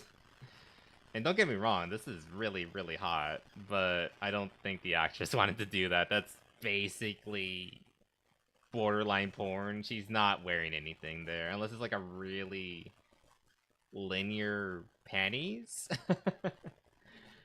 Like I said, I think it was more done out of, yeah, you can see right here. Well, it looks kind of like she's wearing tights. Wait, let me see. Yeah, it kind of looks like she's wearing tights, Drill. I know, right? They're not gonna do that. Like, and I understand. Like, this is way too cartoony. It doesn't work. Ah, fuck. But it kind of looks like they're still going with tights. Maybe she is just wearing like dark tights and no like apparent. I don't know. Here, wait. Enhance. Zoom. Actually, I think that is what she's wearing. She's wearing tights, and you can kind of see the bottom of the leotard-looking thing. We go back to like this style. Yeah, it kind of is going in that direction. It's just that, like, you know, she's not like that shapely, you know, it gets like anime proportions. But they're kind of going in that direction. If you look at this art and all that. Yeah, she's wearing tights.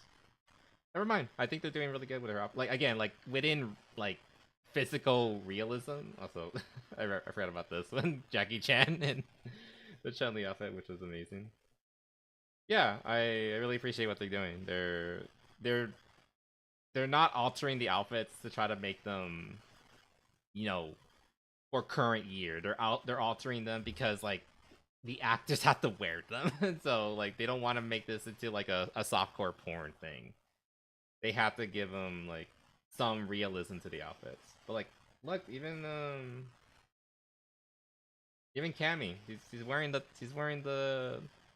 look. Like they're not one to one, but they're really good throwbacks to the original outfit. So I do appreciate it. Like I don't think she's gonna have like. Have you seen Cammy?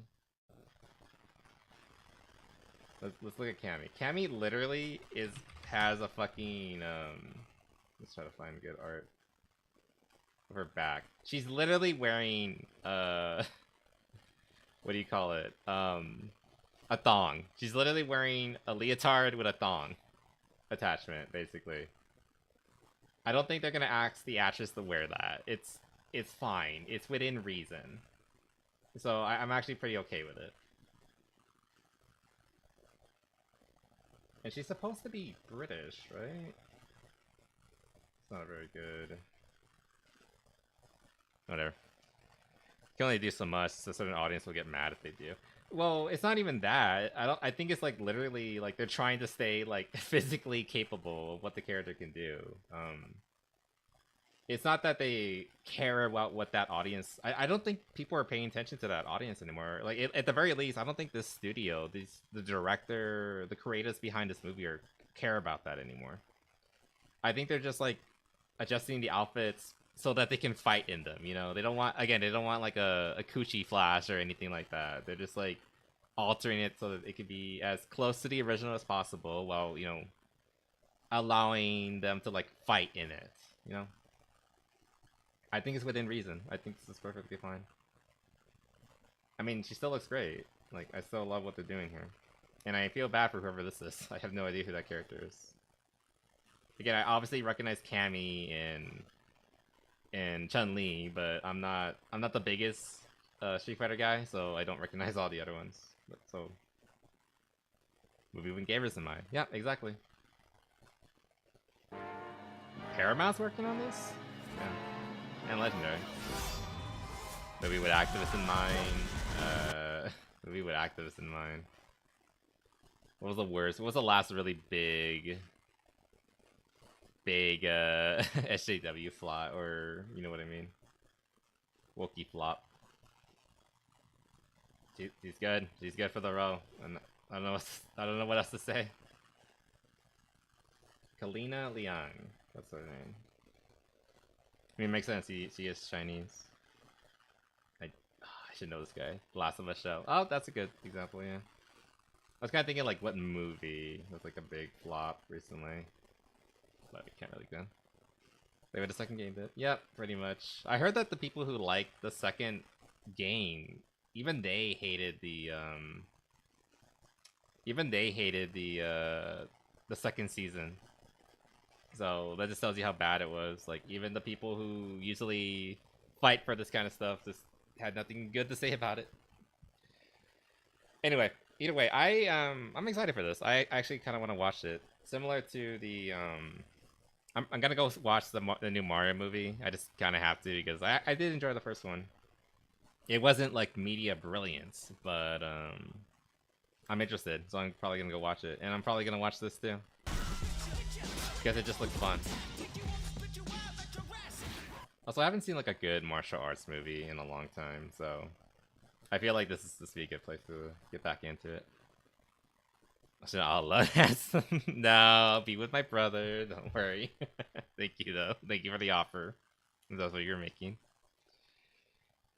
Yeah, you're right. They shouldn't have an opinion either, but you know, that just tells you how bad it was.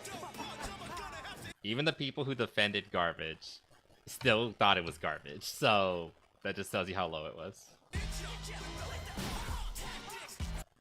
Eric Andre, that's who he looks like. That looks like Eric Andre.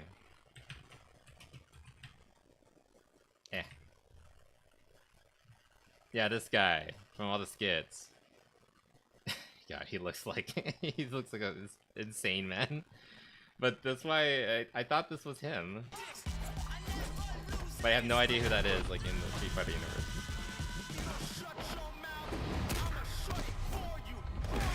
I should try Street Fighter 6, honestly. Also, I didn't realize they did the callback to like the old announcement. You Wayne. Could be a cameo. Eric Andre as an announcer in the show, in the movie, would be kind of fun, actually. That would be pretty funny. Anyway, but yeah, that was pretty much all there was to that. I'm positive for it. I'm excited for it. I think it'd be fun. Doesn't care just yeah, I know. I've seen the abominations. Oh boy, you can make a femboy? I'd hope so, but I've only really seen people make like really hideous characters. But I don't know. I assume you could make a femboy if you really wanted to. There's probably like tutorials out there. I remember finding a tutorial to make a femboy in Elden Ring. And I think I made one character that was like based on that. Hear my name all good all of a sudden was very confusing. Did I call you out, good sir? I'm sorry. Hope you're doing good. I'm glad you're still here though. Thank you for the lurk. Even if you guys have to like step away for a bit, I appreciate it. But yeah. You can make a femboy in Elden Ring? Yeah, I'm pretty sure you can. I think I saw a guide for it. Boy.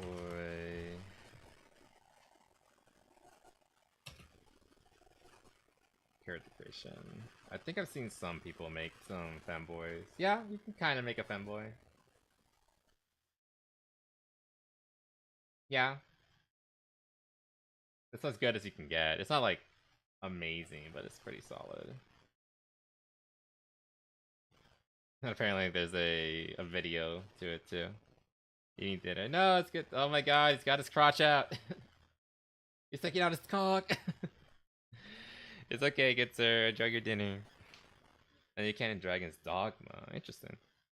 Another game I should probably play, but too distracted with everything. Did I close the game? Alright. To end things off, I'm gonna talk about this. I just want to hear like the whole situation. I imagine Rep's gonna give us all the details because I haven't really like heard about it properly. I kind of wanted to talk about this, but well, I'll leave that for another time. Screen okay, yeah, let's just go over this. I'm curious, what happened? I just want to hear like the whole what's the whole Ketchup here? nonsense. So yes, another day, another round of drama involving the Streamer Awards, and Pippa has the right idea where she is talking about muting certain words like Ptuber, Burnt Peanut, Streamer Awards, and Iron Mouse because all those things are related even muted to today's Iron Mouse, drama.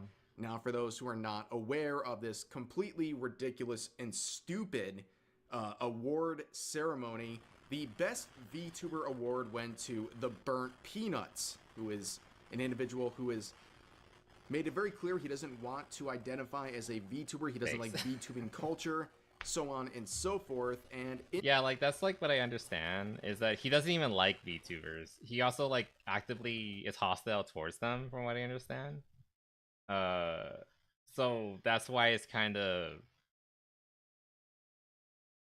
retarded, I guess, that he won it in the first place. But then again, I think the Streamer Awards are a sham, simply because it's like primarily hosted and made by the LA streamer clique and all that, you know, like basically like the mean girls of the industry, basically.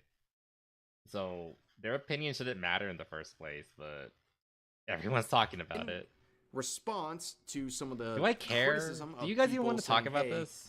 Maybe this guy's not the best representative of what VTubers are. Like, a lot of people have been sharing some very nice responses like this, saying kill all VTubers, murder. And apparently this is like the kind of fan base he cultivates. People who are just like actively hostile to VTubers. Like, to the point of like calling for their death. Jesus Christ. The VTuber said he isn't a VTuber. It then says this VTuber's getting mad at Iron Mouse. Let's be honest, that's somewhat right with VTweeters, but this guy's just a dude with an overlay on. VTubers with circular saws and such. Cry or rope, your choice. Wow. And a whole bunch of people. Okay, I think I remember like Royan mentioning like this is the kind of guy people he cultivates, so I get it now. Seething and acting ridiculous, but side of VTuber culture is super cutthroat. Well, that's the thing, like people like Iron Mouse and like the other actual VTubers, like they're all right for the most part. I mean, some of them are like really scummy. Like Fruit comes to mind. She's a scummy bitch. Actively encourage people to attack and send threats to Silvervale because she played Hogwarts Legacy. She cheated on her husband too. So like, but I think the majority of them aren't like that. I think Iron Mouse is fine. I think Silvervale's fine. Hololive members generally are fine, but that's because they're kind of kept under contract to keep their mouths shut. They lack a lot of freedom, but because of that they're not allowed to get into drama, which is, you know, kind of a good thing, honestly. Commander, what's your favorite kind of bugs as insects? That's a specific question. What's my favorite bug or insect? I'm trying to think from like oh fuck. Hercules beetles. I like Hercules beetles. I remember like really liking them back in Animal Crossing. I like how they have like their horn looks like a straight sword. It looks really cool. Yeah, that's my answer. Sizu with the interesting tweet. Oh yeah, that one I got like thousands of likes. I didn't really understand the whole context of it, but I'm kind of getting it now. Oh, this Sizu. Lucky Mouse, if I'm not going to support someone whose whole gimmick is mocking VTubers and has a community to hate them because... Oh, yeah, I get him. I get what he's getting at. I get what he's getting at. Me cringing at all the people mad at Peanut 1. Okay, now I'm kind of getting it, yeah. It's less that... I think my opinion is kind of the same regarding Iron Mouse's response. I think she just doesn't want to stir the pot because she's not usually a controversial VTuber. Controversy comes to her, and it kind of is just because she's popular. But she herself doesn't want to like stir up trouble or get involved in it. So she's trying to like, ironically, she's like stirring the pot by like making fun of her fans that are like mad. But knowing this, I kind of get it now and why people were like upset with her. Like you're making fun of people for being upset that a guy who actively encourages his people to be toxic and even encourage death. One, like I don't even care that. Okay, like I don't even care that she lost. I care. At this point, I just care that he won. Like I don't watch Iron Mouse. I know she's great. I know she's a beautiful singer. Blah blah blah blah blah. Great personality. Good for her. She won the lottery regarding everything, except for I guess like her illness. I'm sorry. That was kind of mean. But regarding like talent and personality, things like that, she's doing great. She's doing great. But I don't really care that she lost. It's more that like the guy himself is just really, really bad and shouldn't have got it in the first place. I don't know. So like I get why people are getting upset with her on it now. Whereas before I was just like, she's just trying to like redirect it. She doesn't want to like deal with it. And considering like she seems to be at the center of a lot of controversies, I understand why she doesn't want to what's the word? She doesn't want to encourage it because like she already is the drama already comes to her without her even trying to like try to get involved. Like she's just trying to do her thing and then all the shit gets thrown her way. So I can see where she's coming from. Oh, and Savvy also responded. She made this tweet in response to the results saying, "Me cringing at all the people mad that Peanut won. Every VTuber in that category deserved to be there." Yeah, I don't know about that now. I don't know about that. In fact, in response to a post sharing a clip Who? from Jinx, who crashed his stream because he was cringing so hard at her performance at that award ceremony, she tried to act like it's a big joke. Like I messed a lot of something. What do you mean? What do you mean who? But really, here's the thing, okay? My post on Twitter is my true thoughts, where I think it's cringe. You mean Peanut or... I get it. Savvy? Oh yeah, Savvy is a she's a pretty prominent reporter. I guess she's a reporter. She's really good at digging up like things like DEI initiatives and things like that. She can find like the proof and like all that. She's basically a reporter, like I said. She's really good at like digging. She has like this autistic tendency towards her where she can just find anything, and like I mean that like the best way possible. Plus, I never watched any VTuber streamers. Not sure why you clicked when others haven't, but I just don't have fun watching them. This year has been a lot of drama streamers. Why I slow. I'm sorry about that. I'm sorry if I'm getting into drama, good sir, and it's like a turn off. But I feel like this is something that's like kind of worth talking about. But thank you for liking me. I do appreciate that. I don't know what made me click of all people, but I appreciate it. Do you have a channel? Yeah, Savvy has a channel. She doesn't post a lot. Unless I can find her. It's either Savvy or Madam Savvy.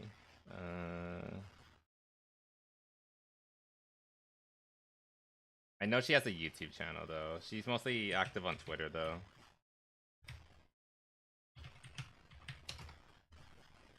Here, this is Madam Savvy.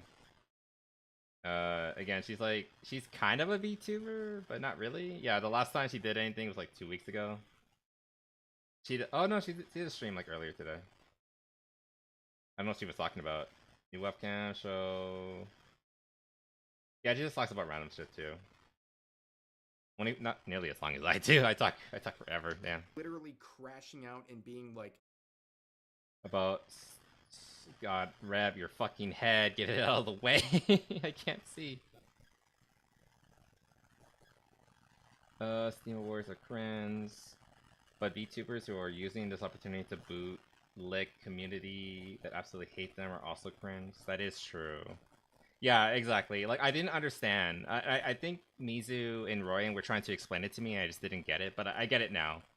It's just that the guy in his community are, like, fucking awful. And for her to just dismiss it. I can't speak ever. Dismiss it.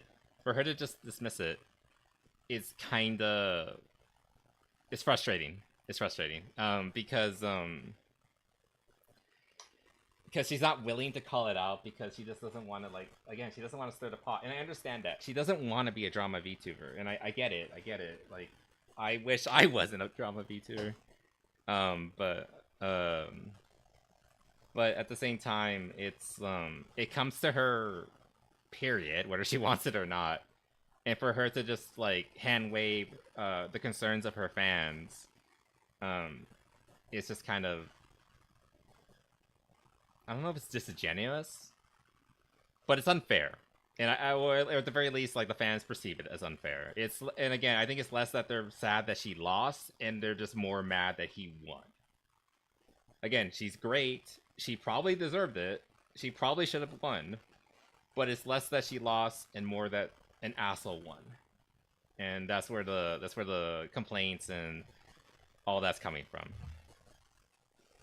It's made by someone who hates VTubers. Yeah. I know, I think the same as like Princess something. I know all these people, like, they hate VTubers. They look down upon us because, like, we kind of like came out of nowhere and started like sweeping, especially like the big names. So I can see why they hate us. That being said, doesn't mean it's justified. No, you're fun to watch though. I mean, like, the others have actual drama and not talk about drama. It's here for the tea. Ah, okay. I hope you guys are okay with talking about tea. I like talking about it, so I appreciate you guys sitting in and just like hanging out. Thank you for being here. Anyway, the same communities that absolutely hate them. Okay, they do. Hate is not even enough.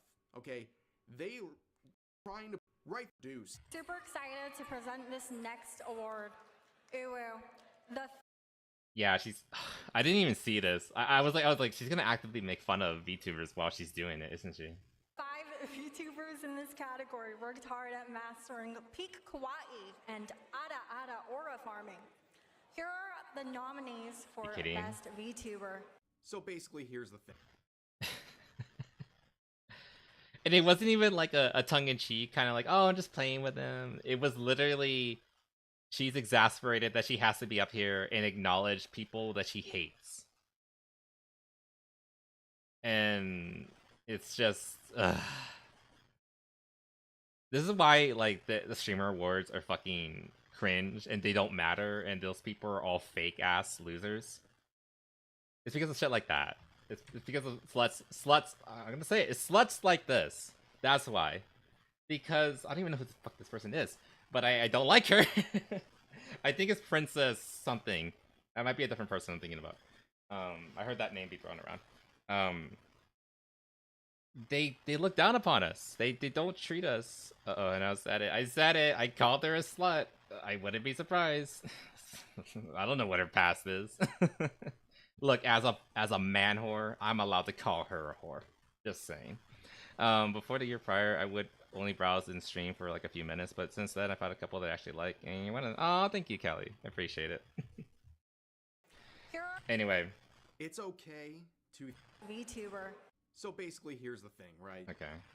It's okay to think that people are cringe for crashing out over these awards, but at the same time, I think it's very reasonable to look at the award ceremony itself and look at the people involved. And like we were talking about like with the Game Awards, like I went into it like expecting like Expedition 33 to like get snubbed and lose every category it absolutely deserved. Thankfully that didn't happen. It was like a surprisingly it was surprisingly decent. Also Intika, welcome. Thank you for joining the platoon. We'll be doing good. Your complimentary I don't even know what the offer. Red body pillows waiting for you in the barracks. Hope you enjoy. Thank you for joining the army. But we were talking about regarding like the stream awards and how not the stream awards, the Game Awards, and how like I thought it was kind of a sham show to begin with. Excuse me. But even then, like it kind of matters. Even if I don't like it, I have to acknowledge that people pay attention to it. We didn't get into it, but like the fact that Expedition 33 did so well is very important because it makes all the other game industry, all the other big names in the industry, it makes them look like idiots. They released the game for a reasonable price with free DLC, and they swept. They won. They got everything. And everyone else who had like budgets that were like 5 times or more and spent way longer on everything and spent way more time on the development got nothing. 0. You lose. Good day, sir. Oh, if you get the reference, you're cool. I should have turned off my music. But so like it's good that it won. It set a precedent, and hopefully a good one. Hopefully moving forward, like I mentioned Square Enix a lot. Like Square Enix, are you watching? They infamously also, hey Arika, welcome. Hope you're doing good. Sorry I didn't notice. I've been busy. I'm ranting. Hold on, Daddy has something to talk about. Where was I? I lost my train of thought. But yeah, like Square Enix infamously said that Square they infamously said. Let me find the quote actually. Yeah, says turn base isn't viable anymore. Isn't viable anymore. It's a better analysis struggle 7-8, but recent investor call. Yeah, recently, but in the past they said.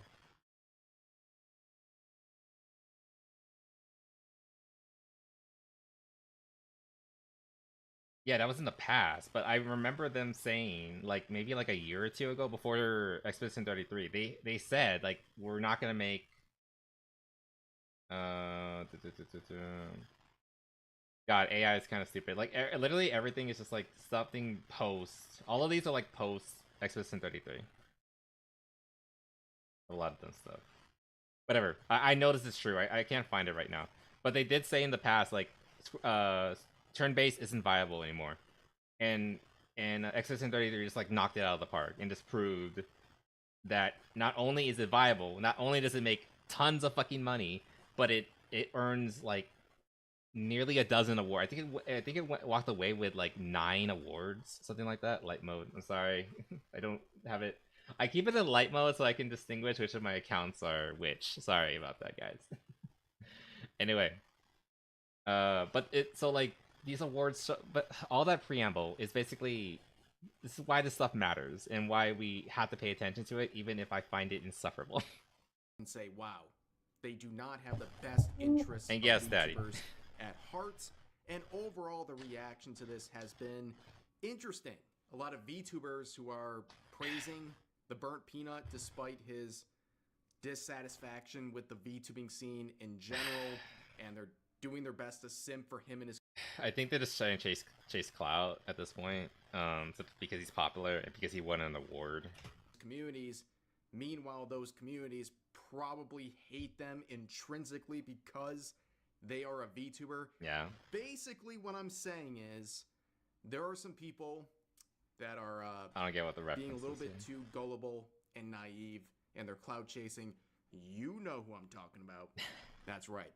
But anyways, the Burnt Peanut would hit back at VTubers because apparently he's on the defensive right now. So in case you're confused, This is the part as where to like whether or not this it's guy completely new to me. dislikes VTubers or the VTubing culture, he makes it very clear in this clip right here. Hey man, how do you feel about your chat and fan base being nothing but disgusting towards Iron Mouse after she defended you publicly?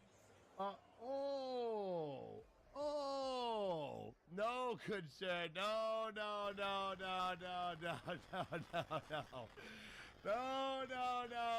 You see that? That's a VTuber right there. Listen up, 40-year-old man in a 15-year-old anime 2D. Oh my VTubing god. suit. Listen up. Listen real close. Oh Listen my real close. god. It is not my community saying anything bad to Iron Mouse. Maybe here, there, maybe some light comments, but I've heard she's been getting death threats. I've heard people have been saying disgusting things, and let me tell you who that is. That's not the fun-loving bungulator sitting back on his couch watching the stream for a couple hours of work. You know who that is? Take a quick guess. Guess which community that is. It's the community This guy thinks that he's so can't fucking handle that funny. you congratulated us for winning. Haha. Oh my god. That's the first time I ever heard him speak. And I already fucking hate him. Holy shit. 40-something-year-old. Is he in... I think he's talking about Iron Mouse. Like, is he implying that Iron Mouse, who's probably like in her late 20s at the absolute oldest, is actually like a 40-year-old sweaty virgin man in playing a quote-unquote 15-year-old anime character? God, it always comes back to like, if you like anime, you're just a fucking you're just a creep to these kind of people.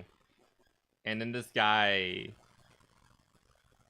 likes to think he's funny, and when he like you said, Callie, he actually is the 40-year-old virgin in his basement, in his mother's basement, and all that.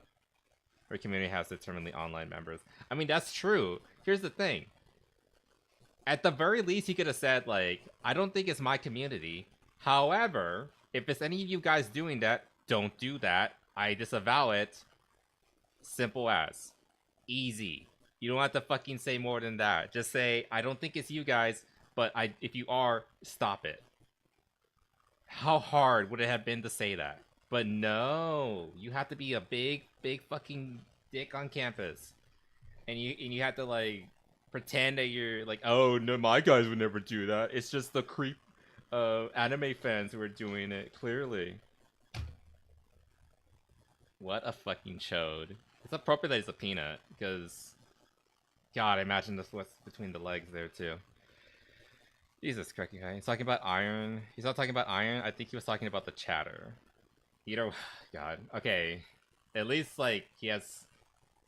Okay. At least like he's not being directly cruel to her, but like my point still stands. Like how easy would it have been to say that, hey, don't do that if it is you guys? No, so his argument doesn't even make sense. Yeah, exactly. Like, what the fuck is he getting?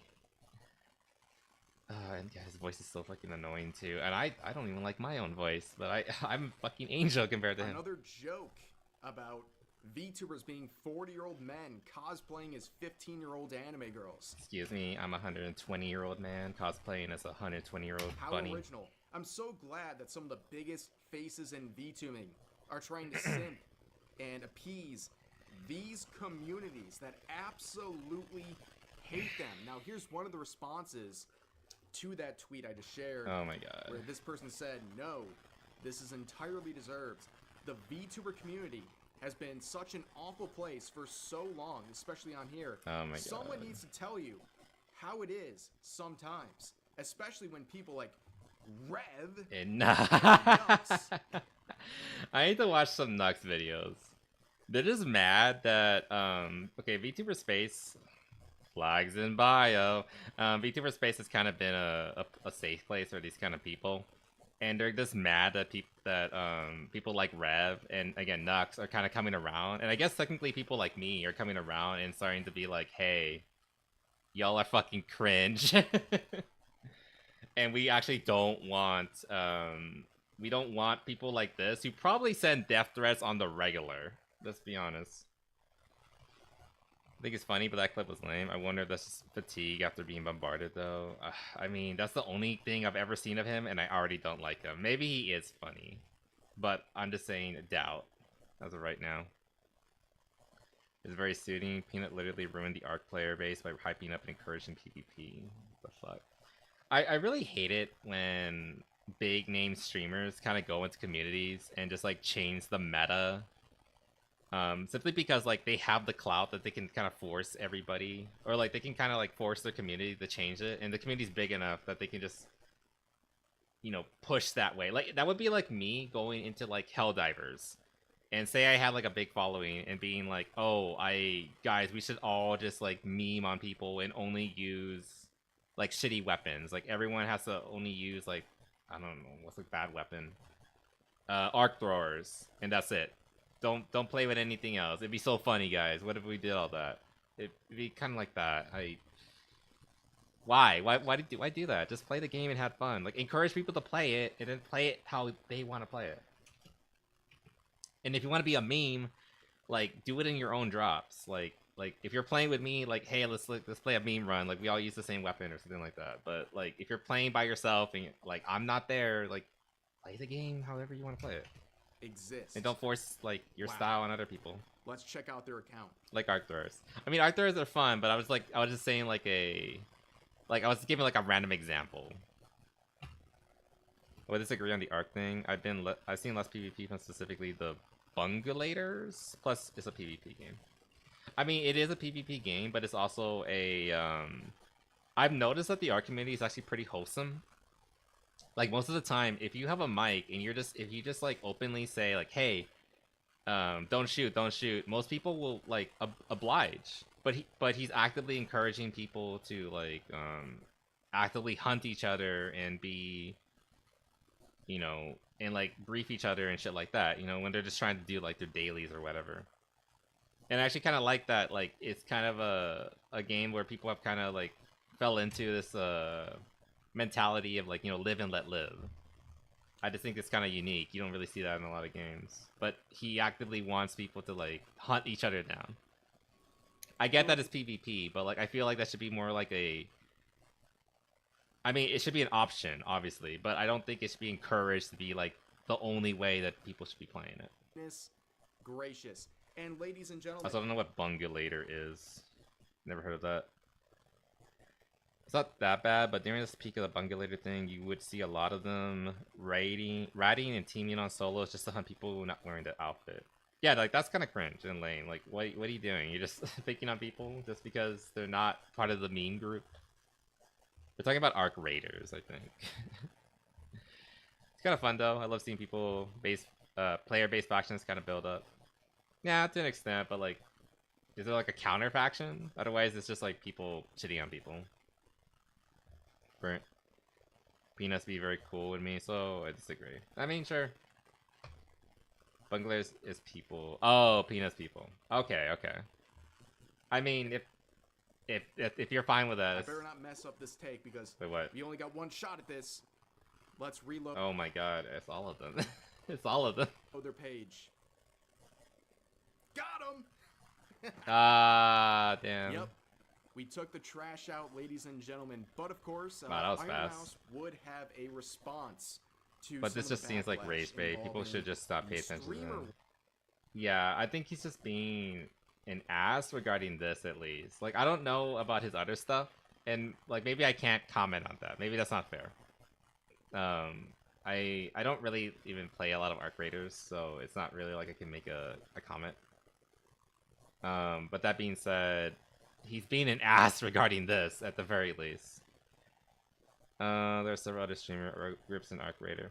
Okay, well, if they're like having fun with each other, you know, they can do whatever they like, right?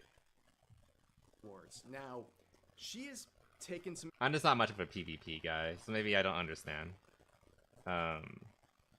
Like, I don't play like those big name PvP games where like you can kind of form groups like that. For me, like the biggest games I play is like, for multiplayer is like COD and Titanfall, things like that. Issue with some questions. Where you can't that were really asked make of her groups from the streamers to that Kai extent, I mean. and Ray, who are both minors, by the way.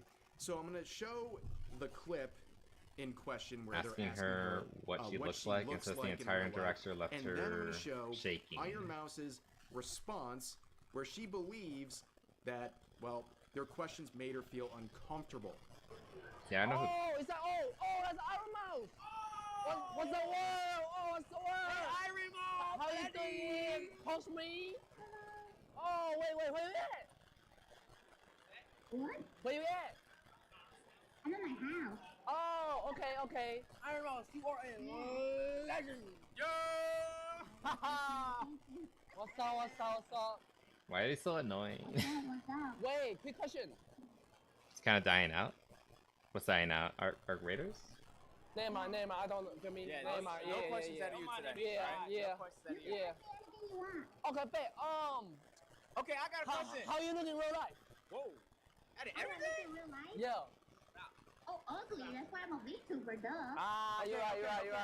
I also saw a tweet about me talking to Rakai and Ray.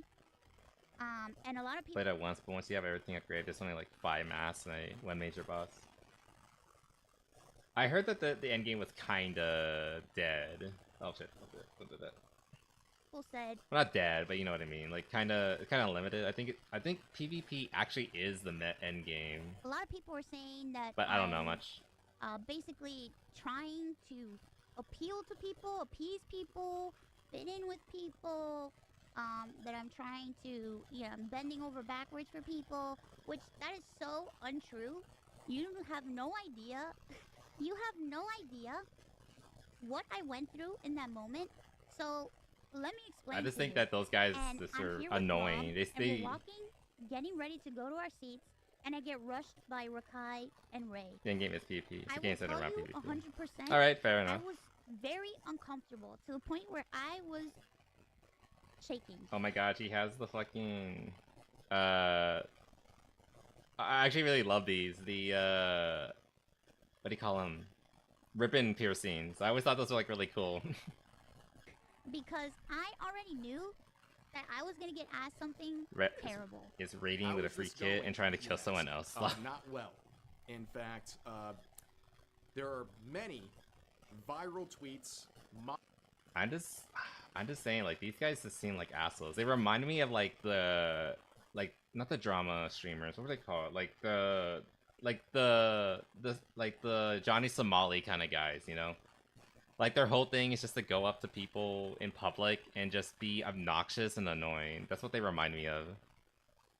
And it kind of just sounded like they were like, she wasn't actually there, right? She's a VTuber. But they were asking her like personal, uncomfortable questions and things like that. It was just, why? You think like these would be like kind of standard? I don't know what they're going at. Yeah, the There are rage-based many streamers, exactly. That's what those are. viral tweets. Like, I always found those like to be the like most insufferable kind of streamers ever. Like why? Like I know why they exist and why they're successful, because people like to see that and see them get in trouble or potentially get in trouble and things like that. See the reactions they get out of people. It unfortunately it's content that like drives engagement and it drives people to watch it. So it's kind of like a train crash kind of thing, you know. It's frustrating, but you kind of can't look away, and that's why they're so successful. They're just obnoxious. That's the begging, middle, and end game. Beginning, middle, and end game. For what? Arc Raiders? Mocking Iron Mouse, comparing her to an iPad, comparing her to a computer, acting like she's not a real person, and they are absolutely dunking on her. Basically saying if she was uncomfortable, she could have just turned off her PC. She's supposed to be at the event, though. This will be me. Okay? Harsh, I should say. But these are the communities that Iron Mouse was trying to appease over the past couple of days. And look how much grace. I don't know. She was trying to appease. Oh, wait, she was. Yeah, regarding like this tweet over here, way back here, calling them cringe and all that. Well, calling the people who were calling these people out cringe. And then, so it'd be like me, like, calling these guys annoying and locals and shit like that. And calling out how like they're being this obnoxious like assholes. And then she turns around and says, like, oh, you can't call them that. You're being cringe for calling them out on that. And, like, that's... I get where Red's coming from here, yeah. I don't want to hate her. I don't hate her, but damn, it's, yeah, she's kind of just, like, digging her own fucking grave. Or, like... trying to play both sides, but at the same time, like, one of the sides is just, like, completely against her.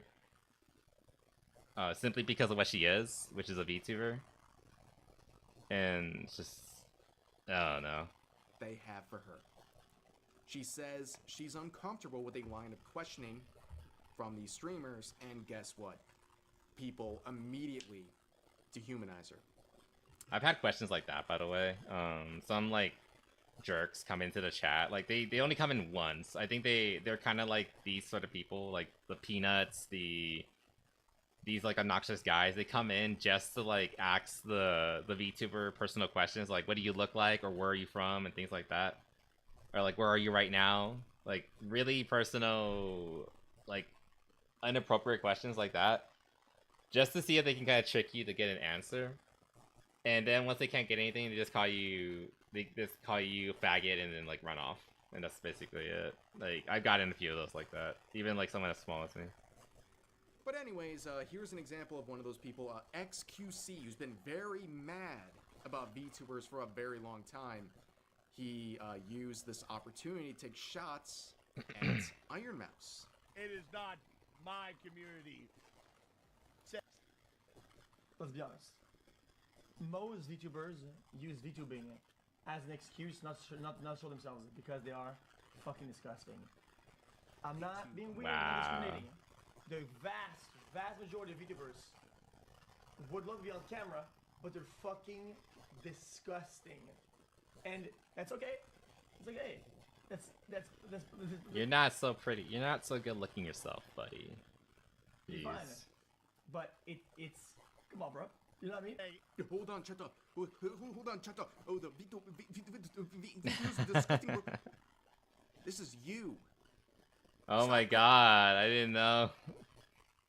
He's literally got the negative chin. Calling Jeez. people disgusting because they have an anime avatar, dude. Relax, okay? And also, It literally comes down to like, you like anime, you're just a fucking 40-year-old virgin in your mom's basement kind of rhetoric. It's so fucking stupid.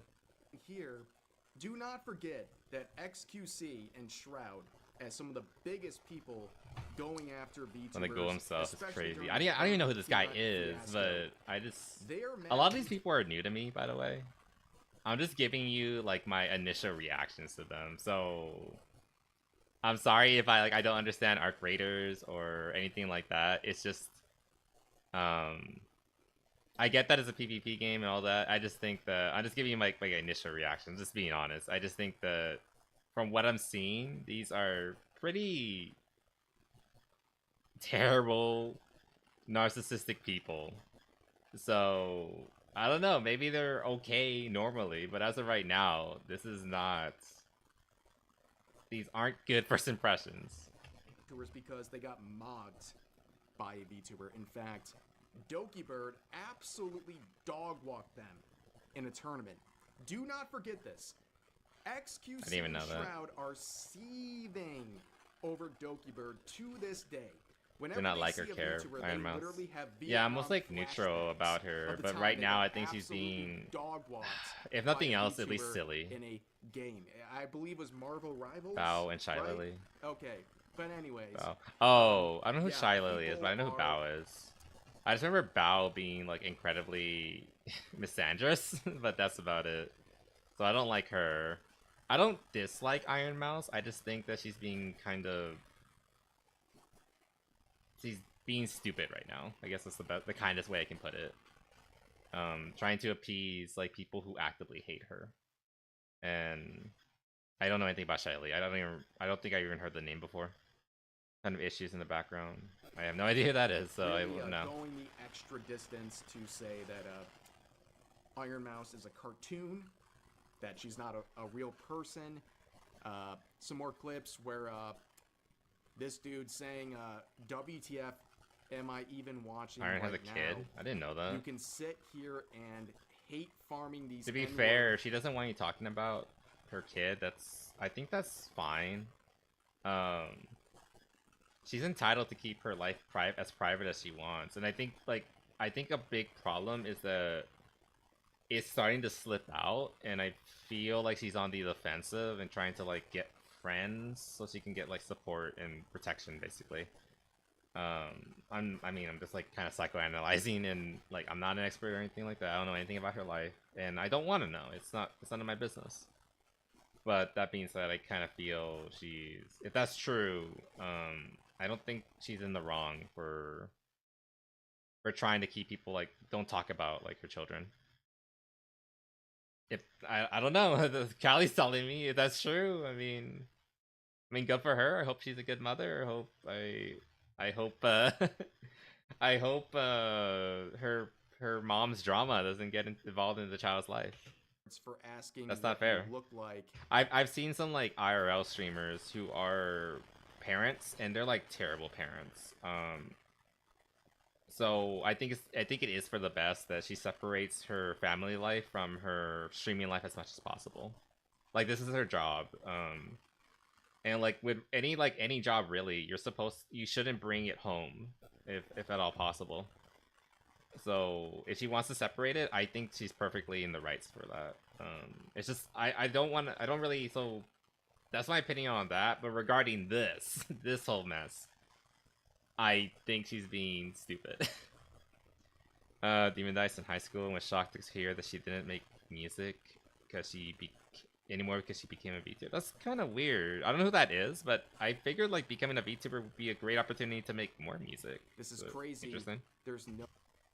It sounds more like she stopped making music because she became a streamer. Because becoming a streamer means like you're putting more time in, streaming rather than, other creative works. Because like being a VTuber doesn't stop you from being a musician. Calamari is like a perfect example. She makes banger after banger after banger, and she's one of the most popular VTubers out there too. So I think it's more that I don't know who this Demon Dice person is, but I think it's more that they just went all in on streaming rather than and just abandoned the the music field. Yeah, she has a teenage daughter that she neglects to do VTuber stuff because the cripple, and she had them with some dude she didn't even marry. I hope you're not just spreading the question beyond. Hi, Hoppy. Welcome. What was the question? I hope this isn't like fake news or anything like that. I would have to confirm this. I don't want to like. This is like pretty heavy stuff you're talking about, Callie. I'm not gonna take your word for it. Because like these are some pretty big allegations. But like it's kept on the down low. I mean, I can't just take your word for it. I hope you understand. I'm not saying you're a liar. I just would have to verify it. If it is true, that's really unfortunate. Neglectful parent and all that. Again, that's definitely not a good thing. But again, these are some pretty heavy allegations, so I'm just gonna say I hope it's not true. I'm not calling you a liar, but I would have to verify before like I would like, what do you call it? Reprimand her for it or anything like that. She still makes music, it's just different from other stuff. More crappy is her VTuber. Oh, that's what you mean. I think she just did the opening for a big anime, so that was cool. Okay, so she's still doing stuff. I don't know. If I were her, or this person, this Devil Dice, I assume she's a she. I would mix VTubing and music. But I mean, it's up to her. She do what you want to do with your thing. Okay, I got what you sent me, Callie. Yeah, I'm not gonna open that on stream. I might look at it later, but let's stick to what we know. How about that? Let's just stick with what's in front of us right now. We'll get to this later. Want to be a cameo in your RPG? You mean me? You want to put me in your game? I mean, I'm not gonna say no if you really want to add me to it. Sure. What would I do? I don't know. Anyway, hope you're doing good, Hoppy. We're talking about V2 drama, and I think we went over time again. Damn it. She's serious. And here's. But again, I don't want to talk about something I didn't plan or research yet. So, like, I hope that's okay with you, Callie. I just want to make sure I stick to the facts. I don't want to give you guys bad information. Another one saying, this is the same exact kind of racism that has gotten black people killed. Could be signed, but who knows? I mean, we don't know. I don't want to like report on anything that's another hour. No, no. 30 minutes at most. 30 minutes at most. But, you want to be playable? Easter egg or NPC side quest beyond? I don't know. You have to send me some like detail. I'm fine with anything really. I don't know what kind of game you're making. You said just RPG? Or just RPG, but I don't know. I'd be okay with anything really. I'm surprised you want to put me in the game. I really appreciate it though. But just a few months ago, I need to talk to some people about this. I might bring it up with like Mizu. I mean, I imagine he would know something about it. I don't know. Again, I don't want to. I don't want to talk about something I'm not certain about because especially because like these are really big allegations. By mobs through exaggerating events. Is my mic acting up?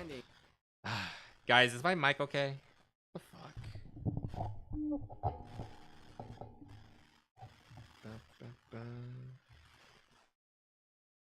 fuck? It's okay. Is my mic alright?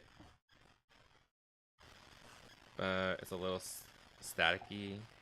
Has it been staticky for everybody else?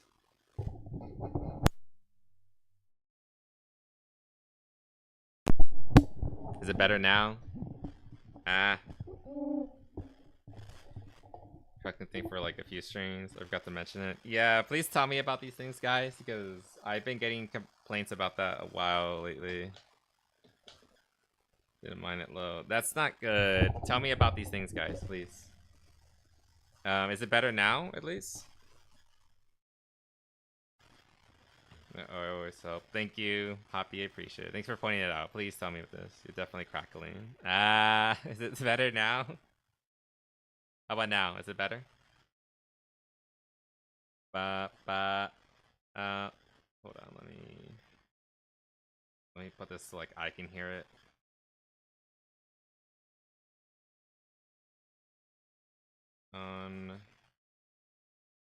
Hello. Monitor and output.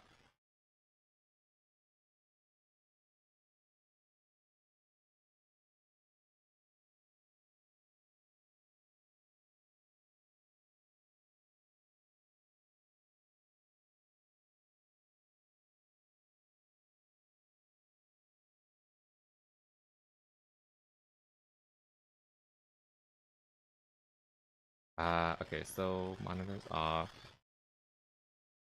Sensitivity threshold. How about now? Oh, that's way too loud. Is that better? Oh. Raising your sensitivity threshold. Is that better? Is that a little better? Doesn't fix it. Fuck.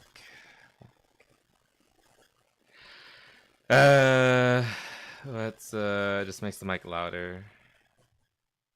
What is the sensitivity part is what I was talking about. Might be a faulty cord. It might be. That's what everyone's been telling me. It's worse, I think.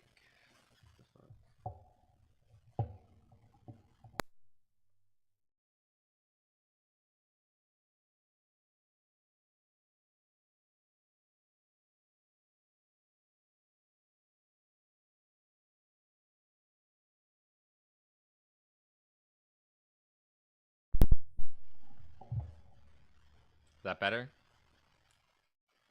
Is that a little better?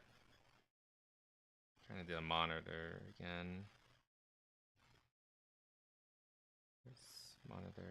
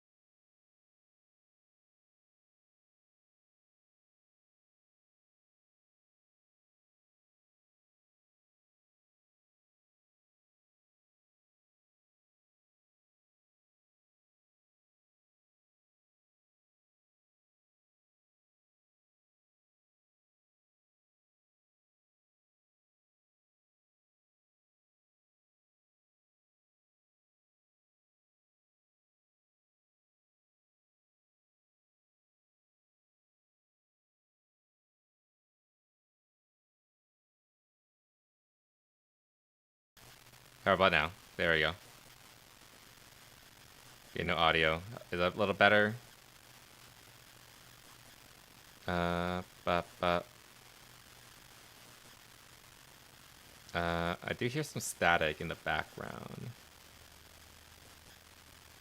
YouTube audio doesn't mean better, Beyond? I don't know what you mean by that. Audio's back. Yeah, but is the static still there is what I'm asking. But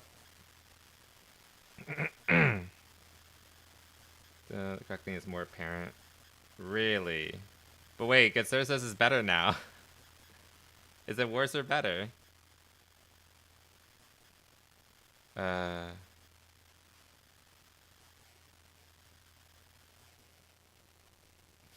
I think it's the faulty cord. Hold on.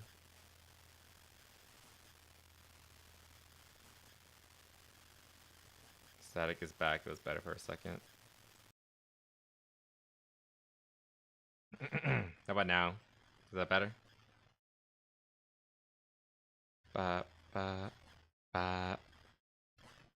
It's better. Yeah, I turned back on my filters. It's a bit better now. Okay, is the crackling gone? Only when you speak. Hold on.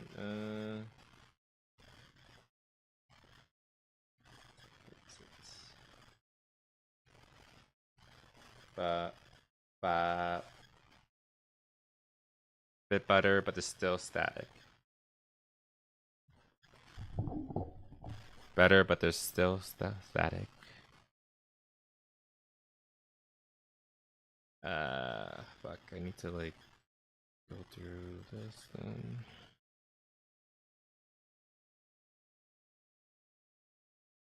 think it's a connection issue. I don't know about that. I mean, the cord looks fine. I think it does. Might have to stretch it out. Maybe that'll fix it. I can't afford to buy a new mic or anything like that. Okay. Not now, after everything, all the money I put in. I might need to just like fix the cord or like stretch it out or try something. I'm not sure. I don't want to buy a new mic like now. Is that a little better when I lower the gain? It's fine with filters on. Also, I lowered the gain a little bit. That seemed to fix it a bit too. But go back up a little bit. Is that better? I think that's a little better. Sorry. I'm just like trying to test the threshold. There's a cord and not me getting stretched out. Oh my god. Alright, let's just like finish this off and then we'll call it there because we're already almost at 5 hours. Yeah. Fiddle with the cord. I'm not fiddling with anything though.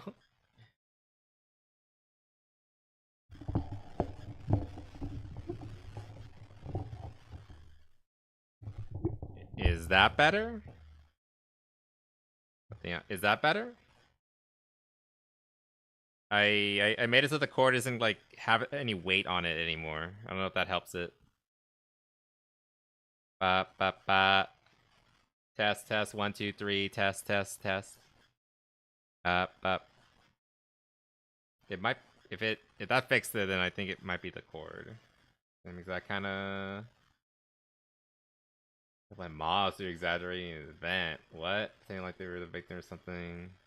Oh god, what the fuck? Wait, is it back or is it better? I'm getting mixed signal, guys.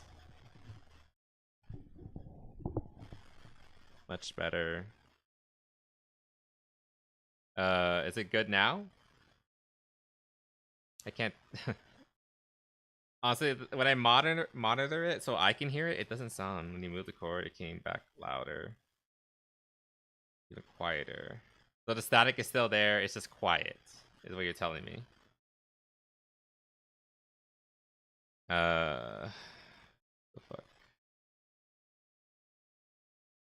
I haven't done my... These chats are so fucking delayed.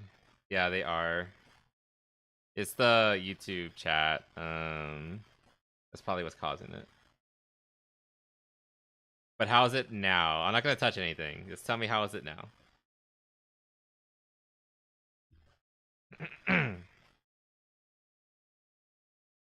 Ah, fuck. Oh no.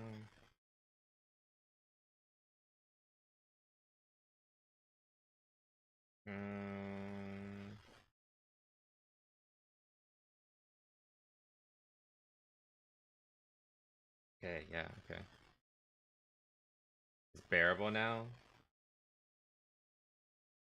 I don't want bearable, I want it's fine or it's good. Okay. I gotta work on this over the weekend or something. But yeah, I need to like check with the cable or something like that. Let's just finish the stream and then we'll call it there. Like they were the victim of something when they weren't. It's only when you talk. Even kidding. What the fuck? Here's another tweet just like that one saying she was at home in her gaming chair shaking because of a normal human interaction with a 17-year-old kid. This gotta be racially motivated. Wow. It always like the fault to like, oh, it's racism, Well, guys. It has to be racism. Here's the response from the guy who was asking the questions. Yeah, it gets worse. Yo, my Iron Mouse, I still apologize for making you uncomfortable. At the end of the day, I hope you're doing good at your home, and I hope you getting better. Okay. Everything straight positive. Iron Mouth, we like you. You're cool. You're cool. You're a cool person. Yan, And thank I you. hope- Yan, I yan. just hope next time next time you stream, just be. Yeah, let me calm down. Hold on. I don't know what the fuck I'm saying, bro. At the end of the day, it's still What is love, bro. saying? The streaming world is still love, bro. But next time, I don't want to see you. Okay. I don't want to see you again. This is all I got. Oh my God. Where's the clip? There's no more. Please send no more clips of Iron Mouse in my chat, and I will not react to anything Iron Mouse, and I will not watch an Iron Mouse stream. Oh I will my not God. React to anything clip, any Iron Mouse clip. I mean, I just did, but after the whole shitload, I will not react to any clip of Iron Mouse. And I'll be, oh, shout out to you, Iron Mouse. You're a very cool person, bro. And I apologize for making you uncomfortable.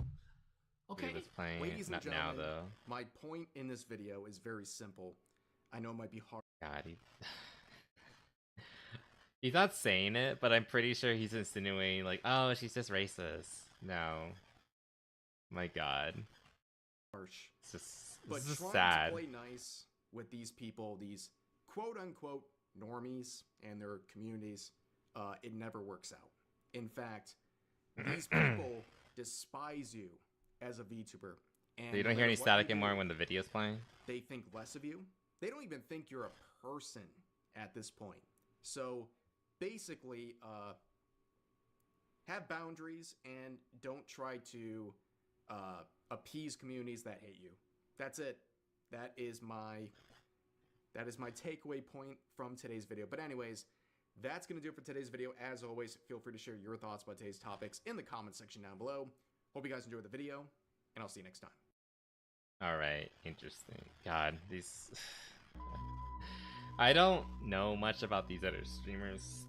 Again, I'm just giving like my initial reactions to like seeing them for the first time, and a lot of them just seem like obnoxious. My big takeaway is like I don't hate Iron Mouse or anything like that. It's just that she's trying, like I think I get what Rev's trying to say. Like she's trying to appease she's trying to appease and play nice with like people who just straight up hate her simply because she's a VTuber, and probably because they're jealous of her too, because she's not only a VTuber, she's like the VTuber, the indie VTuber. She has like thousands upon thousands of people like follow, you know, following her and like on her streams like every time. So I hate her, but don't like her. Oh, that's what you mean. Yeah. Yeah, like I'm more neutral about her. Like I used to like watch her like a decent amount in the past, and I actually really liked her. Nowadays I'm more neutral, but I just kind of think she's kind of just putting herself into a place where she is letting herself be victimized to appease people who don't even see her as a person. It's self-flagellation really, and it's just kind of pathetic, and I hope she realized that sooner than later. Like I get that she wants to not stir the boat, but that doesn't mean she has to associate with these kind of people who just, again, they just actively hate her, and they're gonna they'll spin the story however they have to make to justify hating on her. And it seems like the current agreed upon agenda or plan or whatever, the current oh shit, I forgot what's the word. The current idea is that, oh, we just need to call her racist now because that's how to default to that. I mean, it's good old reliable, right? Like, you know, like we don't like this person, okay, let's default to old reliable. Oh, she has to be just racist, you know, the stupid shit. And she doesn't have like the advantage of like people like me who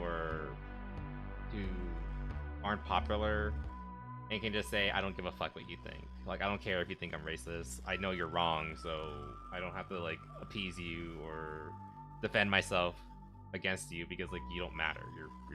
You're shit. You're dirt. And that's what those guys just seem like to me. They're just low-cal rage bait streamers. I don't. Why do people follow them? They're such ass. I what the fuck? I don't know. Watch Trash Day, so I get a lot of Iron Mouse, but I don't watch her content. That's fair. I mean, like, it's fine if you don't like. Again, I'm for her content. I legitimately think it's good. Like, I have eyes, I have ears. I can hear that she is a very talented singer. She is funny. She's likable. Yada yada yada. So it makes sense that she got as far as she did. It's just the whole thing where she should probably stick to people who like respect her if she has to interact with anybody. I mean, she can go completely solo and she'll be fine. She doesn't have to do collabs, period. But I think I did hear that she is doing like a lot of like collabs with real life streamers. But it seems like at the end of the day, not all of them. Let's be fair. Not all IRL streamers are shitty to VTubers. Like, I don't think like Savvy or Craig or Arch hate VTubers. I mean, Arch has a pet VTuber, so I don't think they actually hate us. But a lot of these other people, they legitimately do. So why are you trying to like fall in with them?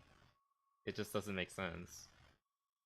So, and it's also just like really shitty of her to like not only put up with them, but defend them when her fans call them out, which is just, and then make fun of her fans and call them cringe for defending her. It's just it's not a good look. I don't think she's gonna like go under or anything like that, but like have some self-respect.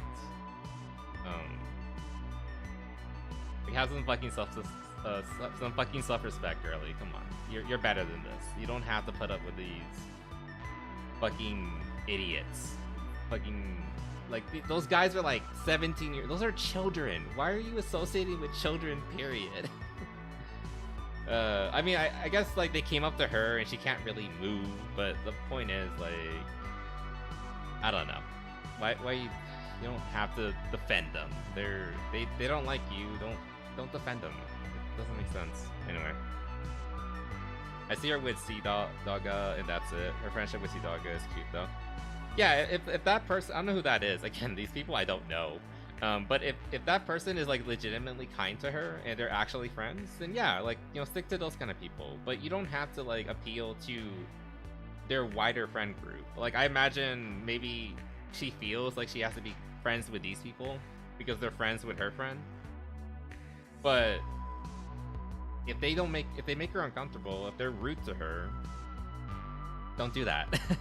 And I'm sure if this Dogga guy or whoever this is like an actual friend, I think they will understand, like, yeah, they're mistreating you. I'm not gonna force you to interact with them, you know? Whatever. Also, hey, Into Darkness, welcome. Hope you're doing good. No, people should just move on. Yeah, this is like have been a pretty long arc. Like, people are still talking about this today. That video came out today, and I've been hearing about it since like the beginning of the week. So it's been a kind of long arc regarding B2 drama. And I don't know, I think the thing that kind of like upsets me the most is the whole, this one in particular was avoidable. Not unavoidable, it was avoidable. Because like she kind of just like ran into the rake on her own and then kept running into it. You know, it's like watching somebody run into a wall head first. You're telling them to stop, but then they keep doing it, and then they make fun of you for telling them to stop. Like I said, it's just like self-flagellation, and it's unnecessary, and I don't know.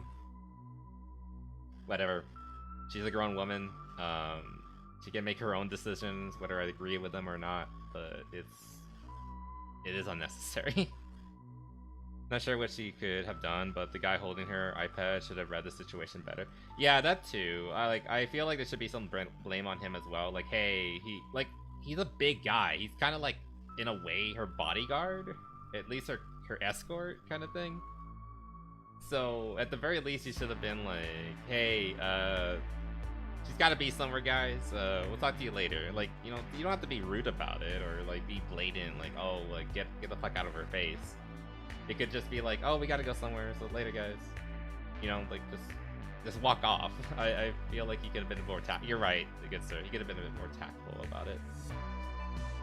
Never get the hostility between RSOs and VTubers. Me neither. It's really stupid. I have theories, and I did give a little bit like about it because, like, again, VTubers kind of came out of nowhere and they blew up. So I feel like a lot of streamers kind of just like saw it as us encroaching on their territory kind of thing. And I can only really, and particularly like female streamers, they see like this anime girl who is ageless, who will always be pretty, always be cute, will always be just getting new outfits and be beautiful forever. But a lot of, let's be honest, a lot of female streamers, they rely on their looks, and they're gonna age out eventually. Like that just happens. This is how it is. You're not gonna be beautiful forever. But a VTuber, they can be like in their 40s or 50s and you wouldn't even know. And that's why they kind of have to default to that. Like, oh, they're all just 40-year-old virgins, because they have to convince themselves that that's what's behind the character, so that they can feel better about themselves. I think that's just a natural animosity, but I think it hits some of them more than others. And not to say that maybe there aren't some VTubers, I don't know of any, but there probably are also VTubers out there who actively are hostile as well. I mean, I was a little hostile today. Like, I just called, like, I called the one that was, like, giving the war, I called her a slut, like, blatantly, and I still stand by that. She was being a bitch. So, yeah, like, so there probably are, like, actively hostile VTubers, too. So it's not, I'm not gonna say it's a one-way thing. It could be both ways, as far as I'm aware. Connor probably would have been rude as fuck to them. To dog as Connor. Oh, to the guys who were like attacking her, which I guess is the proper thing. Like, let's call it what it was. They were basically attacking her in a way. Yeah, I would hope that he would, if he had been there, he would have been like, you know, protective of her. Because again, I'd hope he would be a good friend like that. So what? There is room for everyone. Yeah, you think there would be, but I don't know. I mean, it is kind of a competitive market, if you're being honest. Like, I've been competing and failing for a while, so I'm aware of it. So, yeah, it is harsh, but it kind of is. I like a streamer for their content, not looks, honestly. And it's kind of like how you should look at it, but to be fair, a lot of, let's be honest, a lot of the girl VTubers, not VTubers, the girl streamers, I guess VTubers too, they do put out those assets, if you know what I mean. It gets people into the door, you know. There's a reason why hot tub streaming became a thing. There's a reason why people were like broadcasting the game on their green screen ass. A lot of these people will watch simply because it's a pretty face playing the game, not because they actually like them, but because they're cute. You know, it's unfortunate, but a lot of people are kind of shallow like that. I like to think that you guys follow me, not just because you think I'm cute, but also because you actually like what I'm doing here, like the games I'm talking about, or you might relate or like resonate with what I'm saying, as well as you know, agree with me, or like if you disagree with me, we can talk about it. For the most part, I'm a little bit of both. Okay, so lots of streams are my thing. Love. I mean, what if it was a guy in a hot tub stream? What if I got in a hot tub? Would you be into that? Cute model gets me in the stream, but cool person keeps me here. Oh, I hope you mean that for me, Artico. If that's a compliment, I appreciate it. Stay for the cute bunny, playing Dark Tide. Stay for the base discussion while this community. Aw. I hope you'll stay. I hope if we even grow, if we grow, you'll stay, good sir. I hope you'll be here for a long time. But yeah, that. We did talk a lot about drama, but that was one of the more exhausting ones, I will admit. It's just, I guess it was just frustrating because I mean, like, I am a VTuber, but I think it's also because I've known about Iron Mouse for a long time. Like, I think I followed her, or I started watching her. Like, I haven't watched her actively in a long while, but I remember watching her when she had like 50 and lower numbers on her streams. Like, I remember when she was small, or like relatively small. So it is kind of frustrating to see her get into these kind of traps and then to keep run into them again and again. So I don't know. Maybe I feel protective. Maybe this is a big brother in me coming out. I don't know. It's I don't know, but this has been particularly exhausting and frustrating. I don't know. It's weird. I'm a bottom twinker, so if you're into that, Lamau. Let the stream win. Eventually, it's gonna happen. I've already decided. I need to get a swimsuit. Actually, do I have a swimsuit? I have a swimsuit art. I need to find it. Well, obviously that means you... means like what? What does it mean? Means like what? Anyway, but yeah. I don't know. This was, like I said, it's just been particularly exhausting, this particular drama. I hope it ends soon, and I kind of am with Peepa. I hope it... I'm not gonna, like, mute chat or anything, or Twitter or whatever, but I do kind of hope this, like, peters out already, because, like, this is a particularly annoying one. And there's a lot of annoying people behind it, too. Like, people I just... on initial impressions, I don't like them. When you're very popular, it comes with a territory when it comes to Iron Mouse. Yeah, like, that's another thing. I guess that's another aspect to it. Iron Mouse doesn't go looking for drama. Drama finds her. So maybe that's why I also feel, like, kind of protective, because she didn't want this, but it came her way because she's being stupid. I guess that's the best way to do it. And, like, you can't really blame people for being stupid, because, like, it's a mistake, you know. It's just frustrating that she keeps making the same mistake again and again and again. But, like, again, like, I'm not trying to blame her. I just think she's being foolish, if I'm, again, in the most, like, charitable way possible. If I'm judging her, but I'm trying to be as charitable as possible. Playing Dork Tie as well, and say for the base bunny. Thank you for thinking that I'm actually pretty base. Especially Ragu Pot Shade Hot Tub. No! Maybe. That's not a bad idea. That's actually a good idea. I might lean into that. Get Commander. No! When we get Commander full stream, Commander talents. I'm already pretty dark. I don't need to get darker.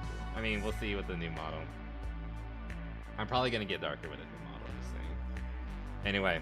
But yeah, that's basically it. It's... again, frustrating, but I hope we won't be talking about this next week.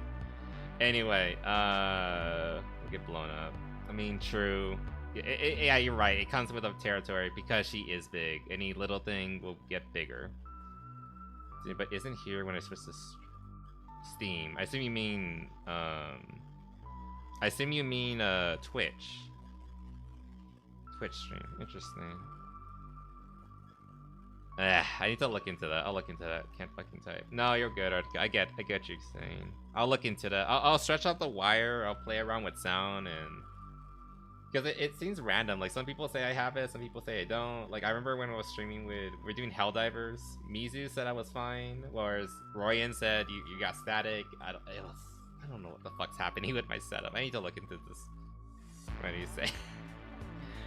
Maybe we'll look into it. Anyway. We went way over time. We're at 5 hours. This is like the 7th time this happened. Like, I don't want to go 5 hours and then we go 5 hours. Anyway, I gotta go. I gotta be somewhere tomorrow. So no stream. This is the last stream for the week. I will have a schedule up on Sunday. I promise this time. No, I'm sorry, in darkness. We've been up for way too long. I need to get ready for tomorrow. I gotta go. I'll be an actual Big Brother tomorrow. But yeah, schedule will be up by Sunday evening. So no stream tomorrow or the day after. I'm hoping for like Monday we'll do Persona, because I want to get back into Persona. But besides that, we'll see what happens. But either way, guys, thank you so much for hanging out with me. Thank you for putting up with my bullshit. And I hope you all stay happy and healthy. And I'll see y'all again real soon, alright? Later. Okay, guys. Have a good night. Bye-bye. And thank you for the water, Artica. Good night, guys.